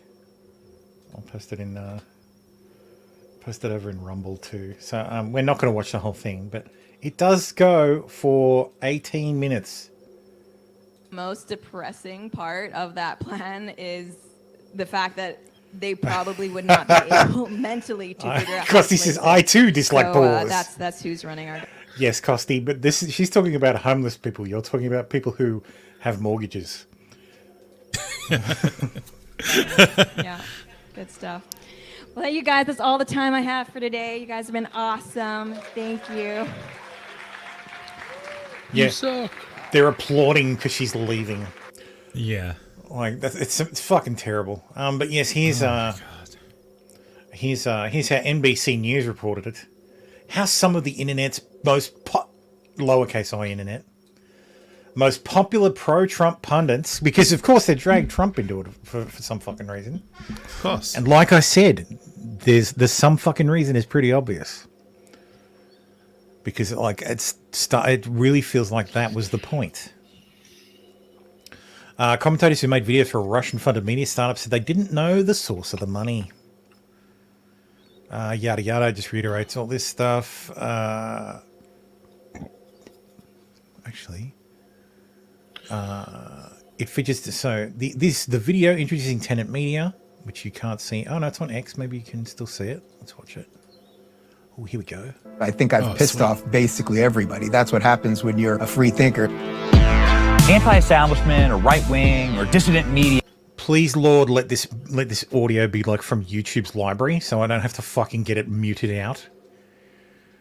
It's just there's slurs slung at the people who are doing news correctly. When the media says dissident or anti-establishment, I mean, when I hear it, I think base, very cool. Free speech is under attack that we self-censor. Maybe they take us down individually. It's a lot harder to do when we're grouped together in this way. I worked for several massive corporate news organizations. What did I learn? They lie. Their agendas matter more than the truth. Independent media, actual media's most important job is holding these people accountable. The challenge for all of us is to not be passive participants in letting the country slip away.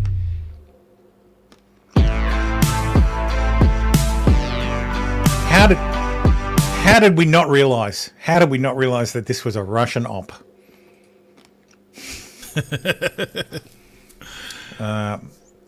Maybe they'll take us down individually, said Matt Christensen, a conservative YouTuber and podcaster in the video. It's a lot harder to do when we're grouped together this way. I guess apparently it's really easy.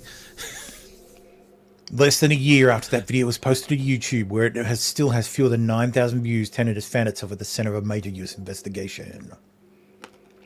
Yeah.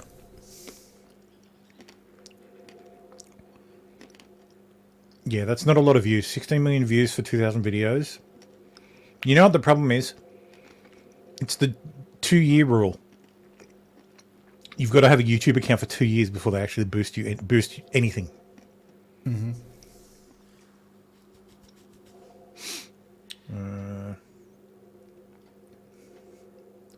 But yes, YouTube's statement was that yep, we've just yeeted everything. So, because I saw a lot of people saying that, oh, YouTube deleted it, YouTube deleted it, YouTube deleted it, and there was no fucking evidence that YouTube had deleted it. Nobody posted anything to indicate that YouTube actually deleted it. I had to go fucking I replied to a couple of tweets of people like saying, oh, hey, it's been deleted and YouTube deleted it. Saying, can you show me some fucking evidence that YouTube deleted it? I had to wait till I got home and then fucking scoured the internet for this article which actually says, oh yeah, YouTube terminated their bullshit. Right. A statement from the company, blah, blah, blah. So, Mediaite, which of course is left-wing media hit organization. Right-wing provocateur Lauren Chen fired by the Blaze amid Russian propaganda special scandal, rather. I've seen a lot of people who are like, oh, she hasn't even been found guilty. Like, bro, read the fucking indictment, man. She's cooperating. Read the room. She's fucking... And Blaze did not want to be connected to this whatsoever. Dr. Pook says there was a coordinated media push to cover the Tenet story immediately across Canadian outlets. Really? Interesting. It hits differently now, knowing they got paid $5 million and others a lot less. Yeah. Yeah. The Globe and Mail in Canada apparently reached Chen by phone for a no comment for proof of life and that she isn't in custody. Okay, there you go. So she's not in custody and she's not in a gulag somewhere. So not yet. she's not dead. So. And yes, it is important to note that the commentators didn't know. So they spoke to someone who, like Dave and Tim, both spoke to someone who purported to be Edward Gregorian, and their conversation was convincing enough to think, okay, this person's legit. Sweet. Okay. And even though I hate Nikki Haley, but this is fucking brilliant. So she's quote tweeted Lauren Chen's post that says Nikki Haley should move to Ukraine and run for its presidency, then spare us the America Last neocon talking points. Right. Nikki Haley quote tweeted it with "Come as a bitch" at Lauren Chen. Like that's, I'm sorry, like her or not, that's fucking gold. Great. Like that is fucking solid gold. Yeah. Like what a great like. It's not like her social media team would be getting paid much anymore. So either it is Nikki Haley or the intern she has working for her. Props to you. Props to you, my guy. Nudged her. It's like, hey, respond to this post back in 2013. 2023. So No, just quote tweet this. Yeah, just here, put this out. Anyway. Breaking. Police manhunt is underway over signs against illegal immigration in Denver. We are following a number of significant leads, I think, fostered by video evidence that we have and other evidence that we have that has helped us kind of narrow in on some individuals. And Thomas says that he doesn't necessarily believe that this act that happened in Denver is necessarily connected to similar crimes playing out across the nation. Of course, I mean, that's pretty good. Like, blacks must sit at the back of the bus. Kamala's migrants sit in the front. Blacks must sit at the back of the bus. Caution, Kamala's illegals. That's illegals. Oh my god. That's fucking funny. But again, this could be Russians too. Like, this could be someone paid to stir shit up, to fucking drive division. Like, potentially. The problem is, if you're of a mind to see it, you'll see it everywhere. You'll be like, oh, this is the Russians. Oh, that's the Russians. Oh, this is the Russians. Or the Chinese. Or the Iranians. Yes, those signs are actually riveted on. Mm-hmm. Like someone went to the trouble of properly installing them. There's even they've even gone to the trouble of putting a municipal code number underneath. of course, if you know, Like, granted, it's city municipal code 2345-208-9560. Like, but still, they've gone to the trouble of doing that, and I think that's hilarious. anything about this crime, you're asked to call Denver police. Crime? Reporting on Colfax, Gabrielle Franklin, Fox 31. We are... Crime? There's no crime in Denver. What are you talking about? There's no fucking crime in Denver.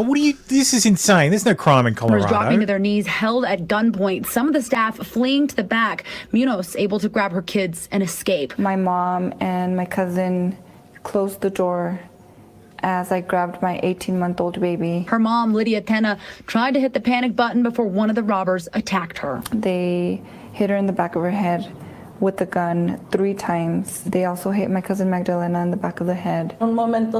She felt like they were gonna kill her after they hit her 3 times with the gun in her head.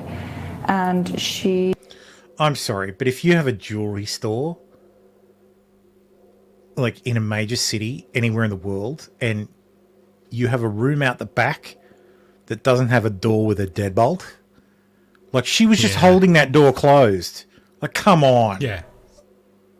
Like, Jesus. That setup was ridiculous. And the Phone fact that Purchase it took so long to get the panic button.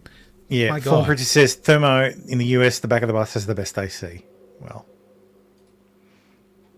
one of the times tried to move to push the panic button, and They told her that if she moved at all once more, that they were going to kill her and they were going to kill my cousin. Within another minute, cameras in the back capturing 4 more men entering the back door. They had white gloves and they were all loading their guns. Says one assaulted her sister. And they all showed their fucking faces, you dumbasses. You are all going to jail. Who walked into Are you all sure the about chaos. that, Tyrone? Grabbed her. Maybe. No, because an insurance company will have to pick up the tab, which means they're all going to jail.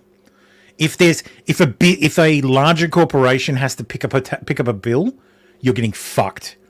So if you rob a bank or a jewelry store it's insured, you are getting fucked. If you rob a man on the street, police don't give a shit. But insurance investigators, oh boy, they're going to find you. And if you rob a bank, that's federal. The FBI is going to find you because the banks don't fuck around. Because if you rob a bank, that's FDIC, baby. You're stealing money from the government. Watch how fast you get fucked if you steal money from the government. That's the one. You can rob whoever you like. Government doesn't care. Long as you don't rob them. Only Wall Street is allowed to rob the government. By her hair, pulled her up the stairs, and told her not to move or he was going to kill her. And while he had her face down to the floor, he yanked all of her personal jewelry off. The 8 men wiping out the store that's been here for 24 years in a matter of 3 minutes. Everything, they just sort of started putting it in backpacks and duffel bags. Denver police confirming they are looking for these 8 Hispanic men. It's organized crime and their accent is from Venezuela. Dropping. Venezuela, eh? That sounds familiar. Wasn't. Cenk Hugo says local news in Colorado has absolutely confirmed Venezuelan gangs took over an apartment building in Aurora, including a report by a legal team hired by the property owners. So why are the local authorities ceding U.S. territory to foreign gangs? Why haven't the cops gone in already? To clarify, it wasn't the property owner who hired the legal team that proved the extortion. It was the lenders. That's an important distinction because landlords don't seem trustworthy. There are also residents who clearly say they were driven out. All Latinos, by the way. Based and red-pilled Cenk Uygur. So, yeah, absolute fucking insanity. Who would have thought? This is a direct result of the border states going, you know what, fuck you. If you're just going to let them in, we're going to ship them to you. We're going to make you hurt. This is what we have to deal with. This is what our states have to deal with. Now you have to deal with it. How do you like these Democrat policies? How do you like open borders now, bitch? Honestly... it's worse in the blue states. It's because they've already defunded their police. And their police don't want to do their job. Yeah. So... anyway, moving on. So stay out of blue states, Jesus. Boeing Starliner is now emitting strange noises. Houston on 2, got a question about Starliner. Houston's with you, Butch. Go ahead. Fulham Bridges, is this the same apartment complex where the governor of Colorado was fighting with the mayor of Denver? Yes. Yes. This is the one from last week where we saw them with what looked like a fucking SKS. Fucking... You mean AK or... No, like an old school... The SKS is the old Chinese rifle, the longer one. That's Russian, but yeah, kind of. Chinese made a knockoff. Chinese made That's the Russian. one I think of, yeah. Yeah. There's a strange noise coming through the speaker, and I didn't know if you could connect into the Starliner and let me keep mic and let you hear. I don't know what's making it, but I don't know if it's something that maybe is connected between here and there. Anyway, it sounded like sonar, but it was actually feedback from the audio configuration. But yes, Starliner has returned to Earth. As Costy said, Starliner's back on Earth. Yes, it has. It's returned to Earth empty, without its astronauts. Disappointed and burn up in the atmosphere. Like I said last week, it's because NASA was like, we don't trust it. So Elon, it Once returns as you can get your ship up. It's like it returns to Earth without incident. So yeah, good landing, pretty awesome. So except when it left, it had 2 astronauts on it. It came back and it had none. So yeah, I don't know about that. I don't know about pretty awesome. Sticking with space and Mr. NASA. Elon Musk says the first Starships to Mars will launch in 2 years when the next Earth-Mars transfer window opens. These will be uncrewed to test the reliability of landing intact on Mars. If those landings go well, then the first crewed flights to Mars will be in 4 years. Flight rate will grow exponentially from there, with the goal of building a self-sustaining city in about 20 years. Being multiplanetary will vastly increase the probable lifespan of consciousness, as we no longer have all our eggs literally and metaphorically on one planet. Metabolically, but yes, Metabolically. Oh, yeah, I guess. Literally and metabolically, whatever. Anyway. Sticking with Elon. Unless the Brazilian government returns illegally seized property of X and SpaceX, we will seek reciprocal seizure of government assets too. Hope Lula enjoys flying commercial. And he posts a video of the US exclusive seizing Nicolas Maduro's airplane in the Dominican Republic. But yes, I hate Doge Designer because all he does is swing off Elon's balls, like to try and get Elon to retweet his shit. Like, there is an ecosystem of weirdos on Twitter who do nothing but like swing from Elon's balls, washers, and wash them and say, "Oh, Elon, Pop Elon, you're so good, you're so amazing. Please retweet me." And then they retweet, and I guarantee a taste of the tip. Like, they get a retweet, and I guarantee you they jizzle over themselves when it happens. It's just, it's so fucking cringe. And the stuff Elon like, I literally had to unfollow Elon. I cannot fucking handle it anymore. I was sick of seeing Elon's retarded shit from people like Doge Designer and fucking, God, who's the one? He posts like the cringe like the cringe Twitter logos. It's like, God, what are you, fucking 12? Jesus Christ, Elon, just get a notebook and draw the X logo on it. That's what these fucking people are doing. But anyway, the Brazilian judge has frozen Starlink's assets in Brazil, including cars and aircraft. What the fuck did Starlink do? Well, it belongs to Elon Musk, so that's why.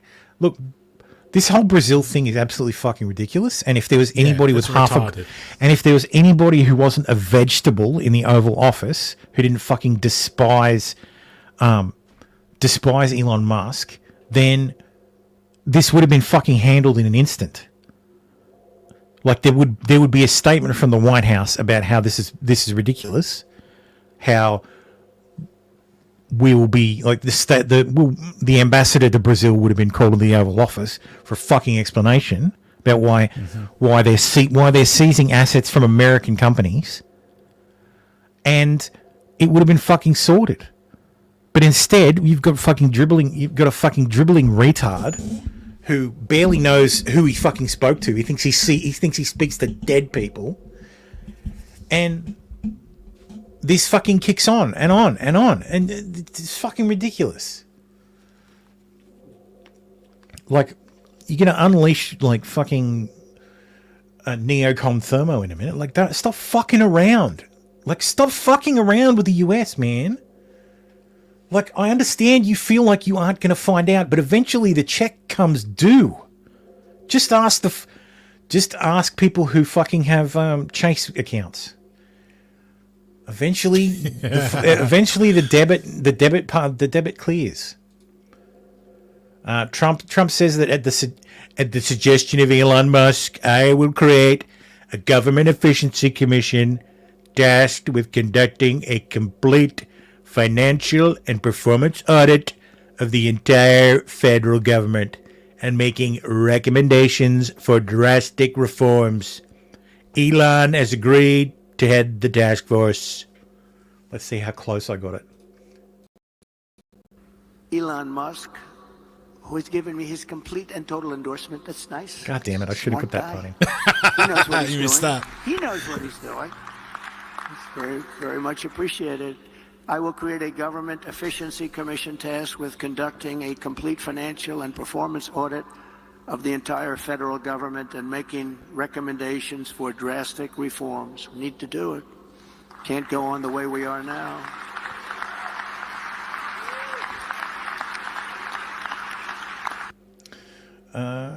Fallen Prejudice says, Thermo, would you prefer that Elon retweeted Pippi Pipkin and Mr. Medica? Yes.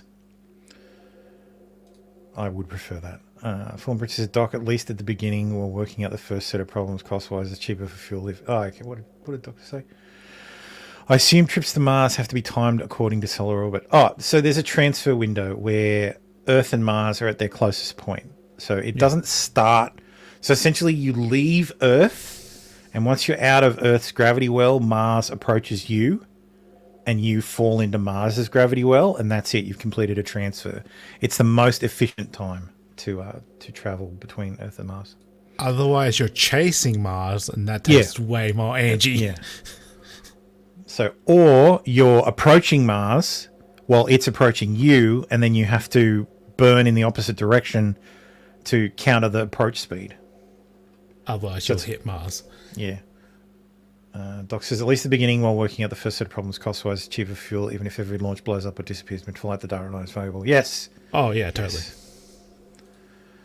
Dr. Pooh says, I was wondering if Glenn Greenwald had fled. Michael Tracy was hosting his show, then Glenn was broadcasting from a hotel room. I don't know if he's fled. Glenn does tend to hop around the world. So I should Google whatever happened to that missing probe we sent years ago. Which one? It was at the Mars Global Surveyor, because that one crashed into fucking Mars because one of the teams used imperial instead of metric. So they used it wasn't something obvious. It wasn't like inches and feet or inches and centimeters. It was like Newton meters and what's the metric equivalent? It was like PSI and Newton meters of thrust. Like it was a thrust equation, and they used the wrong calculation for the thrust equation. Yeah, I think it was Newton meters and something else. I don't know if it's PSI because that's pounds per square inch, but I don't think that's a thrust measurement in imperial. But I don't know. Yeah. Anyway, MSNBC guest suggests Elon Musk should be prosecuted for expressing his right to free speech. There is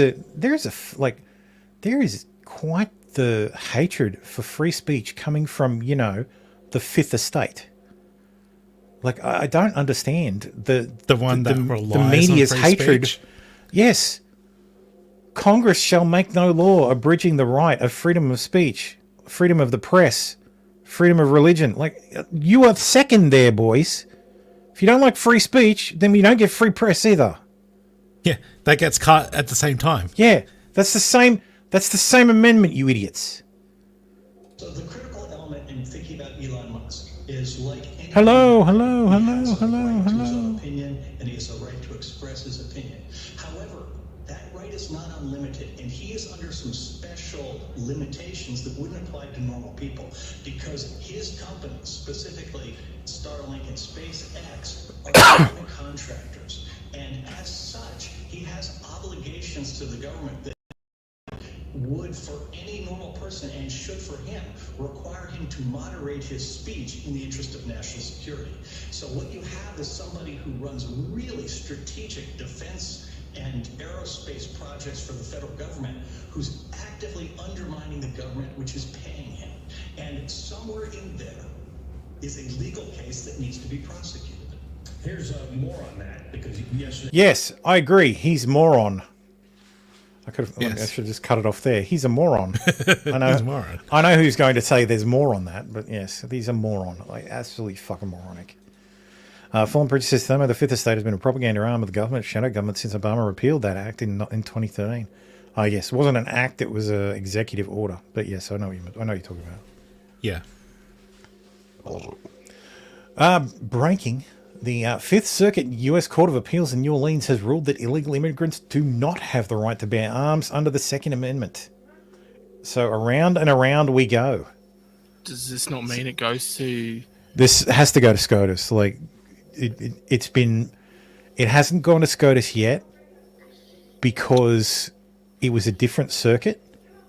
And they disreview. And I don't think they submitted it for judicial review. Right.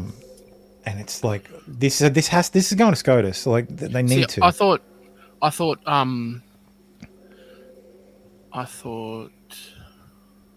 because there's been rulings both ways. That's what I mean. So it has to go. There's been rulings in different circuits both ways. So if it's this is textbook. ruling, it has This to is go. This is the textbook point of the Supreme Court. Like it shouldn't even need to. Like the Supreme Court can actually do whatever they like. The Supreme Court can actually render a decision on this without any I think they can render a decision without even an appellant, because this would count as a controversy. En banc. Because I think they call it. No, en banc is when the whole everything on the court is en banc. En banc is only with appeals courts, because usually with an appeal, there'll be 3 of the judges on the appeals court will make the decision. I thought en banc was when they brought a thing to themselves without having to be addressed. No, I don't think so. I'm sure en banc is when it's the whole court.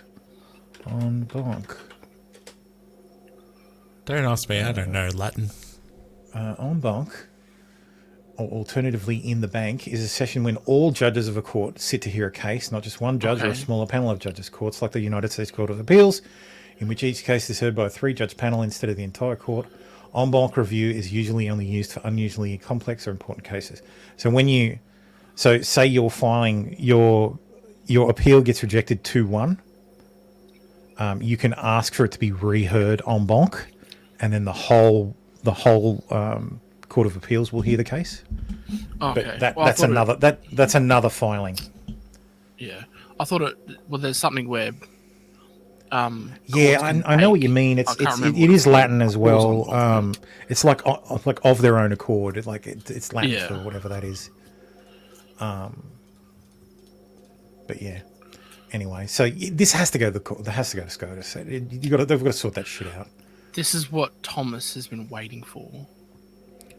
Well, I don't know. I don't think that Thomas cares about this so much, because this is whether illegal immigrants have the right to bear arms. Yeah, and but he can just be...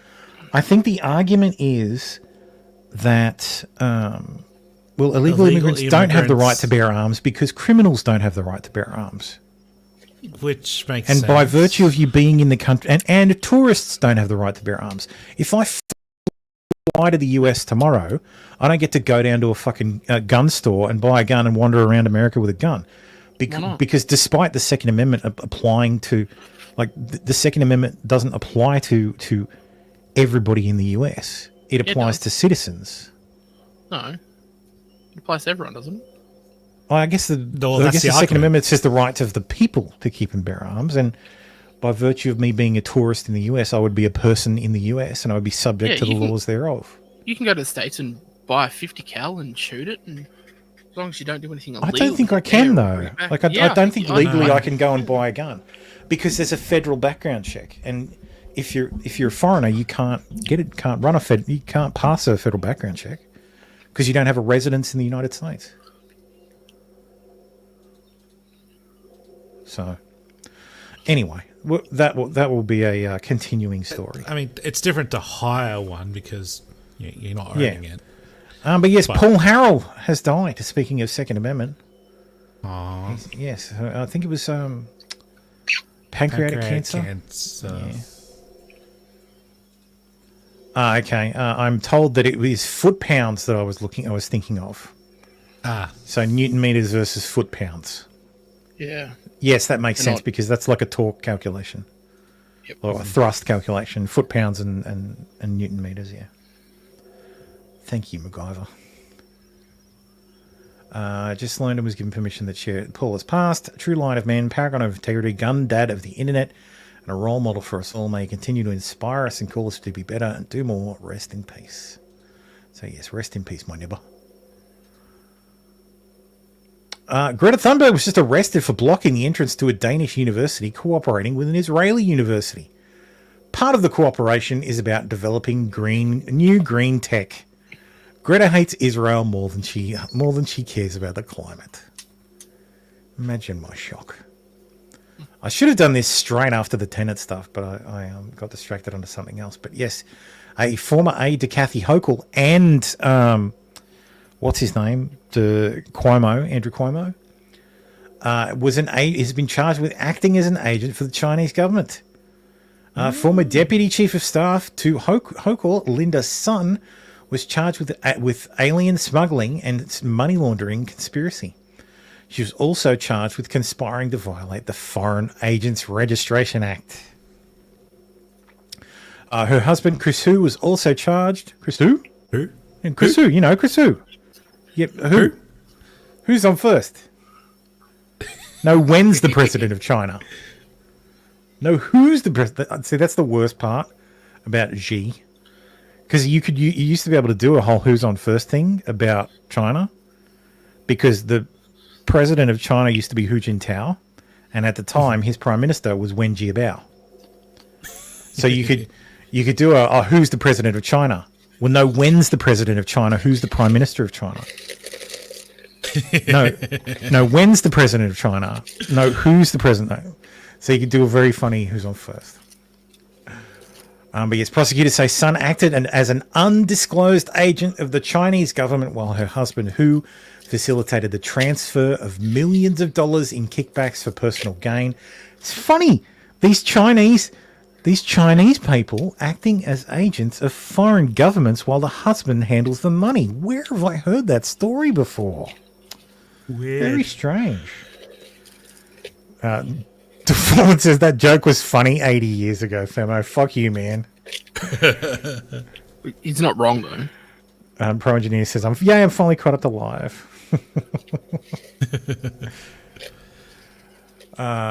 Yes, they added Sun used her position of influence in order to covertly promote the People's Republic of China and CCP agendas, which directly threatened our country's national security. They're always pretty attractive. Or at least the photo they use there is pretty attractive. The actual photo is not. So it's just looking a bit harsh now. But yes, how Chinese spy Linda Sun infiltrated Dem state government and used riches to buy salted ducks, a brand new Ferrari, and a sparkling Honolulu condo. Not the salted ducks. But yes, Chinese agent Linda Sun. This was the best part. Agent Linda Sun's perks and benefits. God, open a new tab because I hate the fucking text around there. Reset. I'll zoom in a bit. So she had a $4.1 million house a mansion in Long Island, a $2 million condo in Honolulu, millions of dollars to her husband's businesses. He owned like a liquor shop. Chris Hughes, Queen's Liquor Store. Interesting. Yeah. 2024 Ferrari Roma, which I don't know. I don't like that car. And dozens of Nanjing-style salted ducks delivered to her parents' home. Okay. Interesting. Okay. That $2 million condo doesn't look like that. No, that's just a stock photo, I imagine. They've actually got a photo of the husband's business, but they're like, here's stock photo. Yeah, it's a stock photo. It's a rundown shithole. For $2 million, rundown shithole. Fallen Princess Thermo, camera filters are scary now. I saw a 60-year-old Mama San using AI to look 20-something until it glitched out. Oh, I've got one scary on my machine where I have a photo of me, but my face has been replaced with Keith Urban. No, not Keith Urban, Carl Urban. So, and it looks real, like it looks dead on. I sent it to my wife. She's like, "What the fuck?" Real time or just photo? Because my camera is 4K, it has to render it at 4K. I need a shittier camera, but then it can do it real time. Because I've only got a 3070, so it's not very good at. There's not a lot of memory on it. It's only 8 gigs, so. Though I do have a second 3070 behind me that I'm going to do stuff with. So. Anyway, but yes, appeals court upholds decision against Internet Archive, capital I Internet, Internet Archive's book scanning program. This was the copyright infringement case. So it went to the Second Circuit. So this is a situation where they could have a request for an en banc hearing. because only a 3-judge panel has decided that the lower court's decision finding that the Internet Archive program to scan and lend print library books is copyright infringement. Did we cover this last week? I don't think so, because this was September 4th recall. by Andrew Albanese, the Prime Minister's Albanese. Because I actually watched their decision on that, and I think what really fucked them is when COVID happened, they stopped the 1-for-1 lend down. I thought they did the 1-for-1 lend down. Yeah, the way they were doing it was they'd have a physical copy of a book, they'd scan it, and they'd put the book in storage. And then what they'd do is they'd lend the book out one rental at a time, so that there was actually only ever one copy of the book lent out. Okay, so the appeal presents the following. Well, here it says this appeal presents the following question: is it fair use for a non-profit organization to scan copyright-protected print books in their entirety and distribute those digital copies online in full for free, subject to a 1-to-1 owned-to-loan ratio between its print copies and the digital copies it makes available at any given time, all without the authorization from the copyright-holding publishers or authors, applying the relevant provisions of the Copyright Act as well as binding Supreme Court and Second Circuit precedent? We conclude the answer is no, and the decision states. Okay. So this is 1-to-1. It was never 1-to-many. Yeah, no. The problem is that when COVID happened, because all the libraries were shut down and all that, they opened it up to no limit. From my understanding. I don't think so. Like, I remember hearing that somewhere, but I don't think that's actually the case. Because all this says is a 1-to-1. So that's what the question was, but I think so District Court judge forcibly rejected the Internet Archive's fair use defense.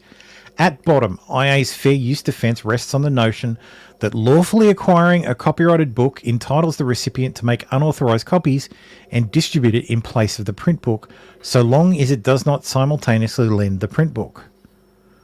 But no case or legal principle supports that notion. Even every authority points the other direction.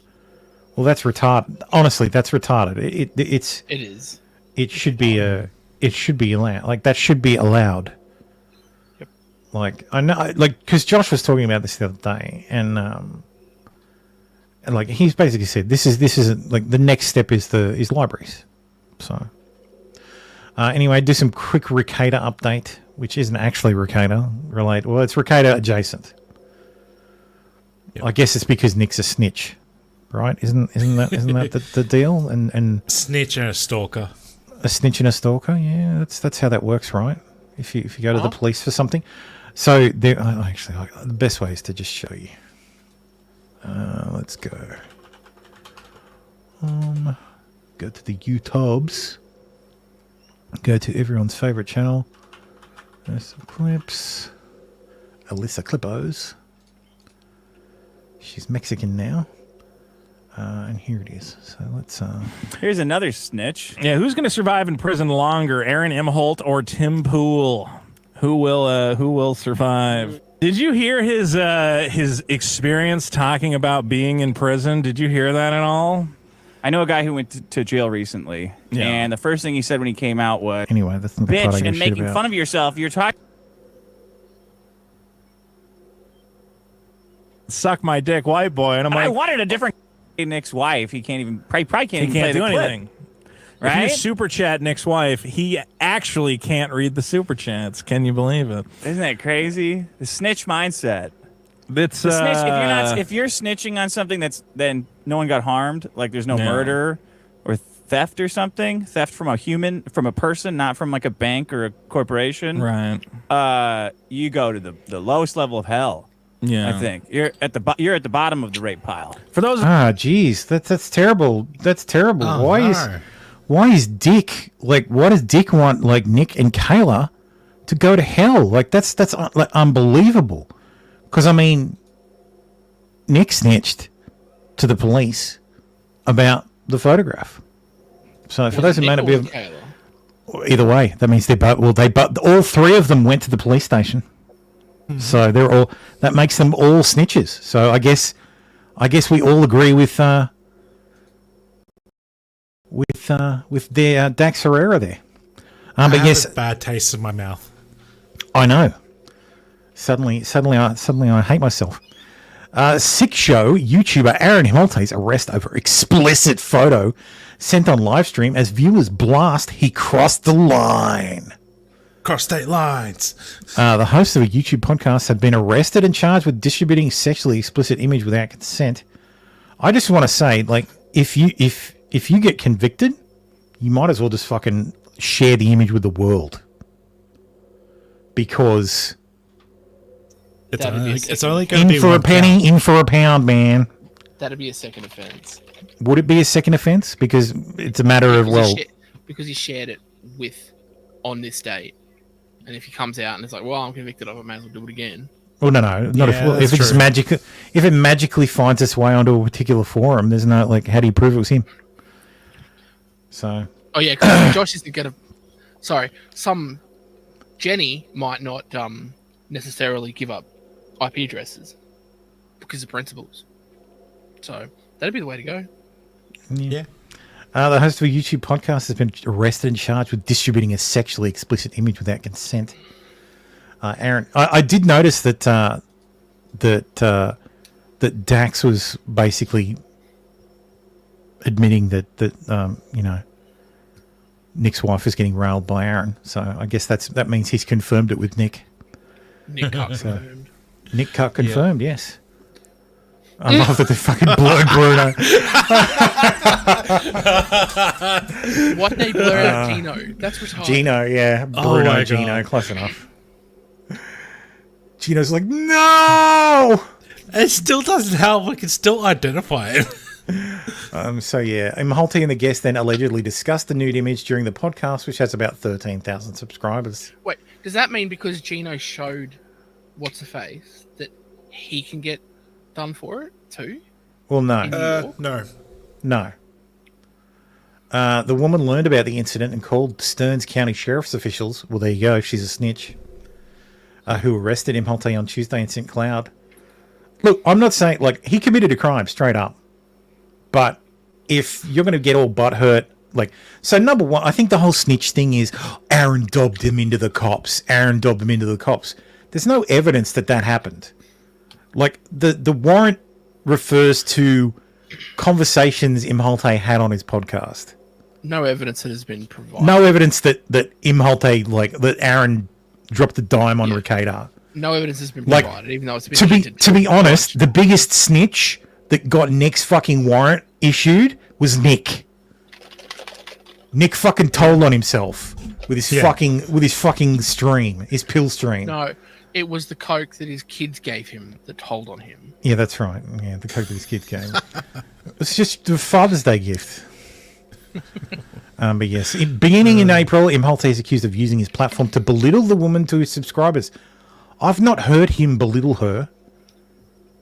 Like, everything about it has been that he's fucking absolutely smitten. Like, that if Kayla fucking left Nick today and rocked up to Aaron's house, he'd be like, "Come in, baby, like, let's run away together." Like, Honestly, I think that's all the that vibe shit I'd gotten about from Taylor Nick. And him and falling in love. I think that's all kayfabe on his end, trying to just Maybe. dig at Nick, saying Maybe. your wife loves another man. I think Maybe, it's yeah. a dig at Nick. Now Maybe, we can't but again, that's not despairing. That's not belittling her. Yeah. No, it's not. It's not. It's not in any way, shape, or form. Like, all these articles have a really weird slant, and I'm willing to actually. Let's see, Israel Salas Rodriguez. Like, I'm putting on the tinfoil hat again, boys. Oh yeah, the fuck boy, is this person? Do it. Senior breaking news reporter. So this is the reporter. So he's in Brooklyn. Yeah, where to go to school? St. Cloud? That'd be funny. Kings County. No. So New York. That'd be hilarious. City. He's a New York boy, born and bred. Yeah, okay. Fair enough. Manhattan. He went to fucking Manhattan Community College. Fucking. Yeah, he's been in New York a very long time. So there's no weird sus connection there to St. Cloud or fucking anything else. But yeah. Or Houston. It just seems very odd that the son post, like, because it's different. Like with Ricada, I understand it being like big news because you know Nick's got way more subscribers. It was a big he was a big deal during DEP. So I understand Ricada being, you know, national news, international news in some cases, but just the fucking Aaron Imholt, like really. So and that's a national publication, right? The Sun, the US Sun, yeah. Yeah. I mean, I guess this is like the shittier US younger brother of the Sun. Like it's not. Is the US Sun lefty or righty? It's conservative in the UK. It's conservative. Dr. Pook says Aaron had already started a relationship with a new fan shortly after his tell-all. Well, of course he has. Yeah. So, yeah, that's right. The difference in the felony and the misdemeanor is the intent to harass. So. Yep. So. Anyway. So yeah, I'm surprised Dax is so against Nick being a narc, but okay. Rick Scott says it's Schumer's fault if the government shuts down over non-citizen voting. Apparently, the Senate, Republicans are going to amend. They've amended the SAVE Act, which is the Safeguard American Voter Eligibility Act, which requires individuals to provide documentary proof of U.S. citizenship in order to register to vote in federal elections. They've attached that to the. They've attached that to the stopgap spending measure that needs to be signed by the end of the month. Otherwise, the federal government shuts down.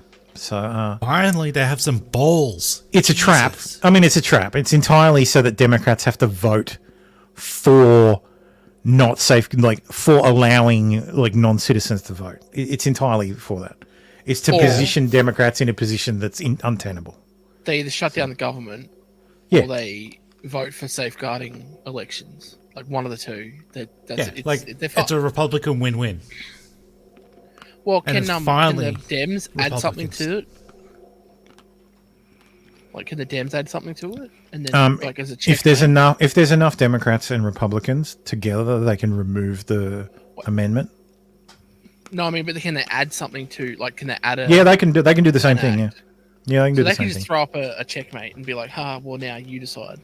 Yeah, now you have to vote for, in addition to safeguarding America's federal abortion. Yeah,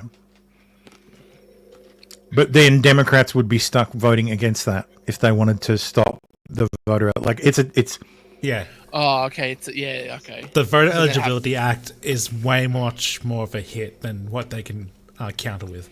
Yeah, I don't think there's anything they could attach that would be a bigger win. Especially since they've been screaming how racist this would be for the past 8 years. Yeah, it's tough to argue. It's tough to argue that we can't possibly pass this law because it would disenfranchise voters. Because people go, well, hang on a minute. If we'd only disenfranchise voters if they weren't citizens. Wait, a non-citizen's voting? It's a smart move.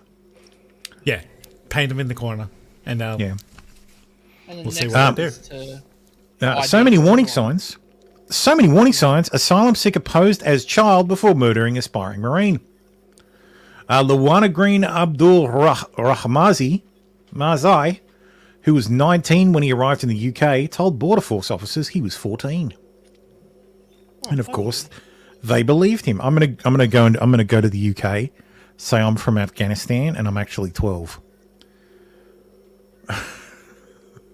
I'm sure that'll work. But sir, you have a beard. Hang on. Why would you go to the UK? Big in my country, so that I can skive off the NHS. the NHS system. Yeah, free real estate. It's free real estate. Yeah, you can do that better here. Yeah, probably. Plus Abdul Rahimzai told border officers he was 14 when he was actually 19. He also claimed to be fleeing the Taliban. He was placed in a second with a boom boom vest on. He was placed in a secondary school in Bournemouth, Dorset, before being expelled for carrying a knife and enrolled in another nearby.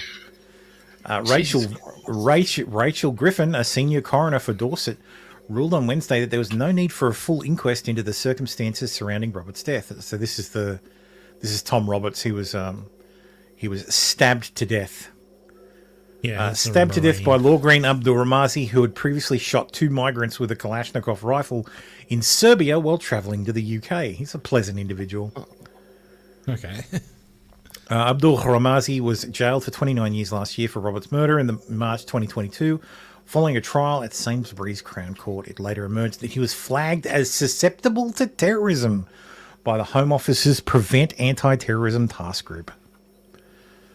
Ms. Griffin ruled the inquest did not meet the criteria for Article 2 of the European Convention of Human Rights, which states that if the state knew or ought to have known of an immediate risk to an individual's life, it must take reasonable steps to deal with that risk.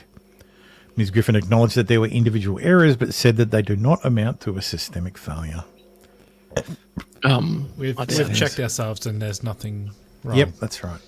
So, here's Chuck Schumer giving the game away. The only way we're going to have a great future in America is if we welcome and embrace immigrants, the dreamers, and all of them, because our ultimate goal is to help the dreamers, but get a path to citizenship for all 11 million or however many undocumented there are here. The only... Okay, God, seriously? Do you want the borders to just stay full forever? Because that's how that happens. If you, by saying that shit publicly, believe that shit. Believe it all you like. Every time you go on TV and say that stuff, that gets subtitled into Spanish and fucking broadcast on Central American internet for everybody to see, and then all of a sudden it's like, ooh, ese, Bukele los dos. Let's go to America, eh? And we get citizenship eventually, yeah? Even if we die legally? Hey, yo, my cousin's a coyote, eh?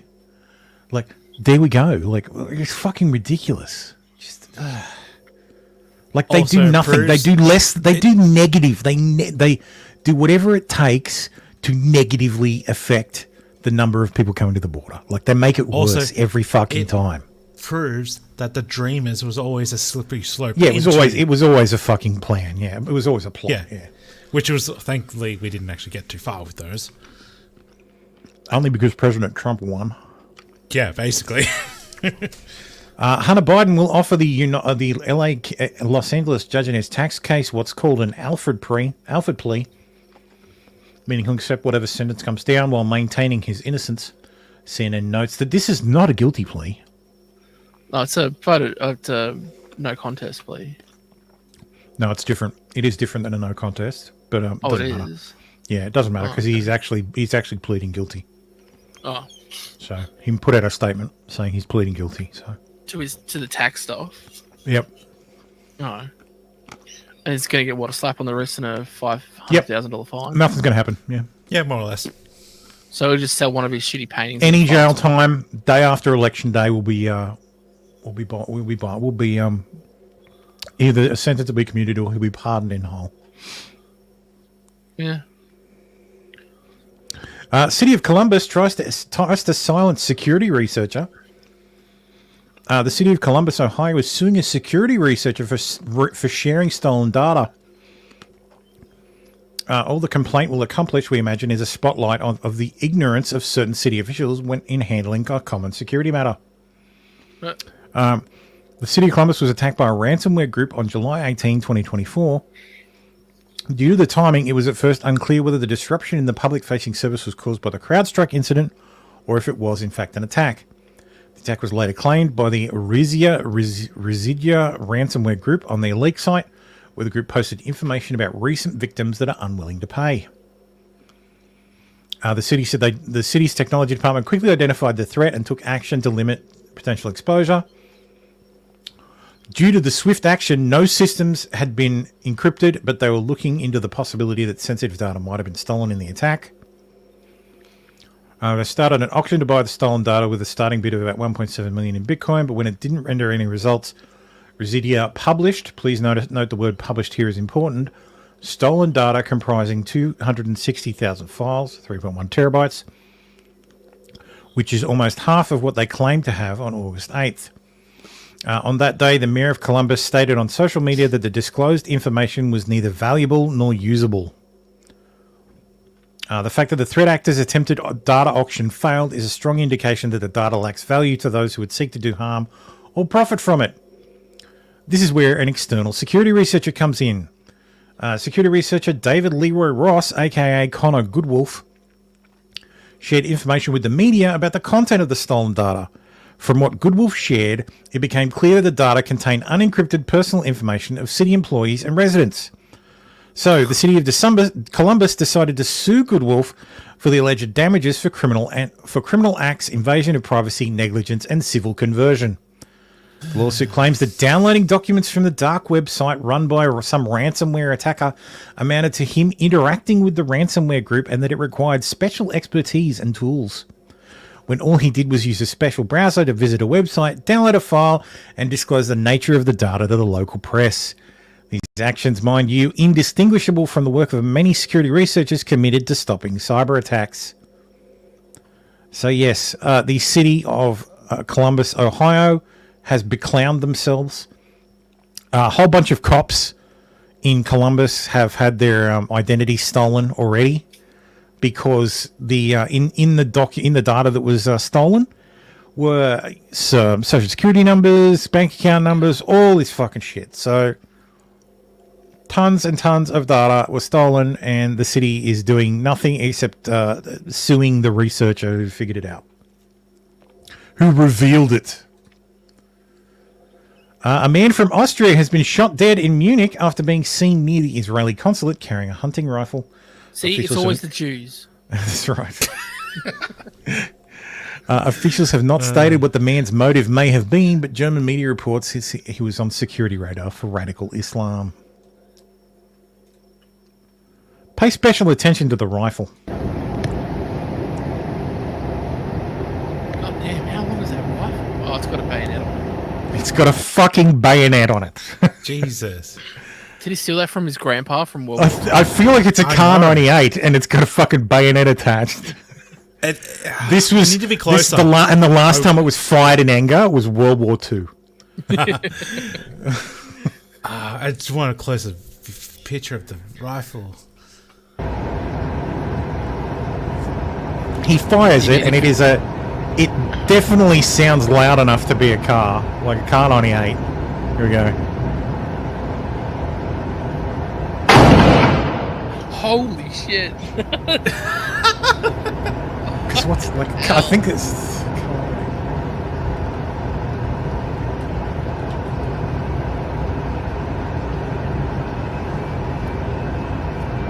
Yeah, Car 98 is 7.92 by 57 Mauser. Yeah.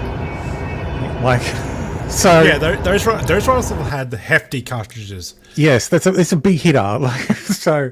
Like, but yeah, those that were actually designed to take out cavalry. Muzzle velocity... 760 meters per second. 2,500 feet per second for our American friends. Is the muzzle velocity. That's not bad. That's that thing sounded like a cannon. Yes. That's probably because it was shot in an urban environment. That's why. Yeah, that's right. That's why it was all the... I wanted to highlight this because it's hilarious. So this is rewriting Ripleypot. Hello, Team YouTube's the Star Wars community would at the very least appreciate a formal response or update regarding our well-documented and pressing concerns about YouTubers pushing prolonged harassment on your platform. They misspelled hit piece. Yeah. And YouTube replied, "Thanks for reaching out. Just heard back and confirmed that this content is not violative and will remain up. We totally understand that you may not agree with this decision, but we will review this video very carefully against our policies." Yeah. Jeremy, aka DDK, says, "It's beautiful. Absolutely beautiful." Because it was named in... Yes, that's right. He's named right here, so under Geeks and Gamers. So they wanted YouTube to demonetize Nerdrotic, Ryan Cannell, RK Outpost, and Geeks of Gamers. That's Ryan Cannell and Geeks of Gamers. Hate should not be a career path. Fuck you.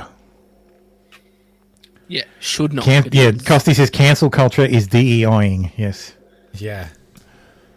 So stop making shit, and people will stop complaining about it. They can't do that though because Kotaku says, "Sorry, the Minecraft movie isn't meant to be for you." So move on, boys. No, it's not meant for you. I don't know who it's meant to be for. Then it's not meant for gamers. Okay. Is it meant for disabled children? This is going to be side by side with a screenshot of Minecraft has worst opening. Like Minecraft opens fifth in weekend box office. So Minecraft's opening less than Minecraft opening weekend disaster. Like it's going to be something like that. So researchers shocked after pregnant 8-foot shark is eaten by mysterious predator. They don't know what the hell happened. All they know is that they tagged this pregnant shark, and then something else ate it, and is moving in a different direction. So, yeah, and my theory is it's got a different body temperature. So, aliens. Yeah, my theory is Kraken.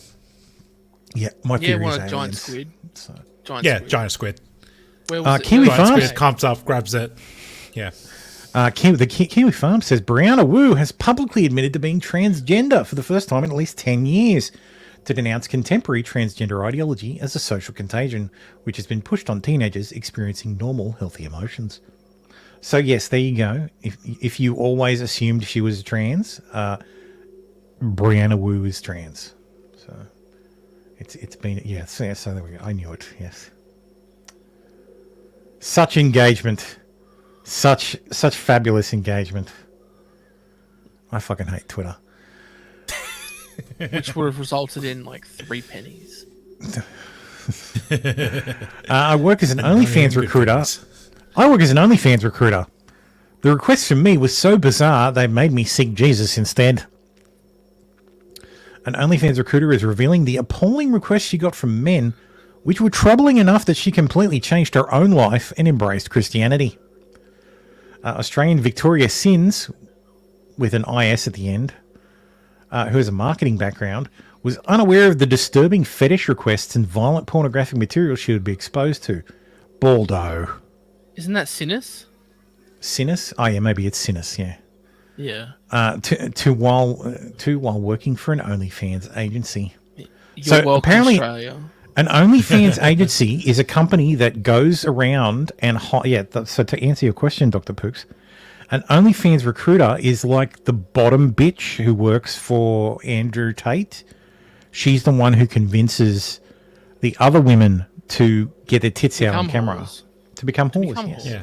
They find chicks on Instagram, say, hey, this is what our other people do. Here's what you could possibly do. You've got a good body, this, that. Come work for us. We'll manage everything and you'll get 40%. She initially believed that most of the women on the site came from impoverished backgrounds. And because they were making good money, they surely must be happy in doing something positive in their lives. But she was in for a rude shock. When Victoria got Madam Dr. Pooks. Yeah, got a behind-the-scenes look into the online world. Yeah, it's a fucking pimp. It's pimp. No, but they're for a company though, so it's just a Fallen Priest says OnlyFans recruiter. So you mean Daily Mail? No, that's OnlyFans viewer recruiter. Mm-hmm. The Daily Mail recruits viewers for OnlyFans, not talent. Not talent. Yeah. When Victoria got a behind-the-scenes look into the online world, she quickly learned the ugly truth of it, which inspired her to turn to religion, specifically Christianity. Is there another kind? I'm not aware of it. Victoria is now the founder of Creating Gems, which is an organization that focuses on helping women overcome societal expectations and advocates against sexual exploitation. This is an ad. This is an ad for anti-OnlyFans. This is an anti-OnlyFans ad, which I guess balances out because I wonder how much OnlyFans Daily she Mail did before she realised. I don't know. She only it says she only worked for the company, but she looks like a model. She's had she's had enough of the. Yes, she looks like a hooer. A hooess. She looks like a hooess. I don't remember what this was. Oh, now I know. God damn it. Zoomers, stop doing this. You're gonna get fired. Come with me to New York, Google, and Chelsea. I did not dress business casual at all. I even had my little kitten heels on, badged in, and went straight up to the 14th floor for some lunch. Started off with some shrimp salad. She badged in, so she swiped into the office and then immediately went to lunch. And it was Yeah, but that could coffee, also be obviously. access control for fire and emergencies. Yeah, but that she means she didn't get there till midday. That's my point. Okay. My point is she got to work and they were serving lunch. The vibe here was so much more social and so much more fun, and I kind of loved it. Got some Indian food and went outside, and then adventured the building a little bit, went into the game room. This Lego micro kitchen, amazing. Took a few apple cider vinegar and ginger shots, and they were honestly so yummy. And then a wheatgrass juice. Delicious. My intern friend from last summer. My feet are kind of killing me. Went back downstairs to get my laptop because I did have to do some work today. Then I kept adventuring a little bit, and I met a few friends. And then obviously I checked out the view and was just kind of sitting out here after working. So nice. The sun hasn't even fucking moved. Yeah, you did fuck Had my all little work. water and just sat here looking mean. So pretty. And I got a free pack of gum. Come with me. So yeah, worth every penny, I guess. Good work, Google. God damn it, Google. Apparently, the UK is now going to ask you to prove that you can't afford private school if you want to send your kids to state school. Jesus Christ. That's how bad it's gone. UK, what the fuck are you doing? Yeah, what the fuck? What the fuck? This is what happens when you allow unfettered immigration. Yep. Like they're just how unfettered. destroying. It gets public worse. Systems. Prisoners could serve their time in Estonia. So the UK is looking at renting space in Baltic state jails because prisons are overcrowded. Because, you know, they had to let out a whole bunch of people to put all those protesters in and people who said naughty things on the internet. Yeah. How many Muslims are in Estonia? Oh. They're I not have going no to send idea. the Muslims to Estonia. They're going to send... No, that's what I'm saying though. They probably get there and be like, "Fuck, this is better than England. I'm staying." Yeah. Yeah, Australia 2.0, yeah. Let's see, yeah. After receiving a massive wave of public pressure, California Governor Gavin Newsom has just vetoed AB 1840, the bill approved by the state legislature, to give up to $150,000 to illegal immigrants to buy homes. He nixed it. Yeah, he said given the finite funding available for the California Home Financing Agency programs, expanding program eligibility must be carefully considered within the broader context of the annual state budget to ensure we maintain our resources efficiently. For this reason, I am unable to sign this bill. In other words, he's saying California's broke. Okay, real quick. Ethnic group: 68% Estonians, 22% Russians, 5% Ukrainians, 5% other, 0.6% unknown, and no religion is 58%. Christianity is 27%. Undeclared is 13%, and 2% other. Probably got a very small Muslim population, so yes, they might just send people there and be like, "Yep, you're not coming back." Yeah. Amaranth blindsided as main YouTube channel is deleted without warning. You're welcome, Chad. So, hey YouTube, you deleted my main channel, Amaranth. It's suddenly got removed without warning. There were no strikes, no Actually, I'll read it on Twitter because there may be a response from YouTube. No response from YouTube. What the hell? Oh, but there is a note. There is a community note. It was in fact one very big warning in the form of AM Smart Channel being wiped off YouTube for her sexual content. Oh, okay. if one, so her normal channel was removed because her other channel was removed, and they just got to it.